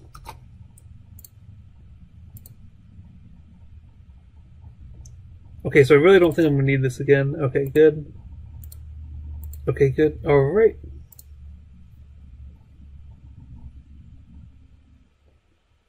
Equals 100. Okay. Alright, so the next thing we need to do is add a UI to the game that says how much your point score is. So currently we don't have that. And okay. Because the player is not going to have access to the Unity editor when they're playing the game. So you're going to have some kind of UI. Or some way to indicate what the current state of the game is. Doesn't necessarily have to be UI, but for PacMan, the preferred way is UI. Okay, so how we do this is the Unity UI. So in the hierarchy, you say create UI, and then canvas, and then when you make the canvas, an event system is automatically created with it. So then the canvas is the holder for all the UI elements. So you need a canvas in order to have any kind of Unity UI. There are other like UIs on the Unity Asset Store. I've not worked with any of those, so I don't know how good they are. But there's other ways to do it than this Unity UI. But this is the way that I'm going to do for the tutorial because it doesn't require any extra assets. Okay, so once you have the canvas, you can do create UI text. Now this is the text that will say score, and then I'll have another text that has the actual score on it. So this one is just going to say score and then colon, and that's all it's going to say. So we have the text here. We can go to the text component and type in score for the text attribute. And we can also change the text. I want to make the text white because the background's black. And you can also change the font and the font size if you want to. I'm not going to because it doesn't really matter. Okay, so then let's see how this looks. Oh, so the default is the score goes all the way at the bottom right, bottom left, I mean. But we want it to go up to the top left. So to do that, we go to the text rect transform component, and we click on this rectangle thing here, and we want to shift to also set the pivot and alt to also set the position. So hold shift and alt down, and left click on the top left rectangle here.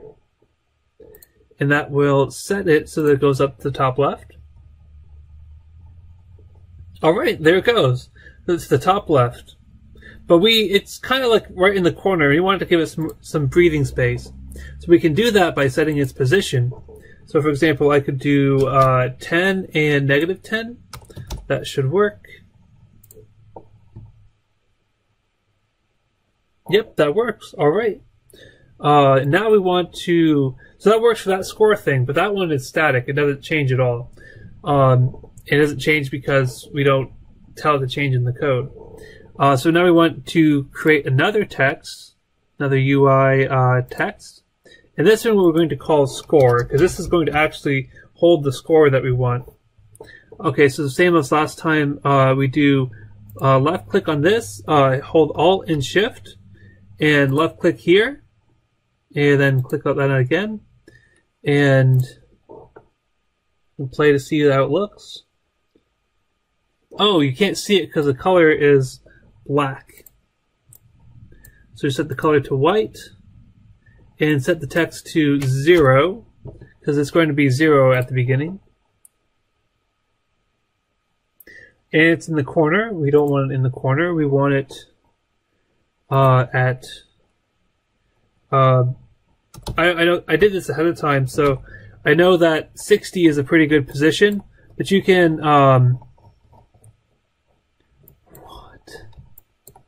you can look up, move your screen around and looking at where the rectangle is. I don't know why, but it always seems that trying to edit it is so much bigger than the field you're using down here. I don't know why it does that, but it does. And yep, so then you can see that it actually looks pretty good. And if we play it, confirm that it looks good. All right. So now, but it doesn't update at all. That's what we're doing. That's what we'll be doing next. Is making the label update when you collect bills.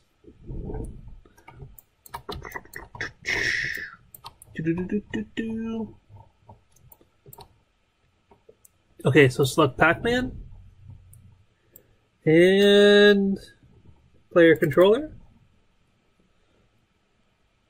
Okay, so in order to get access to the change the text for the label, you have to actually have have a reference to the text in your script. In order to have a reference to the script, you have to have a declaration saying that you're going to be using that. Unity engine.ui is what you need to import. So just say using Unity engine.ui, and then you can say public text score text. The text UI component that shows the score. Okay. And then when the score gets updated, we need to set that score text. So we need to have but the thing is the score currently gets updated in the collectible class. So instead we want the score to get updated in the player class. So we can add a method that updates the score in the player class. See public void add points int points to add score plus equals points to add, and then we want to update the text field. That would be text, no, the name of the text, score text dot text equals score.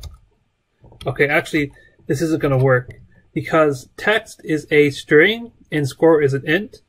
So the easiest way to convert from an int to a string in C# is to do 2 double quotes and plus. This concatenates the empty string to the score, so it automatically turns it into a string. Okay, so then in the collectible script, instead of setting the score directly, we want to say add points and then pass in the points.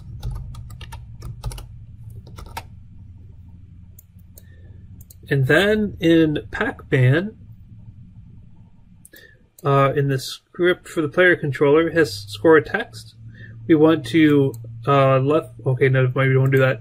Okay, we want to left click drag and place it in the score text of the player controller script.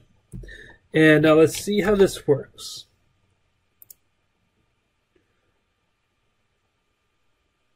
So if I click the left key, it should go through 5 of them and give me 500 points. Alright, it did. I went through 5 pills and it gave me 500 points, and it updated to 500 points on the score in the top left. Yep, that's right.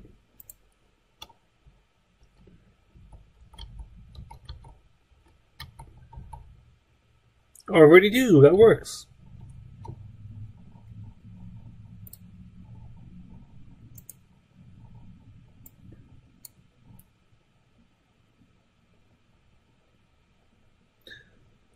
Okay, player controller.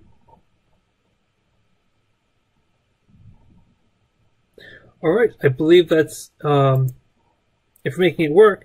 Now I can show you making the super pills. Super pills in PacMan, they give you 200 points instead of 100 points when you collect them, but they also turn the ghost blue and make it so you can eat the ghosts. However, we don't have the ghost moving yet, and so I'm not going to make the pills do their effect with the ghost yet. That's for a future session. But I can show you making them and adding them to the game. So I'm going to move this guy. I don't know why there isn't a pill right there. I missed this spot here or there probably. That's okay. So I'm going to take this guy, and instead of it being 100 points, I'm going to say 200 points, and I'm going to rename him to Super Pill. And I'm also going to increase his size by scaling him up 2. So I play that. Let's make sure it works.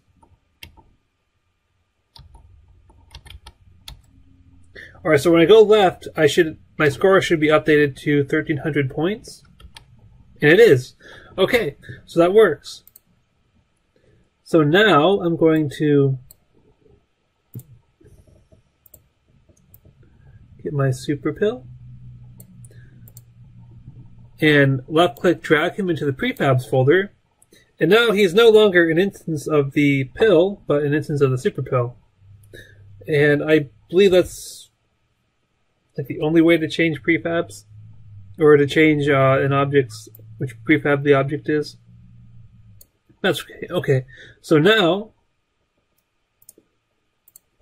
I can Control D, Control left click, and Control D, Control left click. I'm going to put him somewhere up here. I'm going to delete this guy and this guy. Okay. Control left click, Control D, Control left click, Control S to save.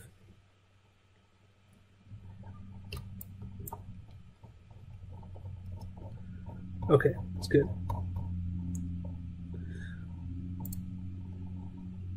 Okay, so if you want to click on one of these pills individually, you have to be careful because the canvas, see this white rectangle here? For some reason, the canvas likes to pick up your clicks first.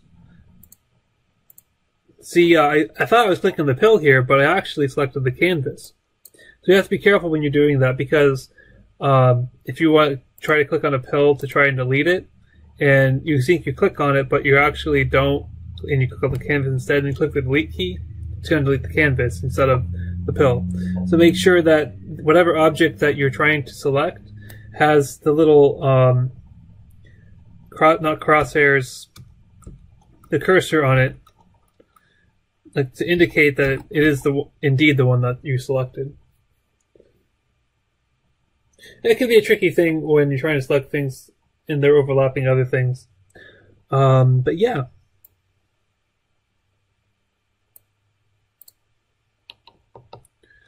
Alright, now let's play this, make sure it works.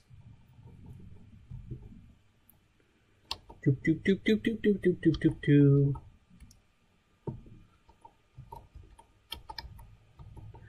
Doop doop doop doop doop doop doop doop doop. Doop doop doop doop doop doop doop doop doop. Okay, it's working so far.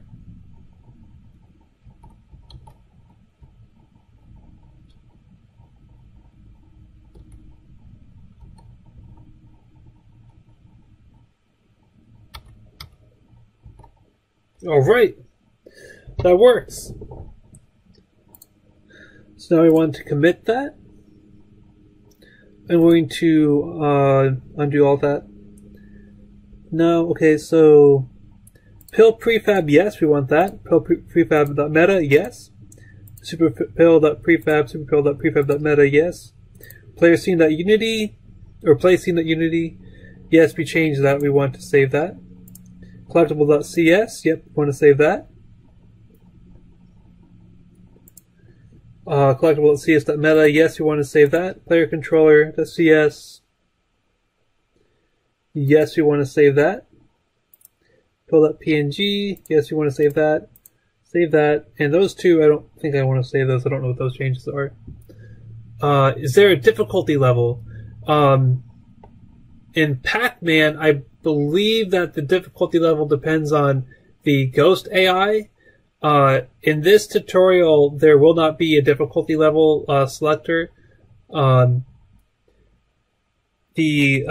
Ghost AI in this game will be pretty simple. I'm not sure how. I don't remember how complex the Ghost AI is in PacMan.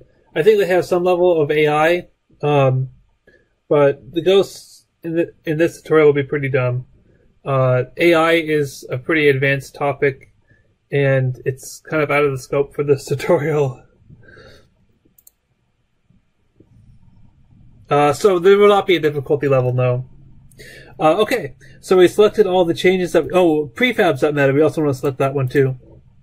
We don't want that one, that one, that one, that one, nope, we don't want that one, okay, good. Alright. Added pills and super pills. Commit to master. And sync.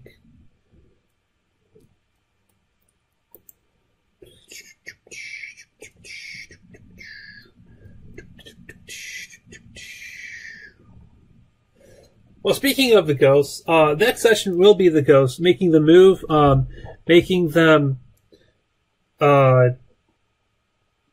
interact with the player, and other stuff that the ghosts do. Oh yeah, animating the ghosts, yeah, that stuff. I haven't updated the description of the project yet, but I'm going to do that. Alright, so that is the tutorial for the pill collectibles. Are there any questions?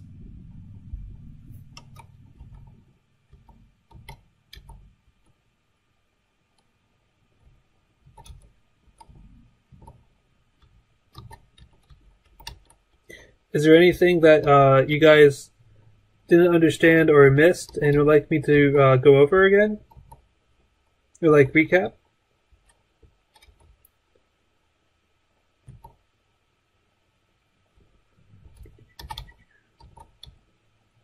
Alright, great.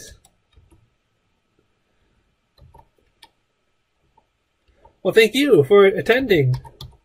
I hope it was very informational and educational.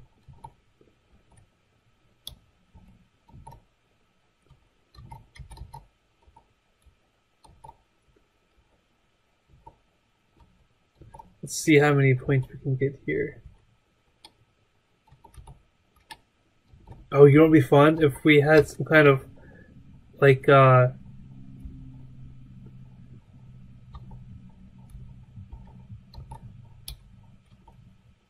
okay, so this isn't really... So, 154 points, because we have the extra, 800? I don't even know what it was before.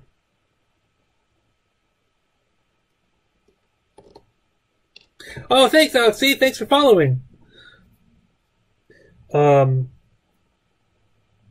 yeah, so my next stream will be on Tuesday at 8 p.m. That's me working on my project, my personal project.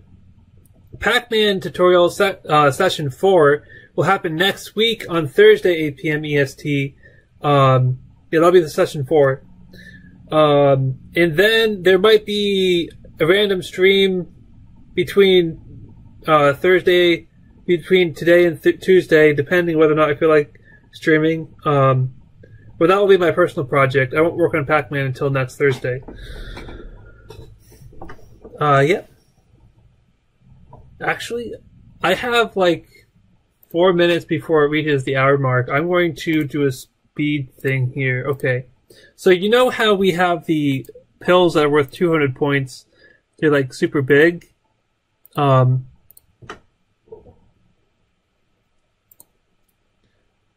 This isn't really part of the tutorial. This is like me playing around with the code.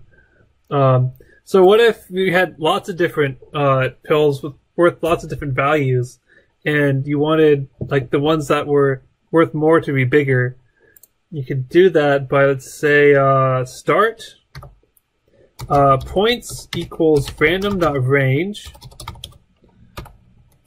and I want 100 to 200.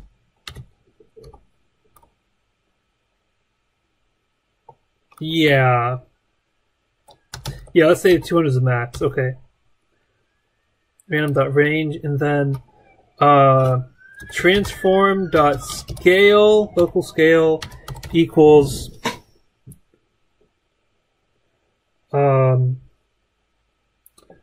points equals float scale equals points over 100. So if it's 100, it's going to be 1, and if it's 200, it's going to be 2. So it's going to be a number between 2 and 1. That works, equals new vector 3, because that's a vector 3, right? Yep, that is.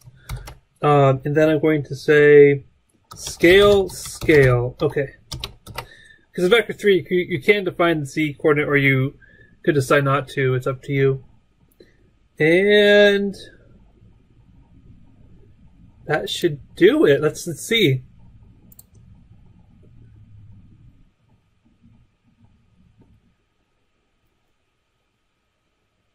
Oh, I can't actually tell if that worked or not. It could be that they all got 100.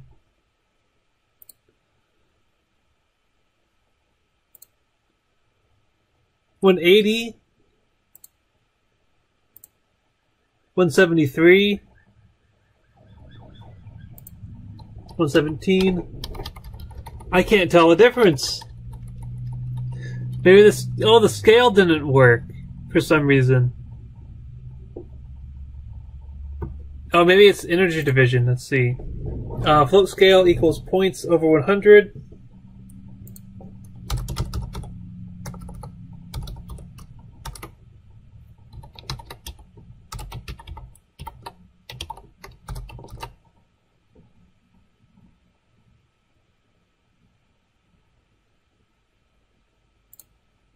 Okay, let's see if that works.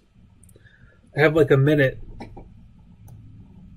Oh, yes! Look at that! That's so cool! They're worth different points! So every time you open up PacMan, you don't know what the max amount of points you can get is. It varies. And you know which ones are worth more points because it's bigger. Oh, that's so cool! It reminds me of a certain GitHub diagram. I forget which one it is. I think it's like the punch card. Because it's different size circles. I like looking at that one too. It's like interesting to look at, especially if you have lots of work done on your project. Okay, so I have like 10 seconds before the hour mark.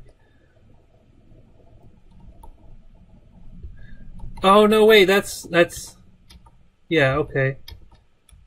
So let's see how many points we have here in total for this particular configuration.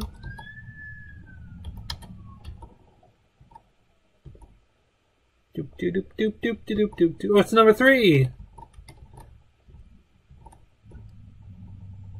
So it's really starting to shape up to be like a real game.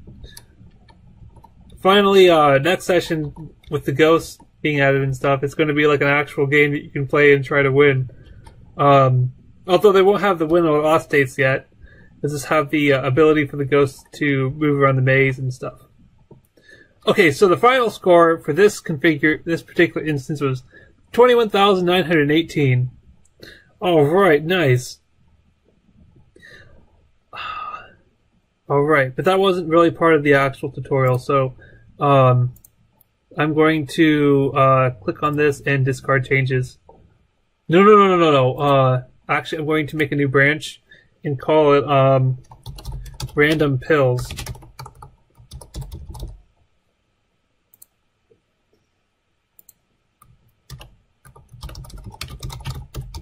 Made the pills sizes and point values random.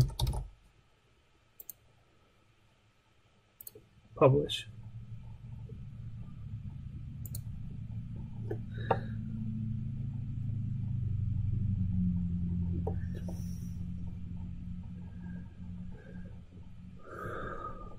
Okay, so now I can keep that random change I did and not have it affect the actual tutorial.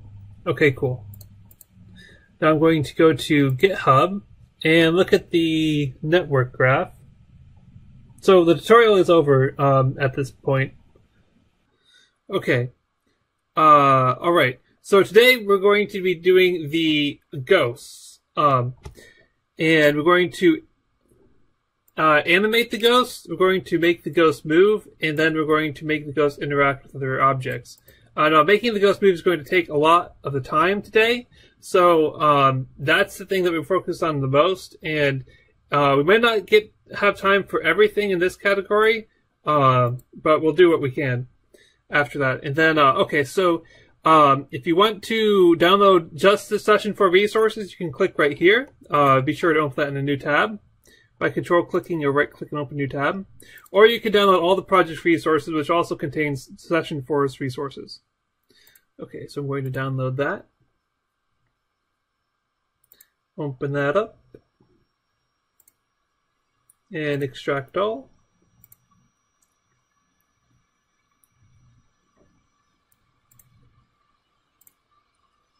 I'll put it over here. Okay. So now we need to open our, let's open GitHub first. And go to our project. Hello, DRMJG. Hello, Yana Seattle. Hello, Mayor NYC. Welcome to the stream. To the tutorial.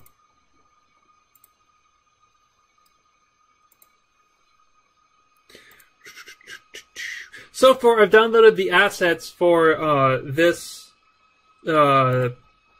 session, and that's it. Which are down here in the description. Okay, so session 4 assets. I have a ghost. Okay, so now we need to go to GitHub. PacMan, just to make sure that we don't have any outstanding changes. And I guess I should figure out what those are sometime, but these are not changes that I've made or that I'm worried about. So, I'm looking for changes like in scripts and stuff, and nothing like that. So it's all clear. So we're good. All right. Let's open our Unity project. Open project and PacMan. Hello, Denver Cowboy. Hello, Severth. Welcome to the tutorial.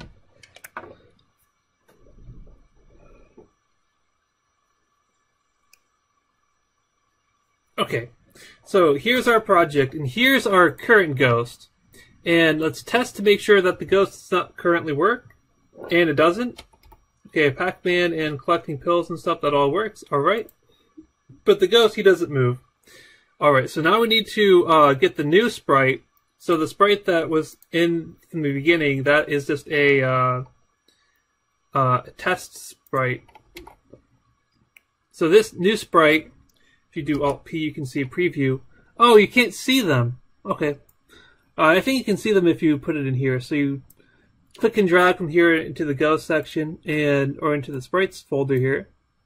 And you can see that there's, I don't know why it's rectangles right there. Oh, wait, I know. So the ghosts are white. And if you open it, you'll see that the ghosts are white. And there is a reason for that. A very good reason for that.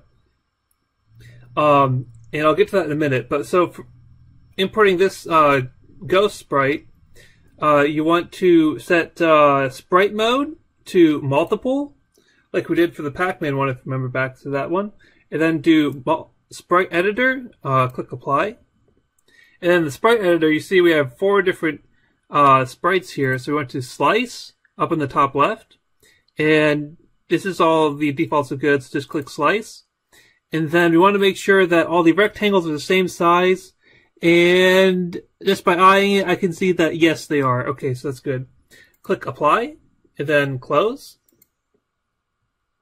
And we have this sprite here. Okay, so now we want to get rid of this guy, and click and drag from the project pane into the scene pane. And then because this one has this sprite has multiple sprites in it, it's going to prompt you for a new animation. Make a new animation. Married by C, I created the graphics. One of the requirements for this project is that all the assets are free. No, I create all the assets myself. So that way I can ensure that the assets were completely free for you, the viewer. Alright. So, when you get this prompt to create the animation, after you click and drag the sprite from the project to the scene pane, you go to the animation folder, and here just type ghost. The player had 2 animations, Ghost is only going to have 1. Okay. And then you want to open the animation pane. I like to put it down here. And then you see that automatically it comes with these sprites right here, and they already have frames in them and stuff. We don't have to mess with this, but let's test to see how it looks. Alright, I actually do like that. Why Windows? Because I only know Windows. I don't know Mac or Linux. Switch to Linux. Oh man. Oh man, I would not be able to finish this tutorial if I had to switch to Linux right now. I'll keep it under consideration, but at this moment I'm not thinking switching to Linux. Okay, so I like that speed that the ghost was moving. But if you didn't, you can click here and shift click here, and see these little blue bars? You can move them out, and then it will change the speed of the animation to be slower. If you want it to be faster, I think you'd have to do some magical tricks or something. I don't know, but I like that, so that works. Is this a graphical editor? Unity does not edit graphics, if that's what you're asking. So it's not a paint program.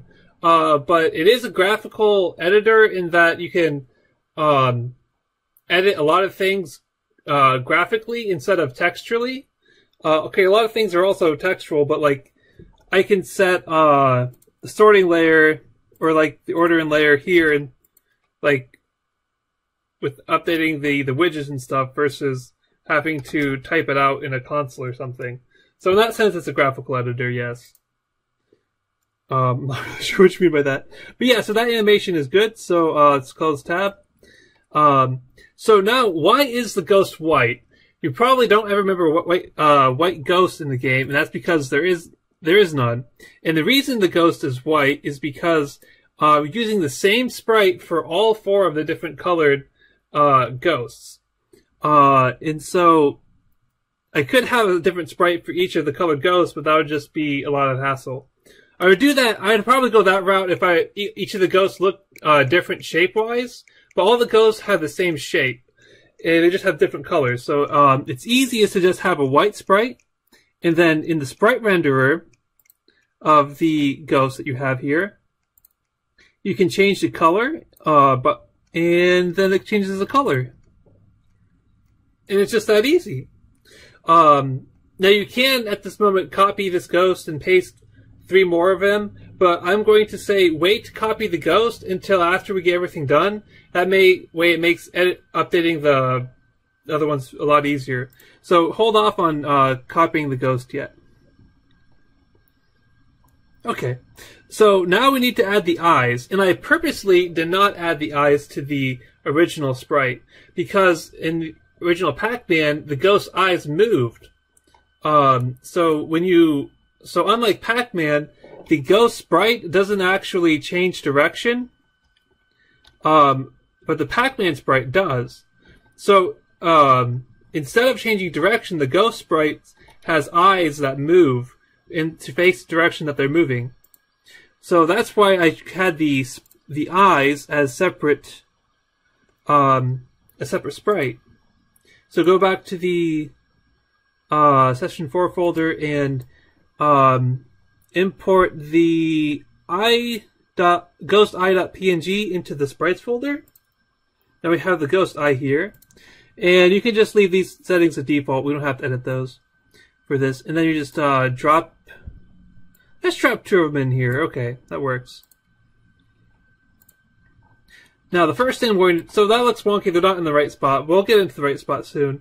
First thing we need to do is put these eyes as children of the ghost sprite here. I'm just going to rename him as Ghost. And then ghost eye, I'm going to say left and right, so I don't get them confused. Not that it's a big deal, but yeah, okay. Alright, so now I already have some values here that I think work that I tested with. I think it's like 0.15 and 0.1 and negative 0.15 and 0.1. I believe that's correct. Does that look good to you? Yeah, it looks good to me. Let's do that. Okay. Yeah. So now we have a ghost with eyes. Cool. So now I'm going to move this ghost into the prefabs folder. He's not done yet, but I'm not going to do that for now. And then player scene, save that. And let's go to the GitHub and make a new branch called Ghost. Create new branch.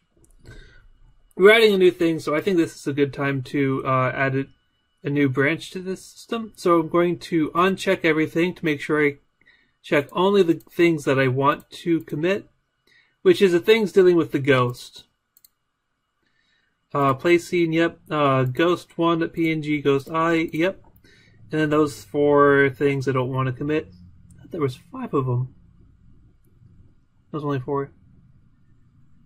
Okay, well that works. Alright, added ghost.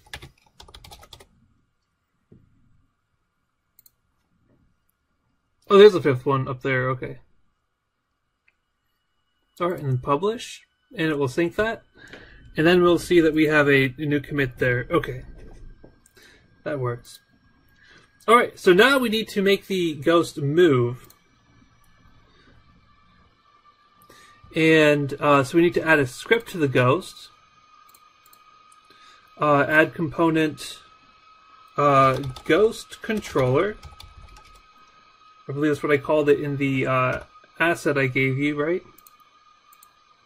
Yeah, ghost controller. Okay, so I have the full version of the script that I planned to tutorial today right here and here, but I'm not going to import it, and I recommend that you don't import it either. I recommend that you follow along and update it as I do. But in case you're not too keen on scripting, there's that option. Okay, so Ghost controller. I always make sure that the Ghost controller is in the right folder as soon as possible. I don't know why it doesn't automatically do that, but it doesn't. Okay, so Ghost controller.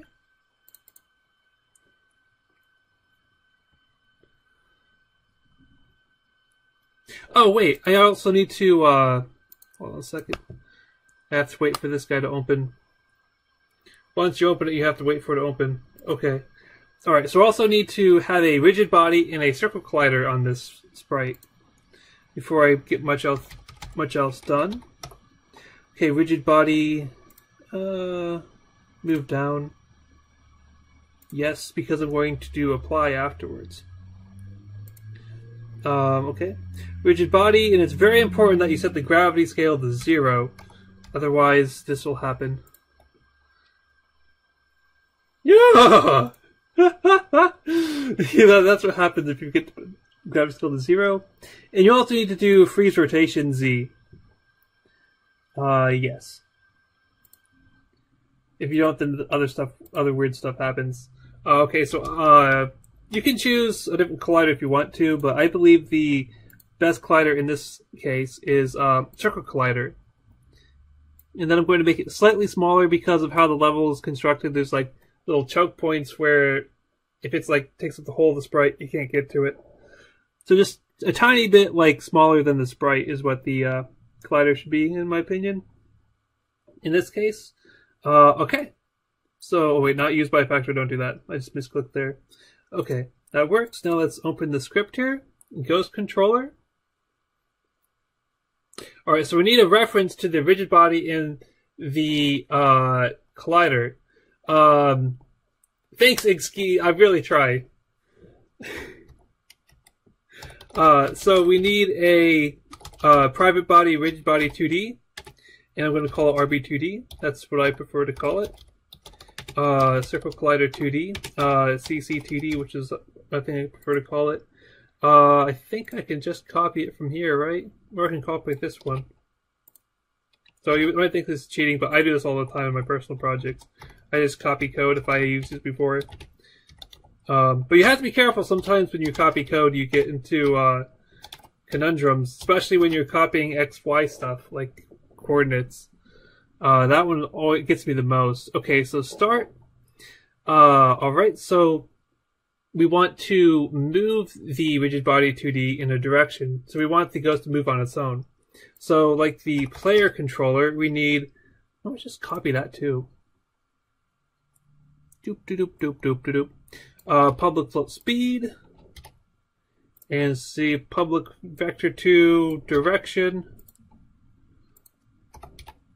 The speed ghost can travel.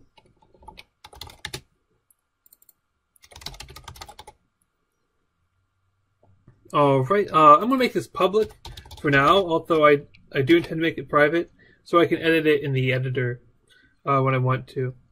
Okay, so an update, I'm going to say, I already have this code in here. This one, yes. Okay. I'm just going to copy this code. Yeah. And take out this line of code here. Yeah, this is a player controller script. If you don't already have this open, you could open it in the scripts player controller if you've followed all the tutorials up to this point. If not, the player controller script is in the session 2 folder. Session 2 resources.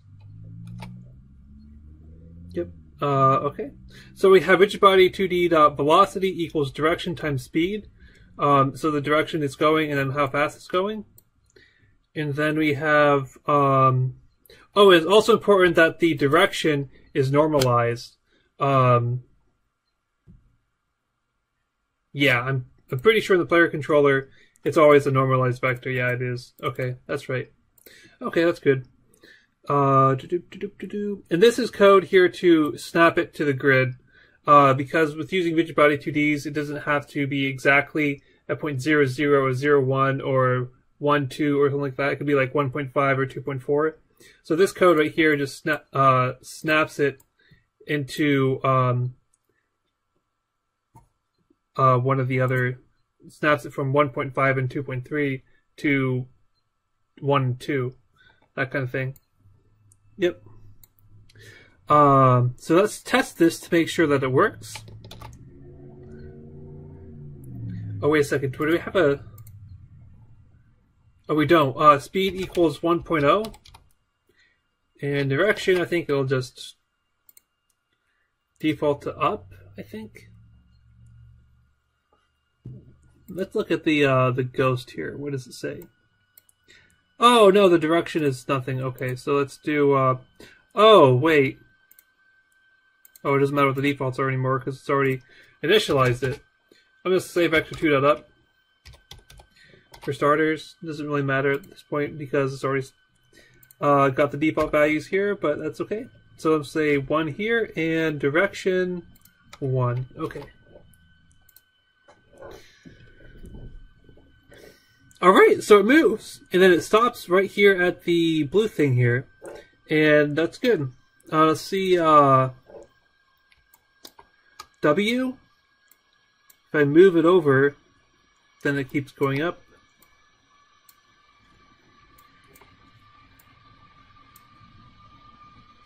Alright. That looks good.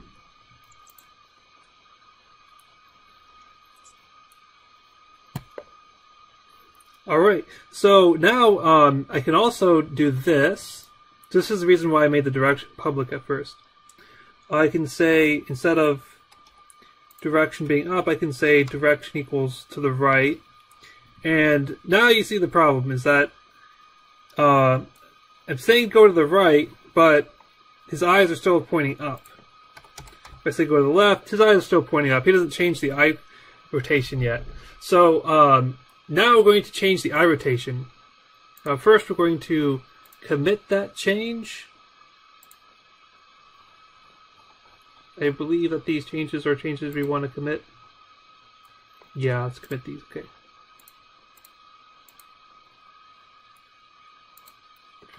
Basic ghost movement. That's what I'm going to call that.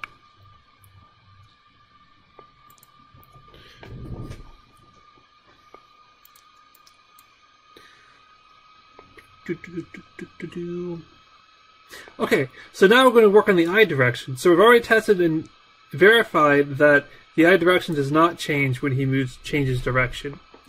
So what we need to do is we need to get the transforms of the left and right and set the rotation so that they face the direction of the way the ghost is going.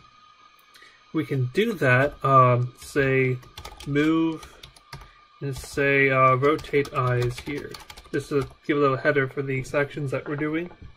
So we can get the transforms of the children by doing get component transform. Oh wait, no, not component. Get components in children, and then doing transform. And this will get all the children's transforms, but we need to loop over each of them and change each of them. So let's do a for each loop. For each transform T and get components in children transform, and then in parentheses and brace. Okay. Then we need to do t.up equals direction. There we go. So we have the loop over all the transform in the children, and then for each of those transforms we say dot up equals direction. Up is the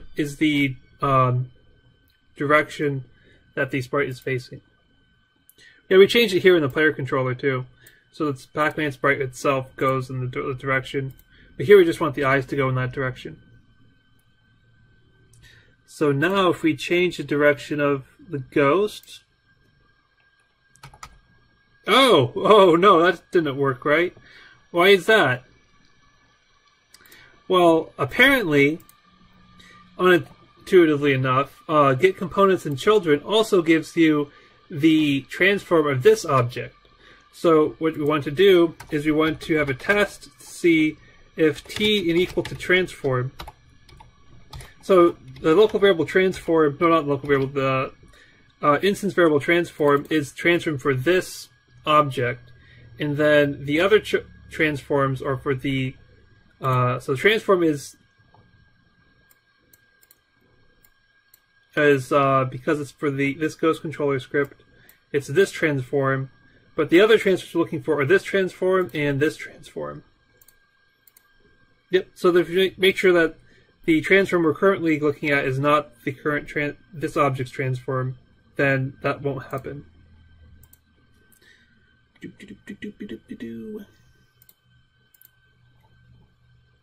So if so goes 1 and then add 1. Now his eyes look to the right, like he should. And if I go the other way, it goes like that. That works. Now I just got to test to make sure that it works for the other cases. And it does. Alright, that works. Let's commit that. Eye rotation. .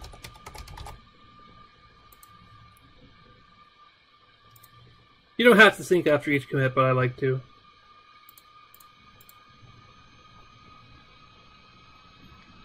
Alright. Next up on the list of things we have to do to make this Ghost controller work well is we have to make it actually change direction. And one easy case to identify if we need to change direction is when it hits a wall. So when it hits a wall, we want it to either go left or right. We don't really want the ghosts to go backwards unless they really have to, so we're going to try to make them only go left or right. But for the first version, we can make it so that the ghosts just go backwards. Okay, so we need a way to detect if the ghost is colliding with a wall. So the ghost has a Circle Collider 2D, and colliders have this really cool method called cast. Now, the name is a little bit confusing because when I think of casting in programming languages, I'm thinking about casting floats to ints or doubles to floats and that kind of thing. But the collider's cast method actually throws the collider out into the world to see if it collides with anything. So you can use the collider itself to figure out if there's anything that it will collide with in the near future. So we just need to cast the collider out in front of it to see if there's anything in front of it. You can do that with wall bump detection. Let's call it that. Okay, so this is what we need the Circle Collider for. So cc2d dot and then cast. Yep, and then it takes a direction, and we'll just say the direction, and then raycast hit 2d results. Okay, so we need an array of raycast hit 2d. Let's make that raycast hit 2d, and then the brackets, and then I just call this R2 ch2ds equals new raycast hit 2d. And then you have to type in a number here between the brackets. And I'm going to say 10. If you type in too low of a number, it will not work correctly. But if you type in too high of a number, then it will have like memory issues, I guess. But that probably doesn't matter in this really simple game. But 10 is a good number, I found, and it works well. So we can do that. RSH2DS, and I think there's some other ones here. Float distance. I'm going to say 1.0 f. You could just say 1 if you wanted to. And ignore sibling colliders. I like to say true here, but it doesn't really matter in this case because there's only one collider. If the ghost only has one collider on it, but if it had two colliders, then this would be necessary, or you might also pick up on the other collider for that sprite. So right now that's not really useful, but it works. Okay, so we need to look at each of these. So this cast method looks in the direction, like moves this collider out in this direction, and then finds out if there's anything in that area. And then if there is anything in that area, it's going to put a raycast hit 2D object in this array.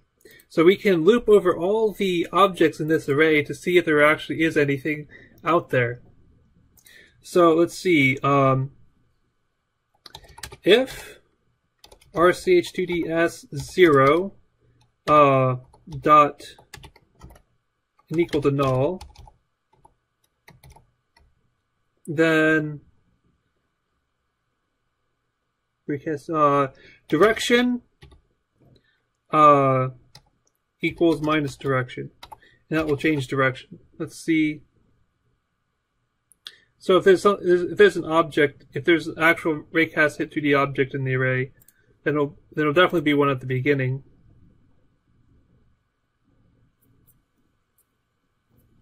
Whoa! It's hitting multiple objects. Okay, first of all, let's make sure that. Oh no, he wasn't centered. Okay, so now that he's centered, maybe it'll work better. Oh, no. Nope, didn't work. Okay. Let's see. Why didn't that work? Well, there's probably other objects out there than just the walls. Like there's... So honestly, I don't know why that didn't work just now, but I know several reasons why it could not work, and that's what I'm going to tell you. So these pills, it will pick up the pills too. The pills have colliders, but they only have triggers, but it will still pick them up in the cast method. So we want to make sure that the only objects that it picks up and it detects are these walls here, so that it will only go backwards when it finds these walls.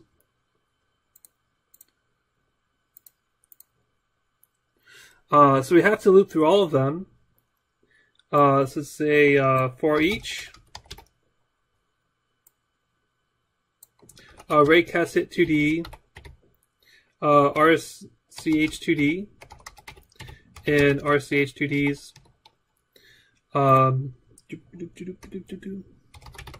If RCH2D D dot collider dot game object dot tag equals level, let's call it, level. Okay, so we need I'm going to use a tag for the level pieces.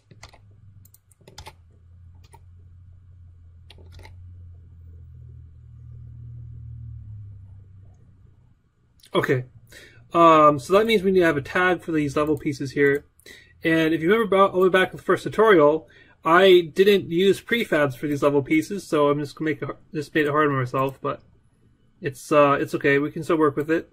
So we need to make a new tag. There is no level tag here, so let's do add tag, and then click the plus sign here, and type in level, a new tag name, and then click save. And then once we have that tag right there, so add tag right here, then we want to click the first one in the level pieces folder and, whoa, not that far, and then shift click the bottom one and it'll select all of them, and then you can tag them all at the same time. Level. Okay, so now they all have the level tag. Okay, good. Make sure that's saved. Okay, good.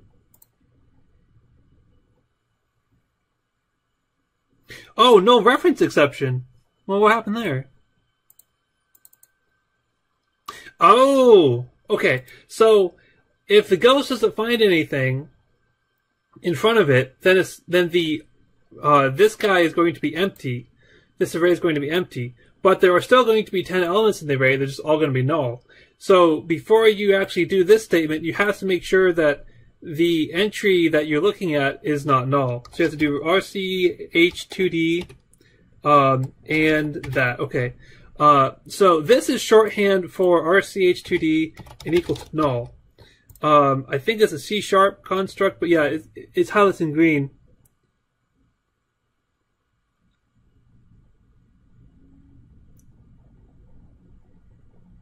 Okay, I don't understand that text, but anyway, so this just saying this by itself means is it not null, and is it a valid object right there, and then after you verify that's a valid object, you can do this, because if this is not a valid object, it's going to stop right here, and it's not even going to evaluate this other expression here. Yes, so that should get rid of this no reference exception. Oh, it's close. Oh, what it's doing is it's going out one space, because that's what we have set here in the script, 1. And it's finding that, yes, there is a wall there, actually, and it is a wall over here. So what we can do is we can, instead of saying 1, we can just say 0.1, and then it will find it more readily, or like go further. All right, that works. But we don't want it to just change reverse direction. We want it to go left and right. So what we need to do is determine whether or not. Okay, so what we can do here instead is we can choose to go left or right. So how do we find out the direction that's left or right? We could say, because we know the default direction is vector2.up, we could say vector2.right. But the thing is that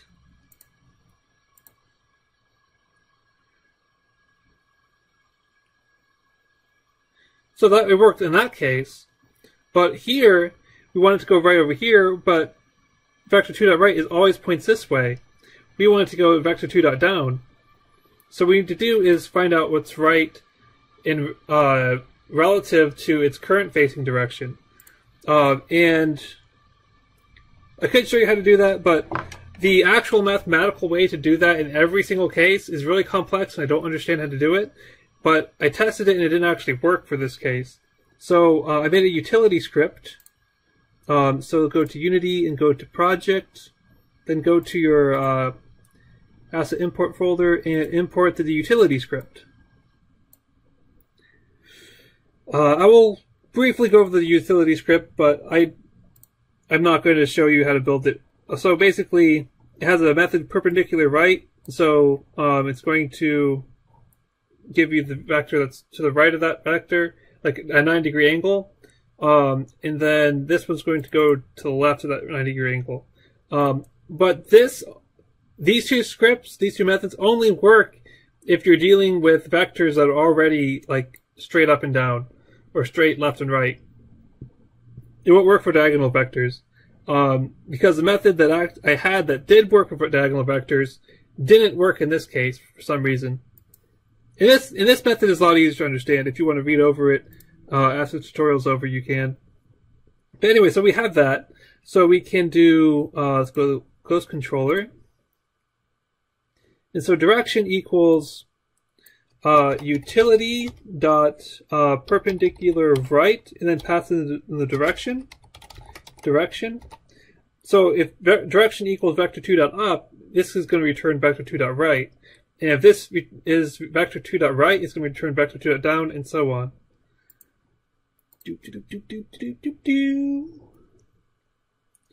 So it worked there.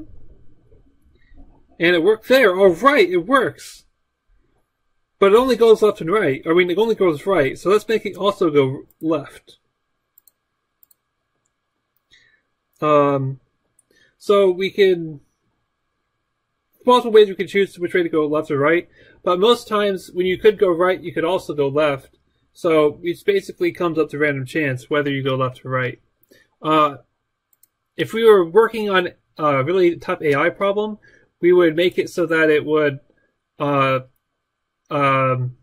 intelligently choose left or right. But because that would take way too much time if I had to do that, I'm just not going to do that. Okay. So let's see here. Okay. So to randomize which direction we want to go, let's say int choice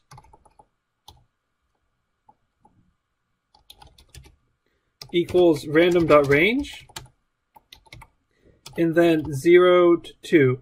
So I found that this is a bug in Visual Studio. When you're typing it out, it says min inclusive and max inclusive.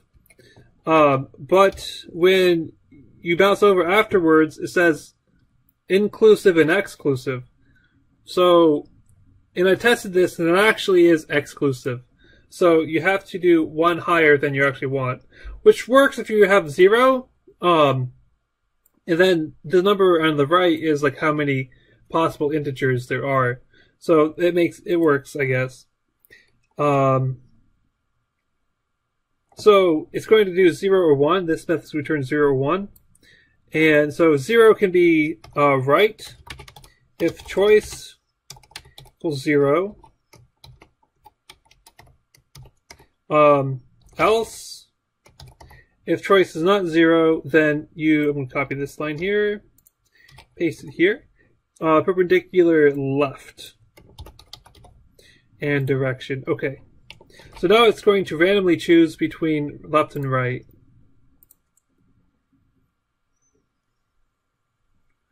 Doop doop doop doop doop doop doop doop doop. Doop doop doop. So far it's only chosen right, but that's okay. Oh, there we go. It chose left in that case. And here it can really... Oh, I think it chose left, but then it realized it had bumped into the wall that chose left again.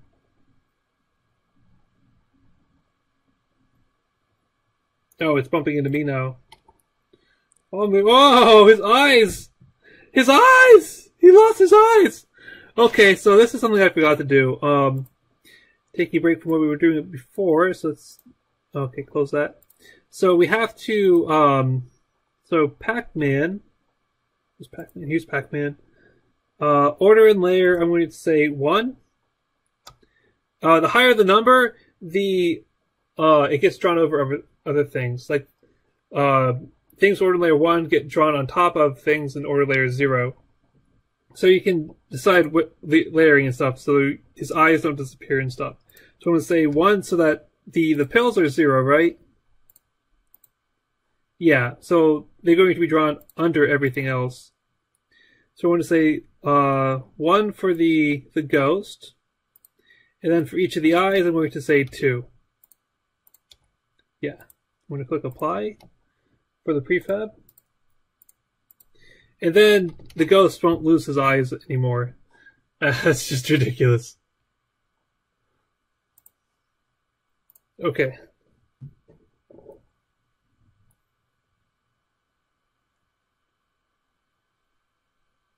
Goes going down. He hasn't lost his eyes yet. Went left there. He's taking the same exact route that he did. Oh, not okay. No, he's not. Okay, good. Oh, he's getting stuck. Oh, okay. Well, what's happening there is that he's choosing a direction that he can't actually go. So then he has to just choose another direction. But that means that he can like sometimes go back a different direction. So what we want to do is we want to make it so that we test to see which direction he can go. Make sure he can go that direction before we actually send him down that direction. Okay, so for this, I'm going to do another method, and I'm going to call it private void open direction to see if that direction is open. Oh wait, not void. I want bool here. Bool open direction, and then the vector to direction.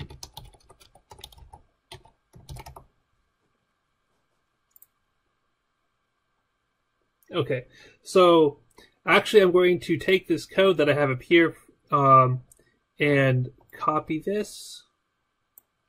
Wait a second. I'm going to copy this. Paste it, and then here. Okay, so if it's a level, then we know that this is, then the direction is not open, so we return false. And then if it goes through all the raycast hit2d objects in the array and it doesn't find any level pieces, then we return true because the direction is open and you can go that direction. Okay, so now we have this open direction method. So again, it uses a circle collider 2d.cast method. And actually, instead of using 0.1, we probably want to use 1. So it looks as far ahead as possibly can. Okay. So let's make this a variable. I think you can do right click and quick actions. Introduce local for... Yeah, it worked. Nice. I'm going to call it perp right. And I'm going to call this... I think it's control period? Yeah. No. That's not it. Oh, no, wait. So you have to highlight everything but the semicolon. That's what it is in the control period. And then you do introduce local. Okay. And then I'm going to call it perp left. Now that's if you have Visual Studio. If you have Mono Developer or another editor, I'm not sure what the shortcuts are. But you can also just copy paste and like move things around pretty easy. Oh, I don't know why I did that. Control C, Control V. Okay. Also, it says var. I actually want this to be a vector too. Alright, and also want these guys to be declared outside of this if statement here. And then I also want to say bool open right equals. Oh, hey, Ski, thanks for following. I appreciate it. Open right equals the new method that we have here, which is open direction. Okay, so open direction, and then the direction which is perp right. And the reason why I wanted to have the perp right be a separate variable is so we could use it here and use it here without having to call this method in both places. Oh, I didn't mean Control X. I meant to do Control C and then Control V for this. And this is where you get tricky if you have left and right stuff, and make sure you change all of them. Okay, so perp right, open right, perp right, perp left, open left, perp left. Okay, good. So if choice equals 0, so okay, so obviously if open left is not true, then we can't do left, so let's go right. If open left and or choice equals 0, and open right, yes, we have to make sure that open right is still there. Okay, that should work. Now let's test to make sure that this works.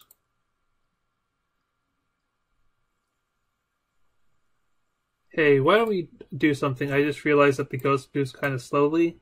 So let's just increase his speed here. Yes. Okay, good. We'll move a little faster so we can see where he's going. Okay, that works. No weird glitches or anything so far. Oh, he moved backwards. Oh, what happened there? Oh, wait a second. I know what it is. So if you can't go right, then you automatically go left, even if open left is not true. Oh, okay. Okay, so then I'm going to... There's multiple ways you could do this, but because I know what's going to happen next, I'm going to say if open right or open left, then do this. And then if you can't... well, here you have to move or change direction. So if you can't go left and you can't go right, then I'm going to say else direction... Just reverse direction equals negative direction. Yeah, that'll work.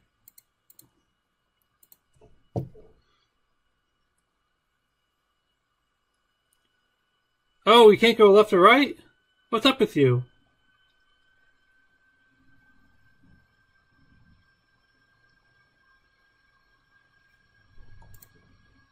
Okay, I think I'm missing some other things.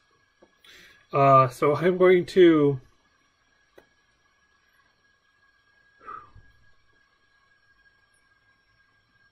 That doesn't make any sense. What's up with that?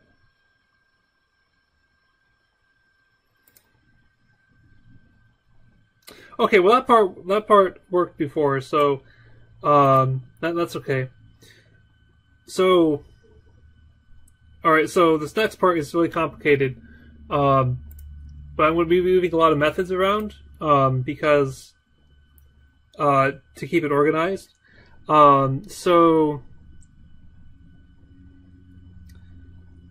Alright, so instead of saying all this, I'm just going to say if not open direction, then you do all this. So then you don't have the for loop there anymore.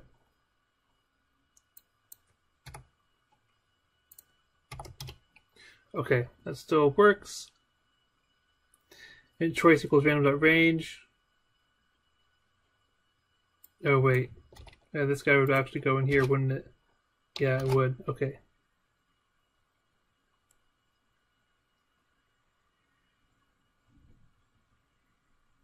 Okay, and then instead of all this, I want to have a method called change direction. So we'll put that down here. Private void change direction.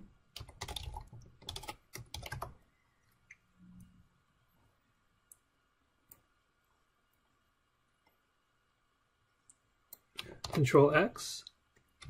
Change direction.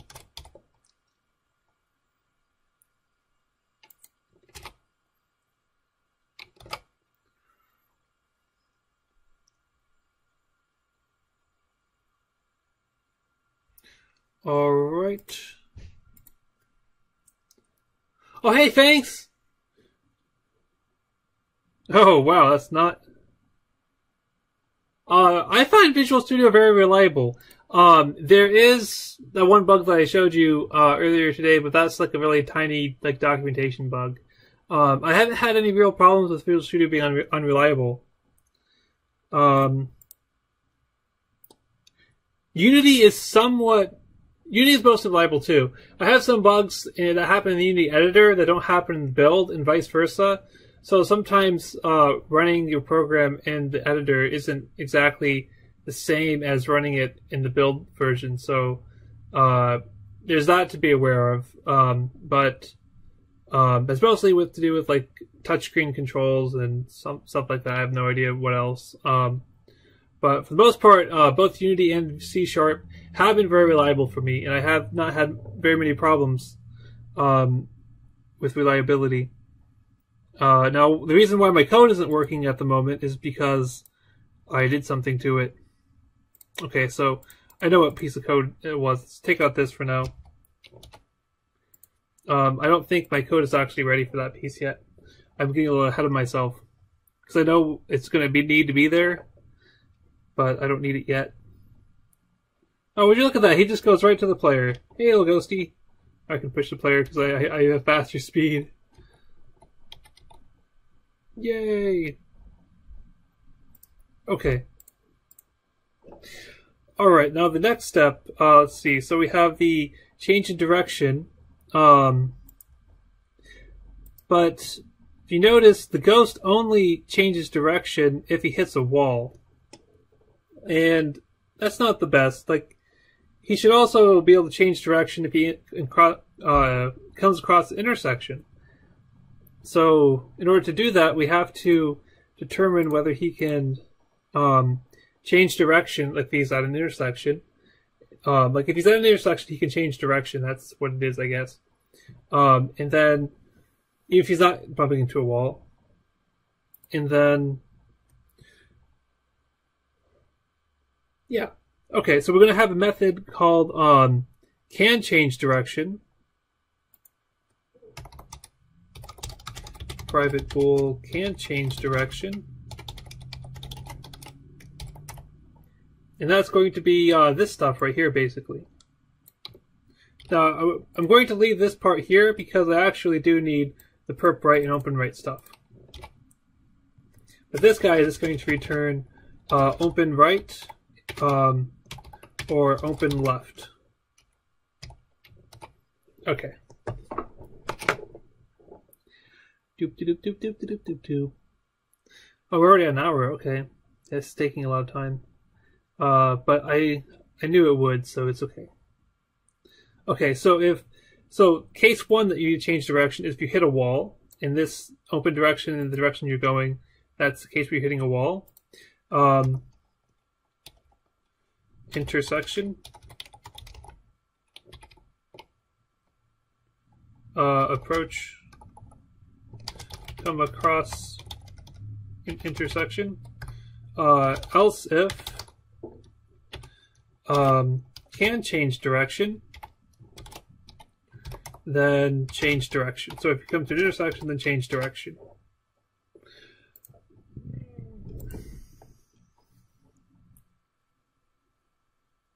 Oh, that's not what I thought you would do. Okay, I'm going to move him up here.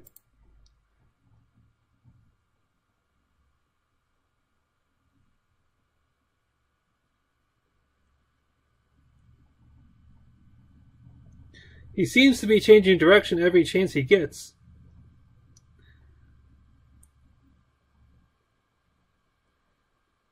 Yeah, he does. Not just when he has to, but also, like, when he can, he does. Oh, that was interesting. Oh, I don't know what that is. Never mind. Okay. So,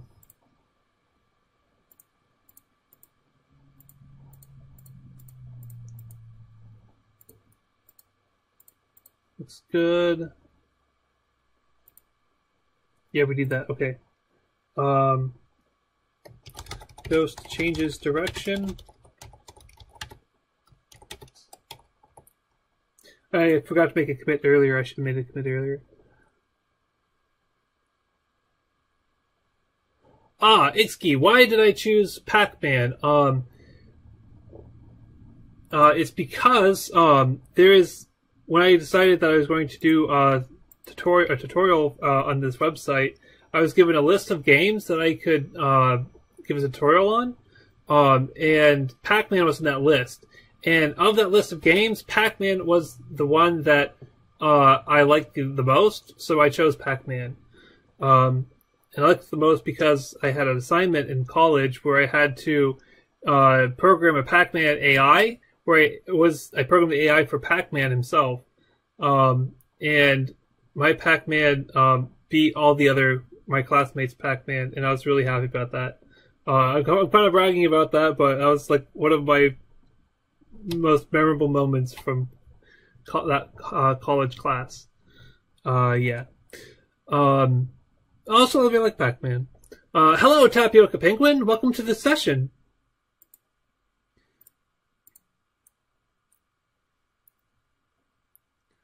Okay, I'm actually going to decrease the collider a little bit. Maybe it'll make it work better. I don't know. Okay. Alright, so he's coming to the intersection, but he changes direction every chance he gets. So, instead of changing direction every chance you have, I'm going to say only change direction every other time you have. So, I'm going to randomize it. Random.range. Don't I already have this down here somewhere? Yeah, I do. Okay, so I'm just going to use this. Control C. So random.range 0, 2. A equals 0. That works. Change direction. So there's a 50% chance of it not changing direction at all.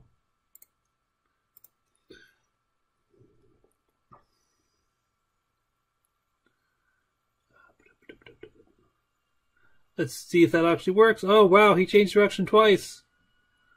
Oh, no, that's not working. He's changing directions multiple times. Oh, and he's still changing directions every chance he gets.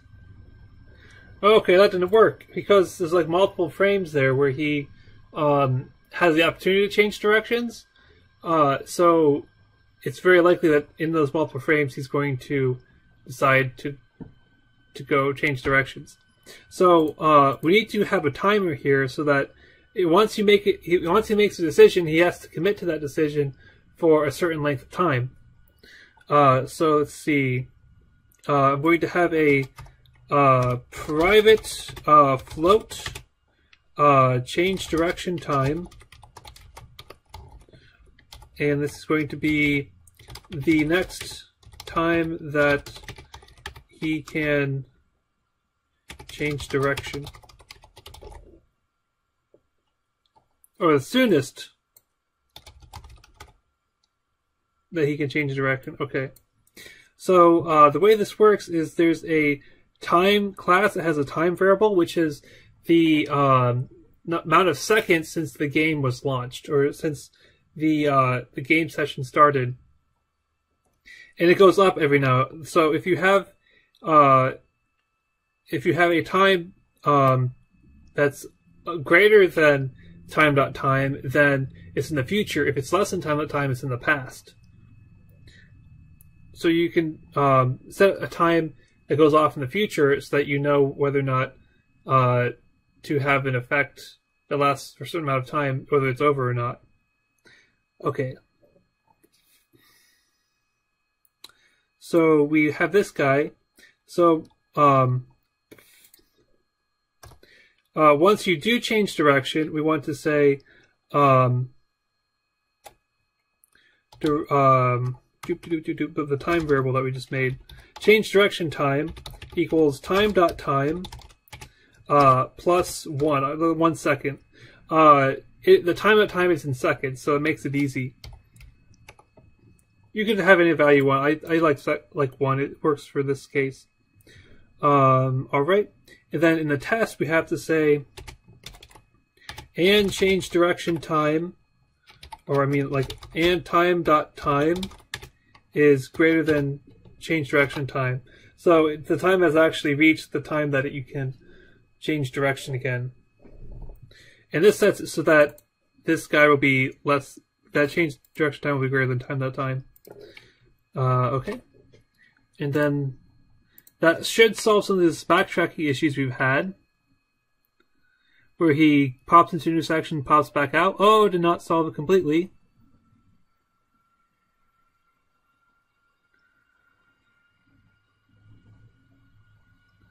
Also, he randomly sometimes gets into like loops.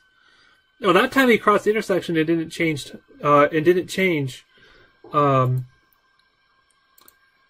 Okay, so I think what I actually meant to do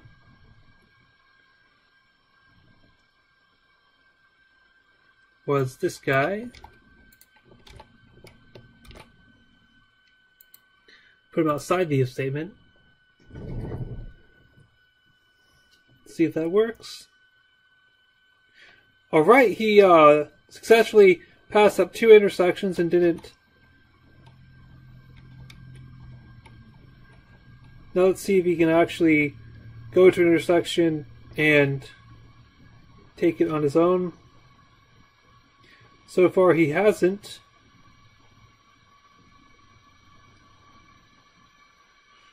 Okay, so he's not doing that anymore.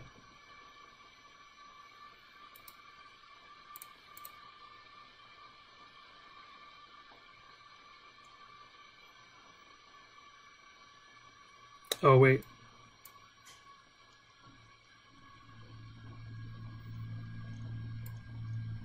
No, this guy should go up here.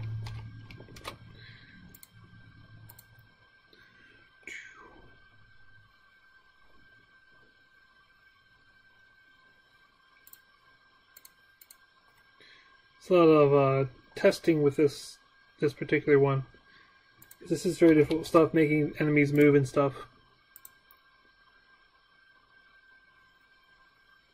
Oh no, he gets stuck now. Okay. Okay, so he's not ready for that line of code yet. Alright, so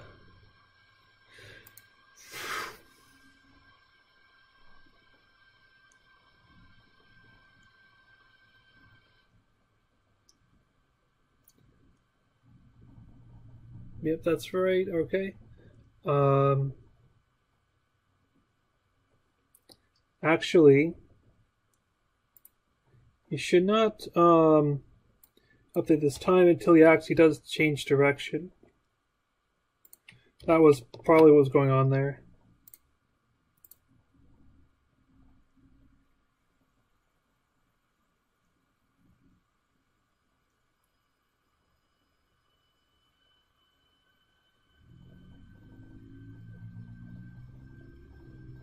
But he doesn't go to the intersections and actually go to them. Okay. So he's still not changing direction unless he has to.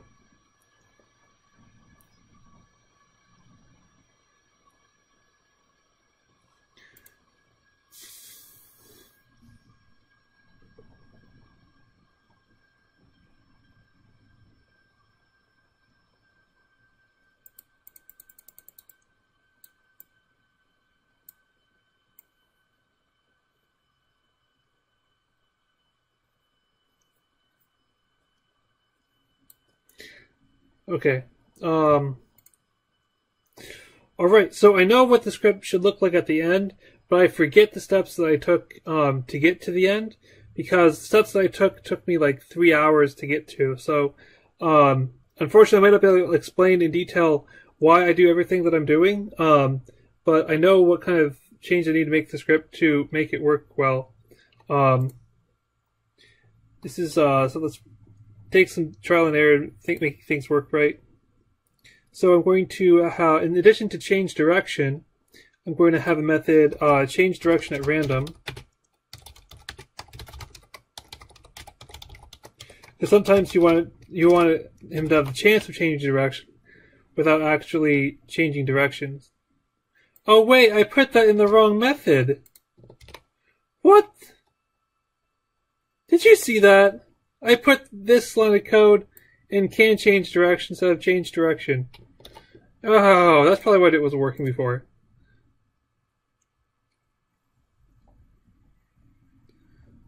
Oh, now it's working.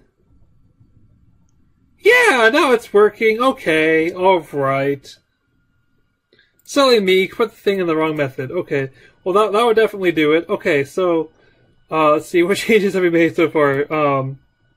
Change direction time, and time, change direction, don't commit that. So you can click on individual lines of code in GitHub to commit certain things.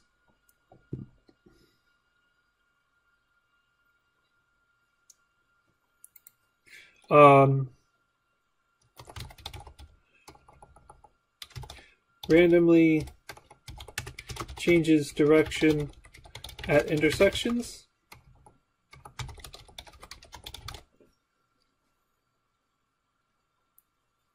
Okay, that works.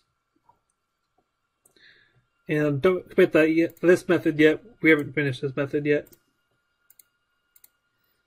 Okay.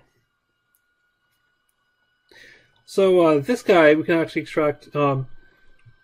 We want okay, Control X, and then I'm going to say change direction at random.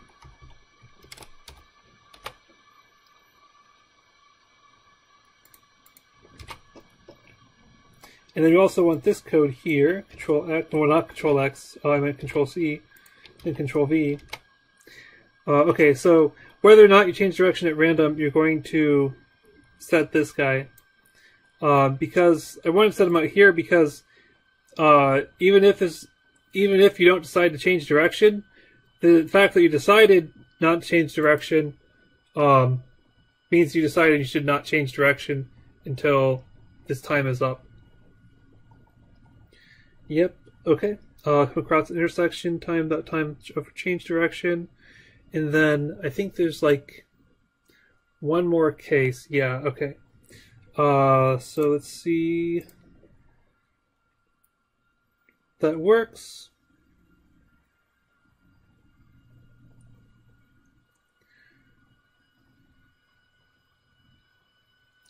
Oh yeah, definitely seems to be working. Oh wait! He's going off the screen. There is a fix for that. I'm not going to worry about it right now. Okay, so I believe that we got it to the next stage. Okay, yeah. So I have more code to write for the controller here, but I want to show you why I want to write that piece of code here. Because currently the ghost is working properly in terms of deciding which way to go. But if I add more ghosts, you can see the problem come up. So click apply. So let me make sure that we have the prefab. Oh, we did change something to the prefab, didn't we? Yeah, okay. So now that works better. So we're going to Control D and Control D, Control D. And then I'm going to W and Control left click. And then Control left click. And then Control left click. Have them all in here. And this guy is going to be orange, or you can have him any color you want, that's fine. I think he's actually supposed to be light blue, but I just make him orange because, I don't know, I want to make him orange. And a pink one. And then there's also a yellow one, or at least in my PacMan there is. And your Pac-Man, they can be any color you want. Okay, so now we have 4 of them. They're all going to do the same thing in terms of figuring out where they go and stuff. In the actual Pac-Man, they have separate AIs that do separate things. But if we were going to do that, it would take way longer than I have for this tutorial. And I'm already stretching the time. Okay, so they're all clumped in there, and they can't go anywhere. Okay, so then let's get this guy. Let's move him out of here. Oh, he's still trying to go down there. What are you doing that for, Pinky? Okay, let's go over here. Okay, but now these guys are locked in place. So, oh, and another thing that's interesting is that if you do this... Wait, they're gonna do it themselves, are they? No, they're not. Okay. Oh, crap, I did not mean to select his eye. Come here! So, if they bump into each other, they just stand there and don't do anything. So, I'm going to have to... so, for these two that come in the middle and they want to...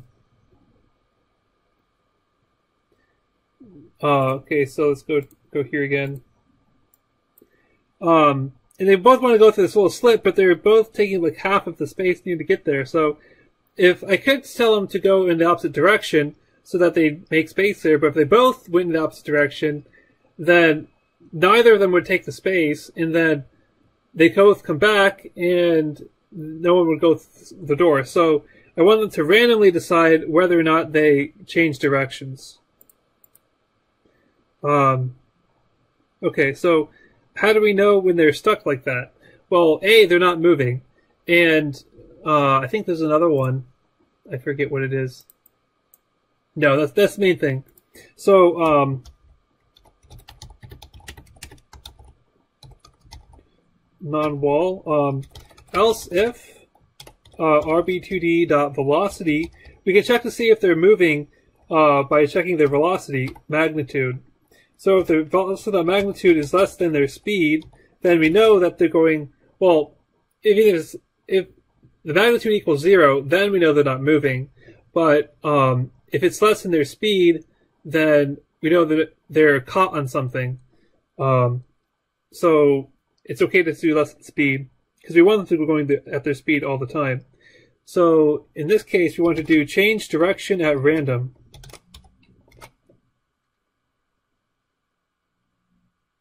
Yes. And that is when I believe we want this guy here. Maybe not. Not yet. No, not yet.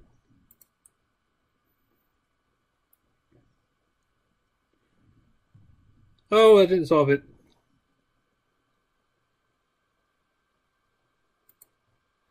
Okay. I didn't solve it yet. Alright, let's see.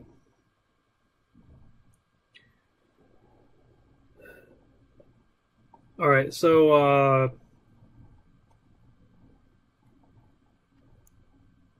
oh, that's what it is.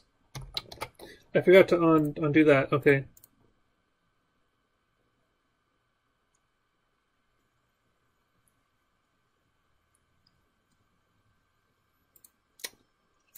Okay, Red, so I'm going to have to do this to you, too. So, Red's not moving, and because we bumps into the wall, he changes direction, but in that case, he's always bumping into the wall because it looks straight ahead and it's always finding that wall. So we're going to have to say if he can change direction, then change direction, but if he can't, then randomly change the direction. So if he can change direction, then change direction. Else if he's caught on something and he can't move, should probably have a method for that, but it's okay right now. Is less than speed, then change direction at random.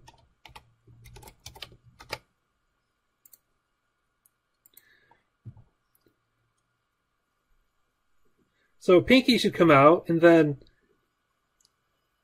yeah, there we go. Now they all come out. And that's great. Let's check to make sure that we made the changes we wanted to make. Change direction, change direction. Oh, we want to also save the player scene.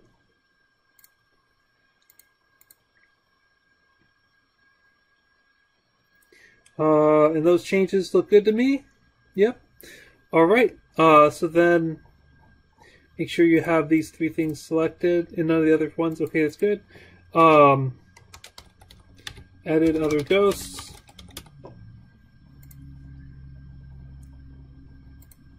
Oh, I did more than that. That was probably a bad commit message, but it'll work. Alright, so now the ghosts move correctly. Now let's see what happens when they interact with the player.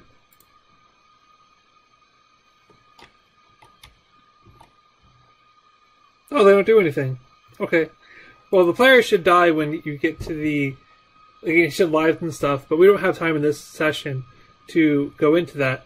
So what we can do instead is have PacMan just reset to the original position when he gets when he contacts one of the ghosts.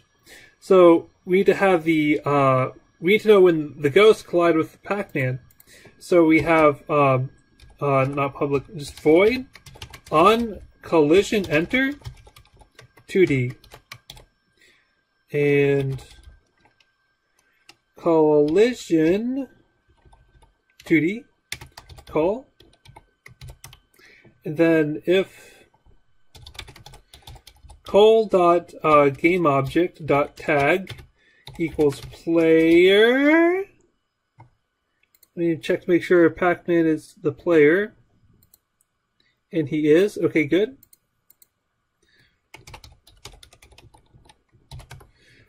Call the gameObject.tag equals player. Oh, then we want to say call.gameObject.transform equals vector2.0. Now this is a special case. We wanted to put him back to where he started at, but because I put PacMan at 0, 0, it's probably a 0, 0. Then the position is just 0, new vector2 0, 0, and vector2.0 is that. Oh, not transform, but transform.position I meant. That's what I meant to say. Okay, change.position. Now when the ghosts collide with PacMan, should go back to the beginning. And he does. Okay. That works.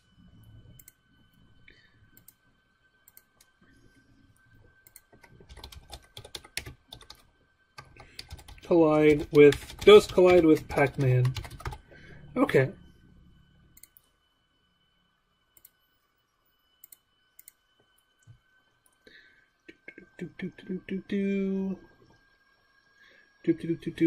Okay, so I'm nearly out of time, but I do have one more thing I want to show you that I did prepare today, and that is the teleport pads. Well, that's what I call them, but they're really just, I'm not really sure what they're called in PacMan proper, but what I mean by them is like when you go out here, when you go off the right, you're supposed to go reappear on the left. So the ghost doesn't escape to just get in a loop here. And there's many ways to do this, and the way that I've chosen to do it is this way. So you can, if you want to, you can just copy and import this script, but I am going to write it out myself because it's really not that hard.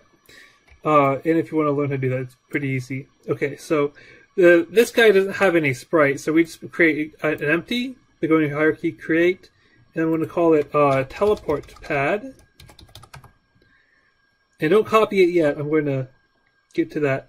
So I'm going to set it to 2 and 4. I'm going to drag it over here, control left click, and add component box collider 2D. And yeah, that looks good. That's right where, like, right when you go off the screen, that's when it should activate and send the ghost or PacMan over to the left side. So I'm going to make a new script by going to, Oh, what did I do? Okay, never mind. Okay, project, scripts, right-click, create, C# script, and I'm going to call it teleport pad checker. You can call it whatever you like, it doesn't really matter. And then go to the teleport pad, add component, teleport pad checker, and double click in that script area there to open it. Okay, so teleport pad doesn't need a start or an update. It just needs void on trigger enter. Oh, that's right. Wait a second. I forgot. Teleport pad is trigger. You want to in the box collider with teleport pad. You want to say is trigger. On trigger enter 2D. Collider 2D. Call.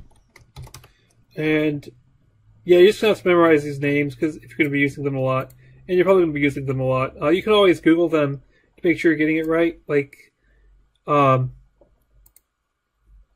on collision one requires a collision 2D, but the on trigger one requires a collider. And if you get the name right, it'll tell you in Unity when you got the parameter wrong. So that's pretty handy. So if no, wait, I don't even know. I don't even need to know what object it is. I'm just going to say call.gameObject.transform.position equals. Oh, where am I sending it to?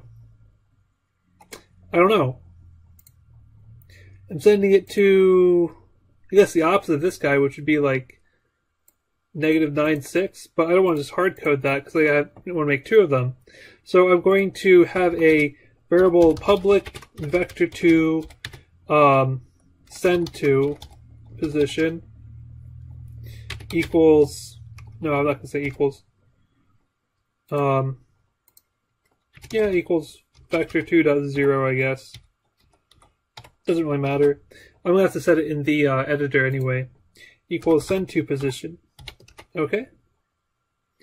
So on trigger enter 2D with the collider 2D and call.gameObject.transform.position equals send to position and vector2 send to position. It has to be public so I can edit it in the editor. So give it Unity time to compile the script and this will appear here. Send to position. You'll want it to send to -9 because if I sent it to -10 where the other teleport pad is going to be, it's just going to teleport back and forth to each other. So I want it to teleport just a little bit in from that. -9 and the Y position is 6 because that's his Y position. Okay. And then that works. And then I'm going to duplicate him. Oh, this is teleport pad right. And this is teleport pad left.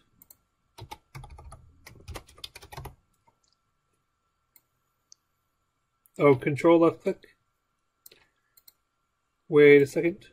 Okay, good. And teleport pad left should send to 9. Because it goes over here then. Now let's check to make sure this works. I'm going to check with PacMan. Although the ghost might volunteer to help too. And it works! Alrighty do then, that works. Oh look, the ghost is going to test it too. And it works! You know what's really cool?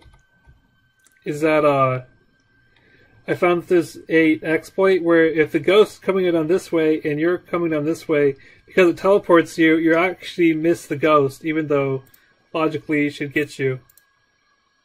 But I'm pretty sure in the original PacMan that wasn't an actual exploit. It just happened because of how I did that. Okay, so now we've got the teleport pads in, that works. And I'm going to commit that.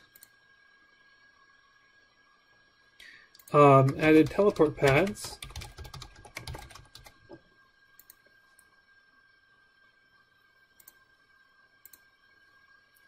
Now, the other thing that I wanted to do, but I ran out of time to do, was make super pills turn the ghost blue.